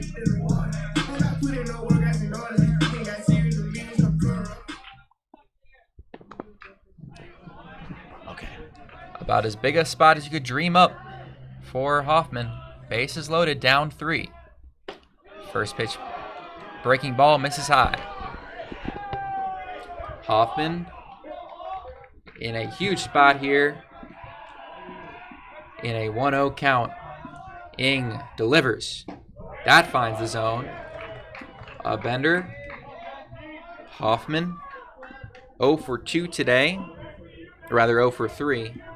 2 flyouts and a strikeout. But can change all of that. Bases juiced. Swings and hits a foul ball. Both dugouts lively, jumping, very vocal tonight. Pivotal moment here in this ball game. All right, apologies for the silence on my end. Had to fix a couple things on our scorebook here, but you said it, Harrison. 1-2. That ball out to left center. Left fielder stumbled and it gets down. 1 run scores, 2 run scores. They're gonna hold Schwartz. Big time double. It's a 1-run ball game. Nathan Hoffman comes through. Club president, incredible stuff from the senior. Has had a tough year at the dish, but comes through against the biggest rivals. Makes it a one-run game out of nowhere. Looked like CSU is running away with this game, but Nathan Hoffman coming up big here against the Rams. Incredible piece of hitting that right there. Weighted back, sent it to center field, right where you want to go, left center as a hitter. Absolutely clobbered that thing, one of his biggest barrels of the year. Yeah, 1-2 count. Gotta have it moment if you're Colorado. And just a well-hit ball, perfectly in between left and center. Brings up Tyler Gilmore, who led off this inning. Batting around now are the Buffaloes. Fouls the first pitch off on Ing. Yeah, Buffaloes have scored 5 runs this inning. If nothing else, are right back in this game. But one more hit could give them the lead. Swing and a miss. So Ing trying to keep the Rams just on top. They've scored in the last 3 innings, so they've shown they can respond. But the Buffaloes on the verge of something special. That pitch wasted high. Schwartz over at third, Hoffman at second. I really like this spot here for Gilmore. 364 on the year, righty on lefty, 2 runners on. This is the kind of stuff that we know that he can do, the kind of situation where he can pull off a hit. That pitch just outside. Might be a little bit low as well, so 2-2. He started this inning with a single. Got the dugout jumping. Can he do it again? They'd be jumping a lot higher if he does. The 2-2. High again, full count. Base open. Excellent take that time from Gilmore. Gilmore, a guy who's really good, really disciplined at the plate, evenly matched at balls and strikeouts, only 4 apiece. The payoff from Ing. Gilmore. Strikeout! Caught looking to end the inning. And after all that, the Rams still lead. But it's 7-6. Buffaloes get 5. 2-run double from Nathan Hoffman. A little bit of an exclamation point. We'll head to the 8th on Scoba Sports. With proven talent. That includes 2 transfers from the Texas Longhorns with wide receiver DeAndre Moore and Leona Lefau. Among the programs they snagged players from are Georgia, Alabama, and a lot of Sacramento State Hornets. In fact, a lot of transfers have ties to old Hornet head coach, now Buffalo's offense coordinator, Brandon Marion. While the offense will be vanilla in the spring game, according to Marion, to provide a nice glimpse at the reloaded roster. All right, Buff fans, it's trivia time, and we're getting very meta with today's question. Scope of Sports is sending a record number of media personnel to this year's spring game, and it has us wondering, who will be there more of at the spring game? Returning Buffs players or Scope of Sports members on credential? This one's a tricky one, so think on it as we await the answer later in the newscast. On Monday, an autopsy report revealed that Colorado quarterback Dominic Ponder was under the influence of alcohol when he was killed in a single car crash on March 1st. The report relayed by USA Today said that Ponder had a blood alcohol content of over twice the legal limit while driving alone into Boulder late that night. Boulder County Coroner's Office also reported that high speed contributed to the severity of his fatal injuries. Ponder's family hopes his legacy can serve a lesson about responsible decision-making for young people, saying a difficult conversation is easier than a lifetime of loss.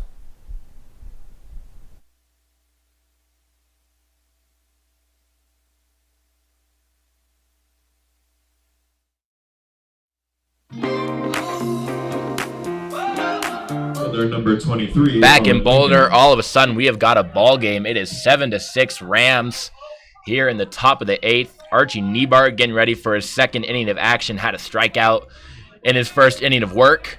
But of course, a couple of unearned runs for the Buffaloes when things fell apart in the field. So yeah, I mean, that was kind of the rock bottom of tonight for Colorado, but they were able to respond with 5 runs. Really impressive to see them put that together. We're up against it, had some 2-out hits, big ones from Charlie Lesh, big one from Nathan Hoffman, but still kind of a frustrating ending to go down looking. Tyler Gilmore, he started the party with a single, just kind of started small, ended up piecing things together, and it was a tough way to see that inning end with still two runners on base.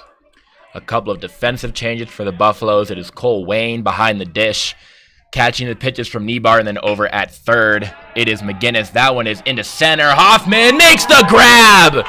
Nathan Hoffman, 2 RBIs in the last half inning, comes up with a diving play in center field. 1 out.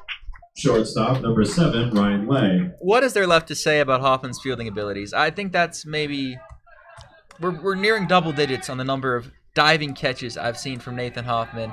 Whether it's right, whether it's center, whether it's even at shortstop, he's a great fielder. That man can field a baseball. He can make a good diving catch, and we saw it again right there. I saw him coming in like he knew he was going to dive and lay out, put his body on the line for that ball, and he caught it beautifully. Absolutely, just fearless out there as Niebar gets a couple of calls on the outside edge. Ryan Lay, not a fan. He will step all the way out towards the end of the dirt circle. And now back in for the 0-2 pitch. Niebart delivers. Fastball is swung on over to first. Off the hop is Gabe Zebrak making the dig and out. Yeah, nice fielding from Zebrak there. A little Catcher, redemption. number 6, Had an error that Braves. cost the Buffs a run earlier, but really nice play off the pick. Those are always so hard to manage here at Scott Carpenter. The grass and the dirt just don't cooperate a lot of the times with the infielders, but Buffaloes, like they're things are going right about now. Absolutely, playing some clean defensive ball right now. Some pretty spectacular plays. In fact, following up that big inning, a 5 spot in the bottom of the 7th, looking to put up a 0 here for the Rams and then bring it back up with the bats. It is going to be the bottom of the order. It's going to be McGinnis and then Dwyer before the top. Due up for the Buffaloes, but first we got to finish out this inning. It's a 2-0 count to Noah Graves, who's 1 for 3 on the day. Yeah, can't be looking too far ahead. The Rams scored both of those runs after there were 2 outs. Had a walk, and then it's just some error. Or had walk, a single, and then the errors, as you wrote some unflattering things about the Buffs defense on that play in the score sheet. Yeah, I don't know how else to score it other than terrible. Yeah. My score sheet in front of me says 2 runs scored on terrible defense. Because that pretty much sums it up.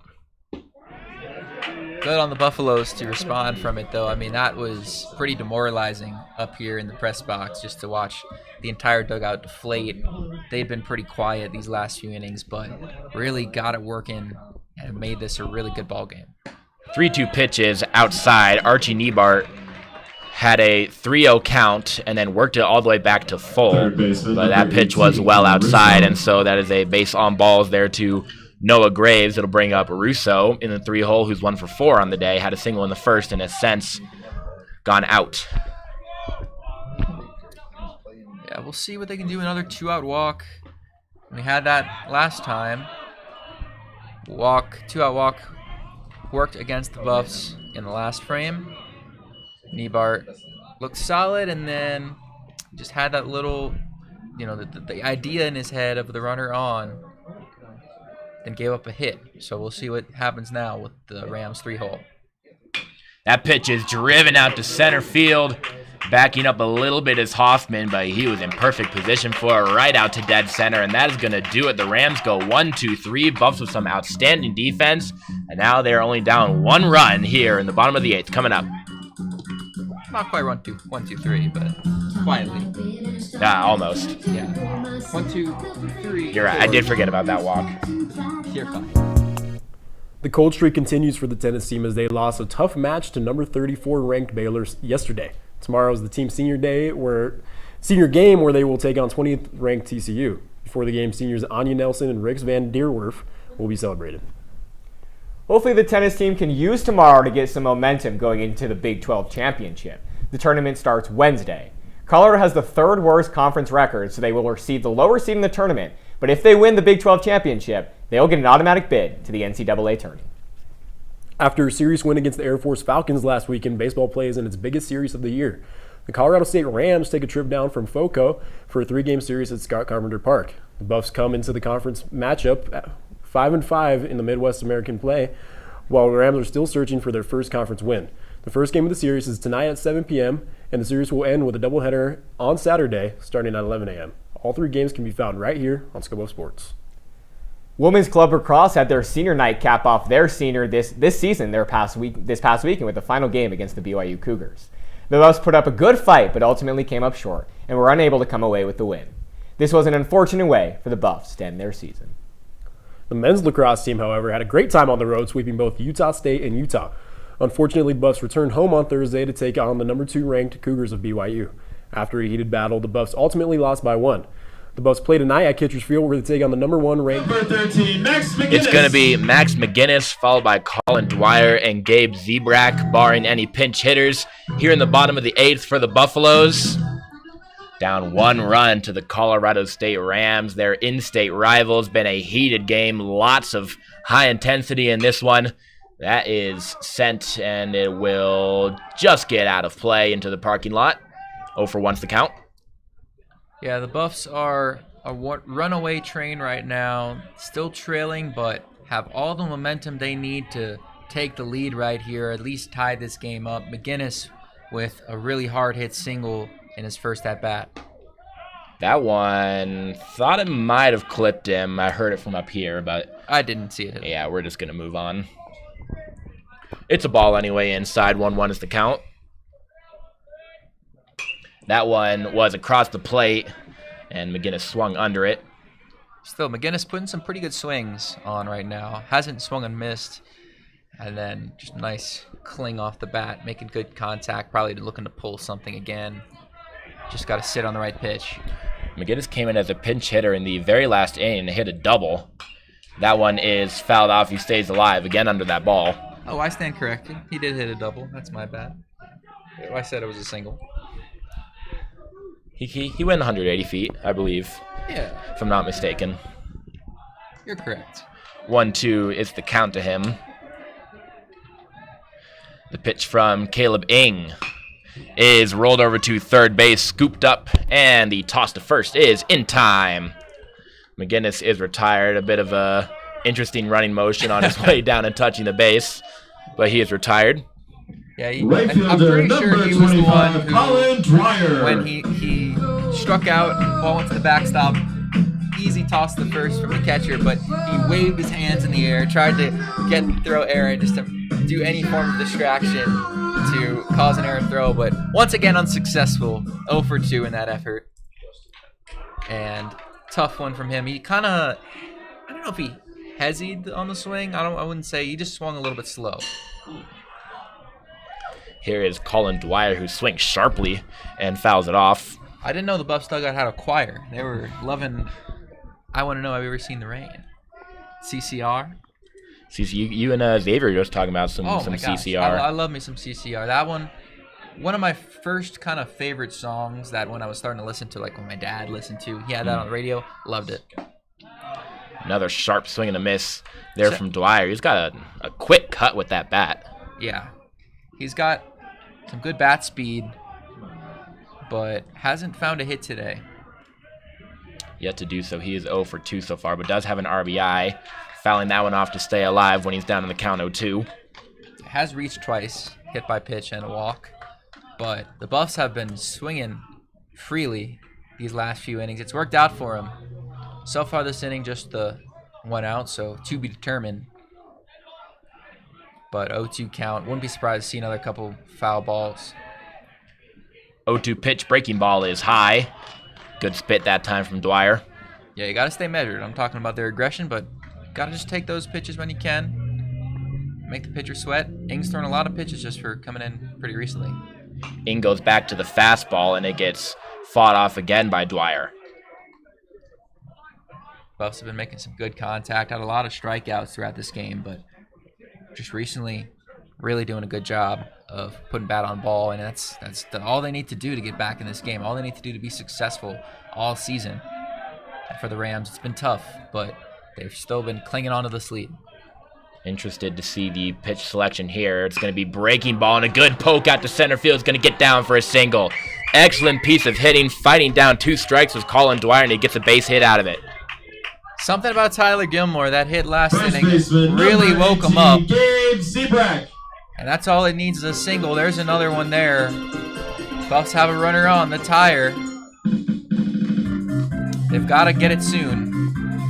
not too many more outs to play with. Zebrak had a big spot where he struck out, had a chance to tie the game against Air Force, or actually potentially win it with the bases loaded. But now a chance for his own redemption. Lesh got his last time, and Zebrak's looking for his first hit of the day in a big spot. Yeah, the Buffs are going to keep rolling with Zebrak. He is 0 for 3, but got hit by the pitch his last time up. Dwyer will dive back into first. Looking back home now is Caleb Ing, as the Rams have got another pitcher in the bullpen. That one is swung on and missed on the fastball by Zebrak. Yeah, Zebrak probably looking to pull something, more of a pull side hitter.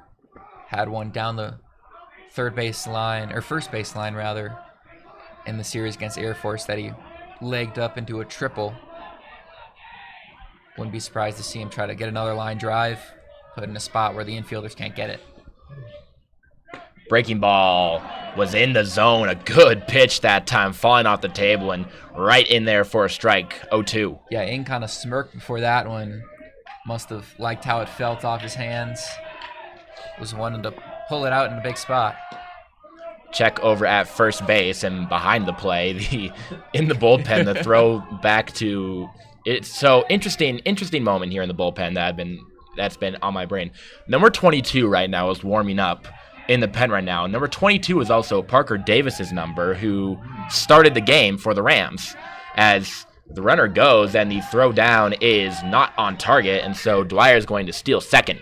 Tying run is in scoring position. But you don't think that is Parker Davis, is it? I mean, it can't be. The numbers have been a little bit off. Yeah. I see Nathan Hoffman warming up for the Buffaloes. I know that number 17 is him. But I believe for the Rams, there was Morrissey had a number we had a little confusion about earlier. But yeah, I think they should have their last names on most of the jerseys. So we'll find out if it is Davis. We'll know for sure. Mm-hmm. Runner is in scoring position for the Buffaloes. 1-2 count to Gabe Zebrak. The pitch outside. Good spit by Zebrak. Saw the breaking ball the whole way. So we do have confirmation from Nick here with his binoculars. That is Dylan Strzok. It is 22. Not Parker Davis. It is at 22 though. Out in the bullpen. Yeah, but is in fact wearing number 22. So a couple of deuces for the Rams roster here. Speaking of which, it is deuces in the count right now. Yeah, if I'm Zebrak here, I'm looking for something off speed, go the other way, left center. In there, called strike 3 on the fastball. It was right over the dish. Not really sure what Zebrak was looking at there. I think he knows it as he has his head down on his way back to the dugout. Yeah, second. Melberg picked him up, lifting his guy, paying it forward a little bit, looking for some mojo into this at-bat. And it was tough for Zebrak. He's had an up-and-down freshman year, but you got to see... You hope to see some more out of him. Still plenty of time in this season. Still could be plenty of time. And a balk is called. Oh! A balk is called on Caleb Ing. That's big. That is the third balk of the day called on the Rams pitchers, if I'm not mistaken. Second or third. Have been on their toes about that. Yeah, they're not giving the Rams anything. Ing is going to plead his case to our field umpire, and we know our field umpire loves to talk. Oh, yeah. Loves to hear himself talk. And so Dwyer is going to move to third base, meaning anything that'll get out of the infield will bring him home and tie this game up. Huge spy here for Aiden Melberg. He's 1 for 4 on the day and has an RBI. Now a chance to be a hero here in the 8th. That one's low. Dwyer made a little shuffle towards home, just 90 feet away. This is a huge spot. And plenty of bases open, so I wouldn't be surprised to see them kind of pitch around. Melberg had the RBIs last time up. We'll see. 1-0 pitch in the dirt. Or wouldn't it be 3-0 now because of the balk? Or do they balks are no pitches. Okay. Yeah, I don't know. It might be different in NCBA, but I'm pretty sure that's the case. I can't imagine that they switch it up here in college level. But the 2-0 is out into center field. Doesn't have the distance. Not quite. Owen Lincoln is under it, and he makes the grab. A good barrel by Aiden Melberg, but it's going to end the inning. The Buffs come up empty. It is still 7-6, Colorado State. 9th inning coming up here on Sko Buff Sports. Marion. While the offense will be vanilla in the spring game, according to Marion, to provide a nice glimpse at the reloaded roster. All right, Buff fans, it's trivia time, and we're getting very meta with today's question. Scope Buff Sports is sending a record number of media personnel to this year's spring game, and it has us wondering, who will be there more of at the spring game? Returning Buffs players or Scope Buff Sports members on credential? This one's a tricky one, so think on it as we await the answer later in the newscast. On Monday, an autopsy report revealed that Colorado quarterback Dominic was under the influence of alcohol when he was killed in a single car crash on March 1st. The report relayed by USA Today said that Ponder had a blood alcohol content of over twice the legal limit while driving alone into Boulder late that night. Boulder County Coroner's Office also reported that high speed contributed to the severity of his fatal injuries. Ponder's family hopes his legacy can serve a lesson about responsible decision-making for young people, saying a difficult conversation is easier than a lifetime of loss.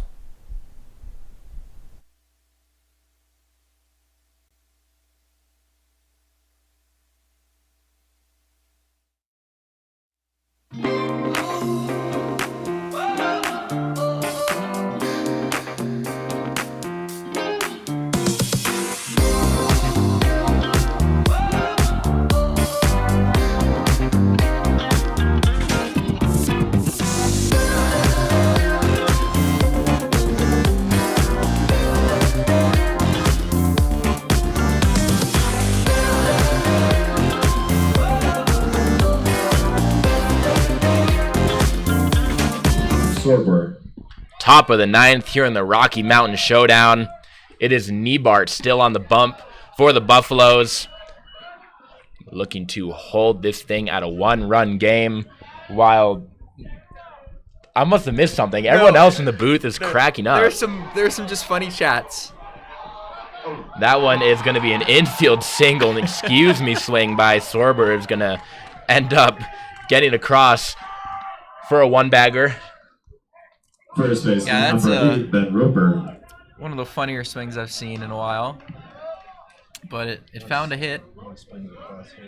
I'm not going to explain my laugh. But good to see some healthy comments from Colorado State fans. Good to see them watching the game. Oh. Connor Sorber is going to get pinch ran for over at first base by Nolan Young. And so a little bit more speed there on the base paths. Colorado State trying to get some insurance here as we are going to get a word from the Colorado State third base coach. Yeah, Niebart, he's looked all right. Had the quick inning last time. Oh, they're Ned Thompson in the chat wants to know about Cherry Creek. I know we did just berate them last week when we were talking about Air Force. Jake Chow had plenty of things to say about Cherry Creek High School. I'm talking to Siri, and I don't want to be talking to Siri. But meanwhile, I'm not sure what's going on. Yet another conversation tonight after. Yeah, I'm with the guy in the bus dugout. What's the hold up here? The Rams third base coach is heading back to his spot, and I think he's figuring out the or yeah, substitution. because I was gonna say the home plate umpire said hold on to Niebart. So I am frankly just lost by what's going on in this game. If any game could have the players and coaches especially be mic'd up, this would be the game to have it. Are you sure? This number 9. I saw 10. This one. Oh, they switched it. Grady Shell.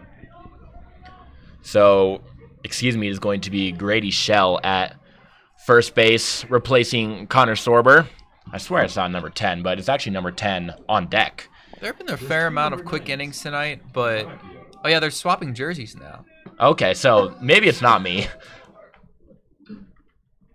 Now number 27 is gonna pinch run. Gosh. But we really have no idea who that is because jerseys just got taken off. Thank you. Zaid Hubs. Zaid Hubs is at first base wearing number 27. So big rosters on these teams. And I guess duplicate jersey numbers. Yeah. We've had some jersey number confusion tonight. That was probably the one that confused everybody. So I wonder if Zayd Hubbs gets involved here. That's a kind of a Star Wars name. That Zayd Hubbs, that is a name. That is a name for sure. Here is Roper, who's been in the game all day. We know all about him. He's 1 for 3 so far in this one with an RBI. So, he takes yeah. a ball. Hubbs is over there at first base. He'll get checked on by Niebart. Yeah, Hubbs. I like Lars Nootbaar. That's the most obvious MLB Star Wars name. One of the more Star Warsian names in the NCBA right here. Star Warsian. Star Warsian. Any comment, Colby? I miss him. He's on the IL. Has been this whole season. I can't wait for him to be back. I'm talking about Lars Nootbaar. Yeah, Lars Nootbaar will be back. Not Zayd Zayd Hubbs. Zayd He's Hubbs. obviously not on the IL. He's standing on first base. Sorry, you guys said the name. I just couldn't think about anything else. The count is 2-0 to Roper. Breaking ball in there for a strike. Good pitch by Niebart. Yeah, Niebart looks sharp. Good command. In a big spot. Obviously now playing in a much tighter game than he was just a little bit ago. But came out, had a shutdown inning, looking for a second one. And yeah, I mean, we talked about it a minute ago. Maybe could have gone to him earlier in this game. Now, one run makes a big difference. That one is well upstairs. 3-1 is the count here to Roper. After him, it is Morrissey still on deck with 3 Ks and a walk on the day. CSU skin of their teeth up right now. Niebart delivers. That one is inside. Ball 4, and Roper will take his base. Runners on first and second here for the Rams in the top of the 9th, looking for insurance. Yeah, they got a good start to Fielder it. number 10, Charlie Morrissey. It's Morrissey now. He's had a rough day, had 3 strikeouts, but worked it back from an 0-2 count his last time up. So maybe taking a different approach later in this game and a chance to redeem himself. Niebart goes breaking ball to start it, and it's fouled off into the netting. Kind of hung over the plate there. And he's going to want to talk to Wayne to see how they want to go about attacking Morrissey. It's a quick conversation. Still no outs here in the top of the 9th. I think I'm being compared to McLovin right now. Are you? In the chat, yeah. Wait, are you? So, wait, which one is McLovin? Am I McLovin? Or am I Jonah Hill's character? I was gonna say Jonah Hill because I don't remember his character's name. I haven't seen that movie in some time. It's M. Chubb Perm. I'll leave that for you to decide. Okay. Fair enough. Am I McLovin? You see McLovin in me? I think you're a bit of a cooler guy. Oh, Hannah's Michael Cera's here. That makes a little more sense. Okay, yeah, that checks out a little bit more. You kind of look like him a little bit. Yeah, I get what you mean. Did you know Jonah Hill and Michael Cera hated each other working on that movie? Did they really? Our producer Nick he's what an incredible producer. He just provides us some random facts of it's like not even related to the baseball game. He's not quite Lincoln, but he's up there with the random facts. He looks them up though. That's cheating. True. Lincoln looks them up, does a little research first. But he'll just look up the most random thing and have something on it. 2-2 is the count to Charlie Morrissey. Runners on first and second, no outs. Upstairs, going to be full to Morrissey. Got to think they saw Hoffman warming up last inning. Do they go to Hoffman here? Niebart maybe a little bit at the end of his rope. Had a good few innings. Now a little bit struggling now. This is a big pitch. The payoff pitch. Swung on and missed. Big strikeout for Archie Niebart. Morrissey is retired. Put on the golden sombrero. And it'll bring up Drew Vassar for his shot to add on for the Rams. Gutsy pitch. Challenged him there. Morrissey And, maybe you just have to put in your head, guy struck out 3 times tonight. Maybe a little bit of a reason why. Find something, a common thread between those Ks. And a really nice pitch, big one, with runners on first and second from Nebart. Poor Charlie Morrissey. Every single Ram has got a hit on the day except him. That pitch is wild. And so moving up to third and second are the Rams. Now you got 2 runners in scoring position, and there goes the double play. Yeah, followed up the strikeout with one right in the kitchen to the backstop. Came open in his stance a little bit in his delivery. So now the infield is going to move in. Try to prevent any more insurance from coming across for the Rams. Yeah. Just 3 outs remaining for the Buffaloes. Really can't let this run come across. Nebart will peek at third base and then come home. And again, it's off the glove of Wayne. And the run will come home anyway. 2 pitches, and the Rams move up 180 feet. It's now 8-6, and that is a killer for the Buffaloes. Backbreaker, especially after the strikeout. You thought you had the confidence there, and then just comes loose in the delivery and pulls it both times. Basically the same pitch after kind of had to recenter himself after the first one. Now Wayne just going over and giving him a little lift. Still now 1 out and a runner on third, so another could come across for the Rams. But, yeah, with the momentum the Buffs had, that's a big run for Colorado State. Yeah, in the same spot twice on that pitch, just above the head of the batter in Vassar. And now he has got still a runner in scoring position, I should say, over at third base. That one is inside. At least he got it lower, but still a ball. 3-0 count to Vassar. 1 down. Got to wonder here if maybe you just go intentional walk and put the double play back in order. Wouldn't be surprised. And Vassar drops the bat before the pitch is even delivered and will take his base. His dugout eats it up. Second base. If we're going off the record, a little corny in my opinion, but that's just me. Yeah, that's an aura risk right there. Yeah. Had, pretty much assumed it was going to be ball 4. Kind of like when the 3-point shooter takes a shot, Steph Curry turns around. You're banking on it being a ball, but got it there, and that probably will do it for Nebart. Looks like the way Hoffman's moving out there in center, he's going to be coming in right now. Absolutely.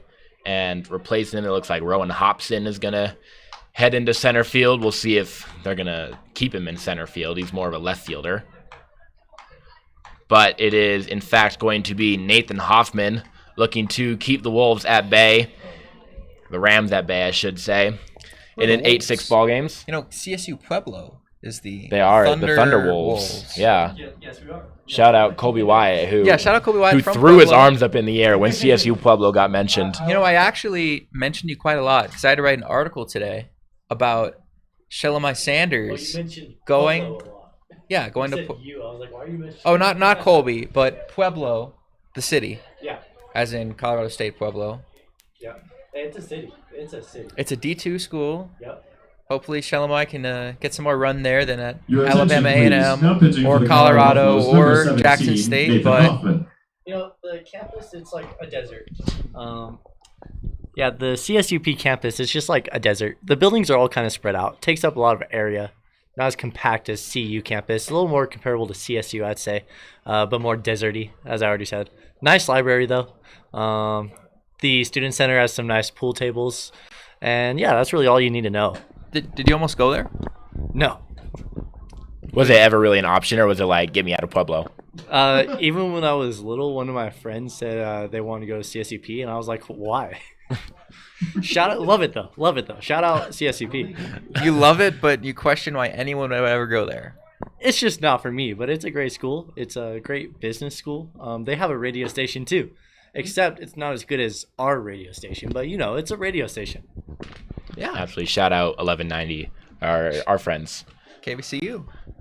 Speaking of, I will say the problem that I have with CSU Pueblo, never been to Pueblo, but the problem that I have with CSU Pueblo is that the logo is all jank because in their full logo that has the wolf head, and says Colorado State University Pueblo Thunderwolves and has like a little lightning bolt underneath the word Thunderwolves. When you put it against a blue background, the white stroke on the blue Thunderbolt gets like prematurely cut off, and it's not a full point. That is one of the greatest pet peeves I've ever seen in my entire life. So I'm a logo designer. I design in my free time for fun. I design logos, and stuff like that is just like it's just a pet peeve of mine. But back to baseball between two teams that are not CSUP. Mark Klein is at the dish. In there for a strike on the breaking ball. Big appearance from Hoffman here. He's looked great in the field. It's been a minute since he's pitched. Usually a good reliever, sometimes the closer for this Buffaloes team, but now trailing on the scoreboard. See if it differs his approach. Inside is that pitch to Klein, who had to throw his hips out of the way so that he doesn't get hit where no one would want to. Still split base runners here for the Rams, continuing to threaten with only one down in the top of the ninth. They have extended the lead to 2 runs. It's 8-6. That one is chopped on the half swing. Hoffman's going to pick it up, look over at home, and then make the out at first. And so the runner is going to move up, but overall a successful play for the Buffaloes defense. 2 outs. Yeah, good on Hoffman to stay calm there. Some presidential maturity on that moment where he could have maybe forced a throw, make a nice check on the runner, not try to throw back to second or anything like that. Works as essentially a sack bunt, doesn't get the run home, but productive out from Klein. Here's Lincoln, who is 1 for 4 on the day, but is reached by error twice. He has been one of the guys that the Buffs just can't seem to get out in this one. Of course, last time he was up, it was the incredible play by Hoffman out in center field, making that diving play, and now he's got to face him about 200 feet closer. Hoffman delivers. That one is outside and through the legs of Wayne. Another run is going to score. Tough go here in the top of the ninth for the Buffaloes. Roper gives a crude signal to the Buffaloes dugout on his way back to his. And the Buffs had it coming back. They made it a one-run game, and it's starting to get away from them again. Yeah, it's not over, and considering how the Buffs have looked at the plate these last few innings, but these insurance runs are back-breaking at this moment, especially with 2 of them coming off of wild pitches. Just unforced errors from CU and a big opportunity. I did say that Roper made a crude gesture to the Buffs dugout. On second thought, he might have just been putting up the Shador watch flex. They did do that earlier. I think after the double by Hoffman, they did the Shador. Or someone, I think it was Rowan Hobson over there by the Buffs dugout, hit the Shador. So a little back and forth going. Sure, fair enough. I'll give it to Roper. Not a crude gesture. Well, it is close to being a very because what I was thinking of was another thing, you know. Called strike 3 that time by Hoffman. He's going to get out of the inning, but the Rams put up 2 runs of insurance, and the Buffs have got a little bit of work to do. They've got 3 outs to get 3 runs. We'll see if they can do it here next on Scobuff Sports.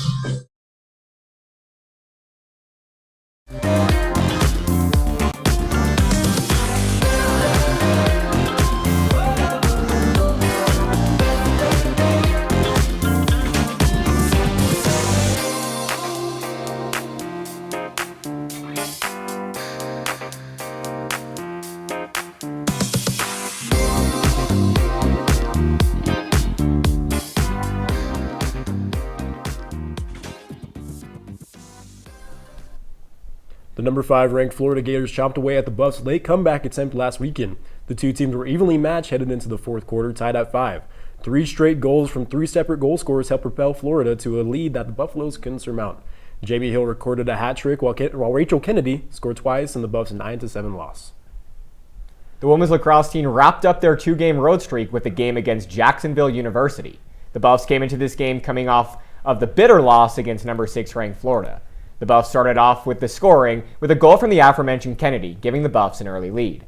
Jacksonville was quick to respond, and the 2 teams battled it out for the rest of regulation.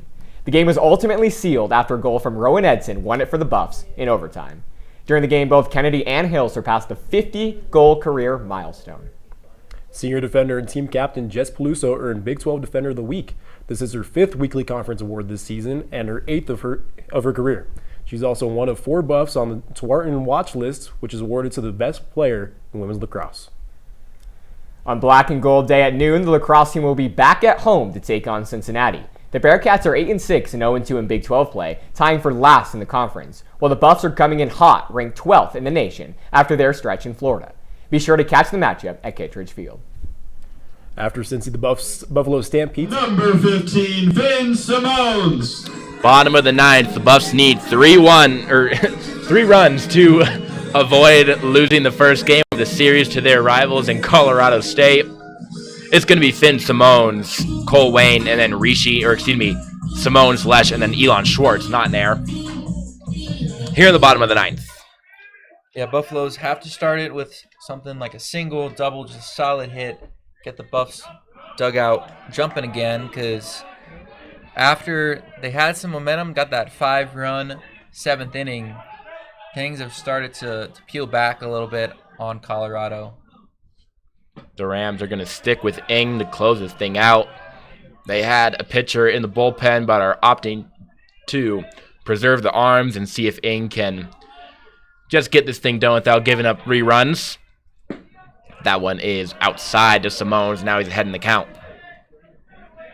Yeah, we thought Buffaloes had the momentum to take the lead, and by the skin of their teeth, CSU hung on and were able to get some needed insurance. Swing and a miss on that inside pitch to Simones. Now we are 2-2. Yeah, he's trying to avoid the golden sombrero. Has 3 strikeouts on his day, but a single. So he's showing he can get on base at least. And that most recent strikeout was a tough one in the 7th. That one is fouled off to the left side.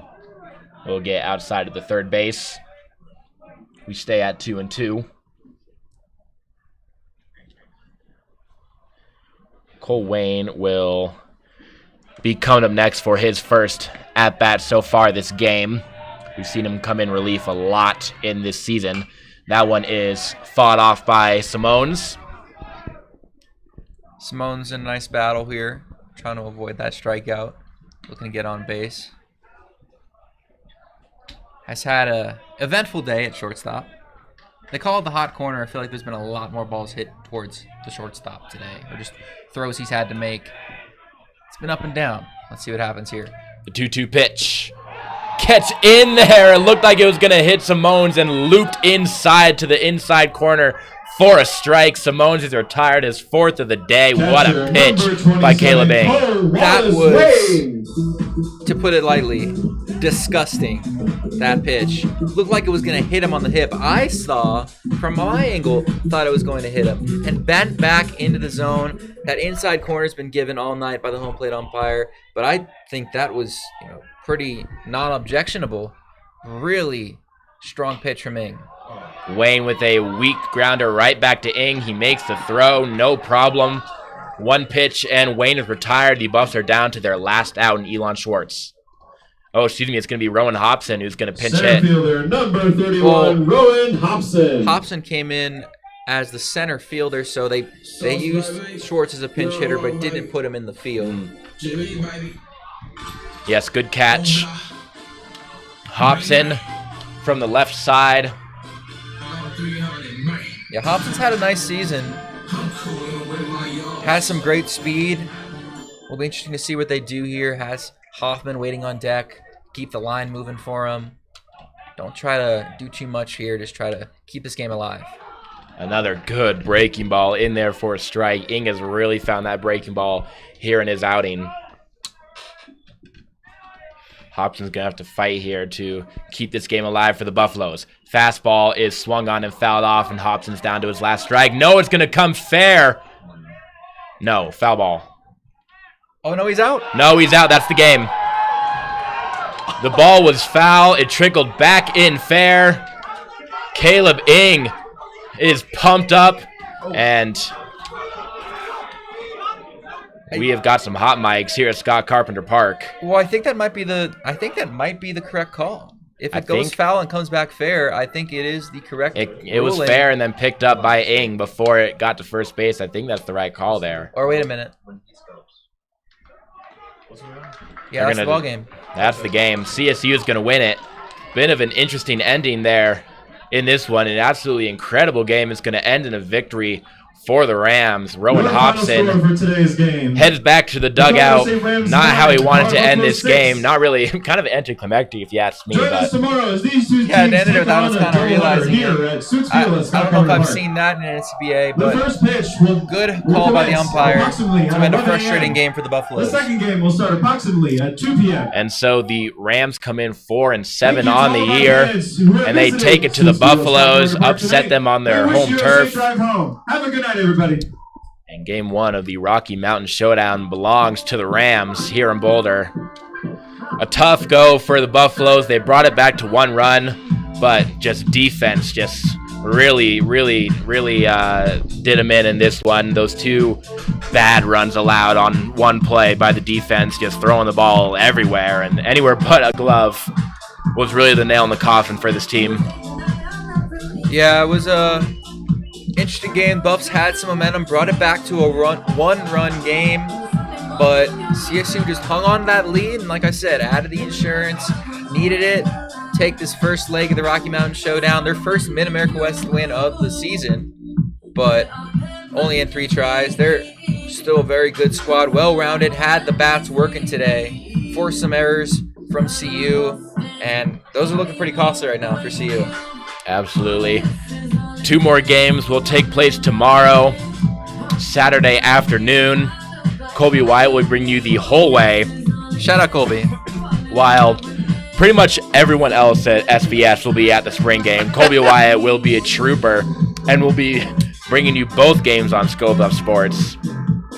Shout out Sean McGinnis, by the way. Valiant defender right now, CU.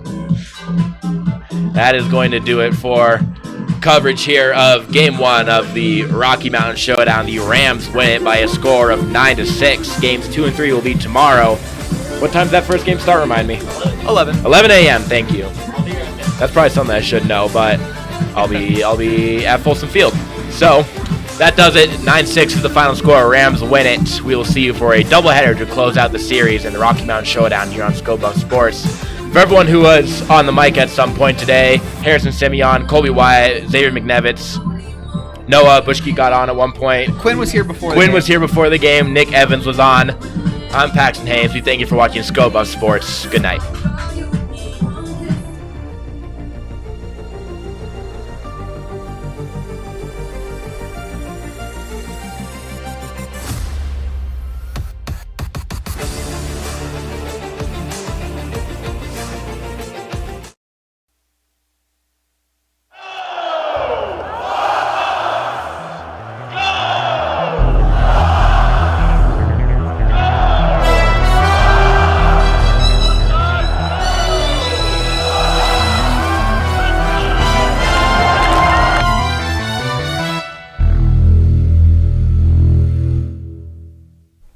Welcome to Scope Up Sports and happy Masters Week, especially to Rick George, who's spending his weekend in Augusta. Guess he doesn't care about the Buff Spring game, but honestly, who does? I'm Xavier McNevitz alongside Jake Chow. Let's jump right in. The men's basketball transfer portal opened on April 7th, and it's been a rough week for Buff fans. 8 players have entered the Buff portal so far, including guard Isaiah Johnson, forward Sebastian Ranchik, Bangat Dak, and Alon McKaylee, center Fawaz Taco Iafalo, guard Felix Kasarich, guard Andrew Crawford, and guard John Manny. But Tad Boyle is building a solid foundation of returning pieces. Star guard Barrington Hargrass is the anchor. Joining him are guards Josiah Sanders, Jalen Holland, and Ian Inman, all of whom announced on Friday that they're re-signed and locked in for next season. The portal didn't leave the women's team unscathed either. Freshmen Ariana Good and Issa Himalayan announced their intentions to enter the portal earlier this week. Graduate center Jojo Nawari and sophomore forward Tabitha Benson also entered the portal. The team's leading scorer Desiree Wooten will also be leaving Boulder. Those 5 players accounted for nearly a third of the Buffs' points last year. But guard Ziana Walker announced she will be staying in Boulder for her senior season. Walker averaged over 11 points per game this season and made the NCAA tournament every single year of her career. She's joined by returner Mae McErlane, who hit a big 3 in the Buffs' Big 12 tournament run. Also returning is Kennedy Sanders, who was poised for a breakout season before undergoing season-ending hip surgery. Centers Sophie Zadell and Jade Crook, also freshmen, will be back in the black and gold, anchoring down the Buffs' 5 spot. In the wake of the portal shakeup, let's take you to Mason Davis alongside me for this week's Buff Banner. Rumors and announcements are swirling. Welcome into Buff Banner, Mason Davis alongside Jake Chow. And Jake, with the Buff season now over, we're looking toward the transfer portal this offseason. What are you expecting out of the Buffs these next few weeks? Yeah, a lot of portal talk within the black and gold this year, especially around the men's basketball team.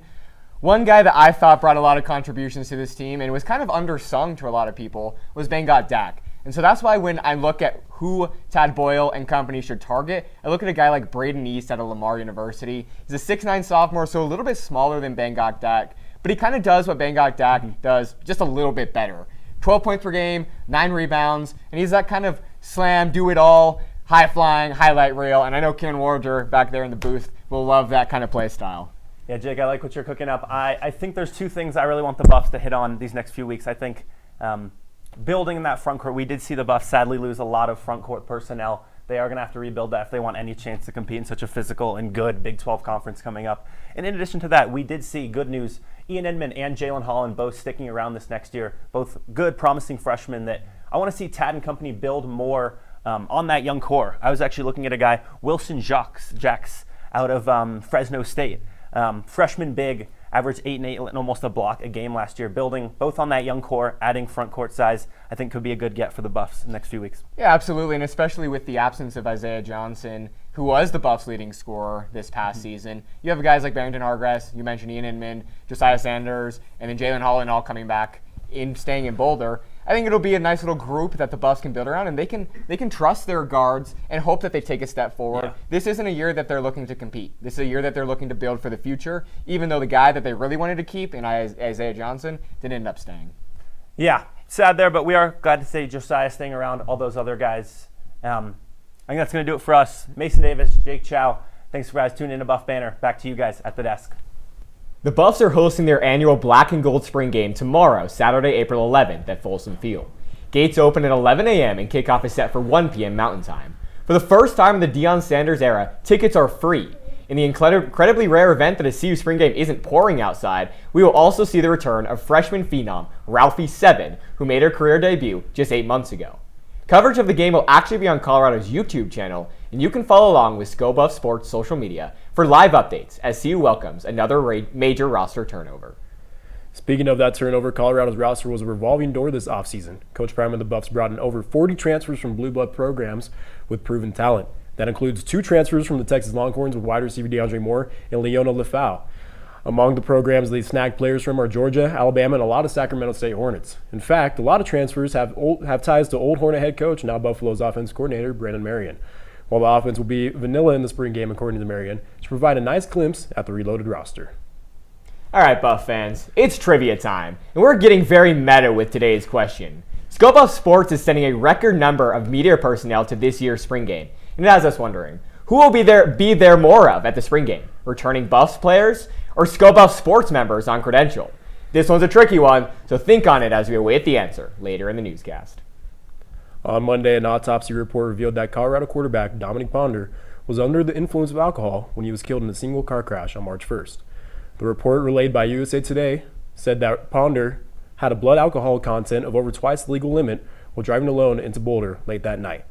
Boulder County Coroner's Office also reported that high speed contributed to the severity of his fatal injuries. Ponder's family hopes his legacy can serve a lesson about responsible decision-making for young people, saying a difficult conversation is easier than a lifetime of loss.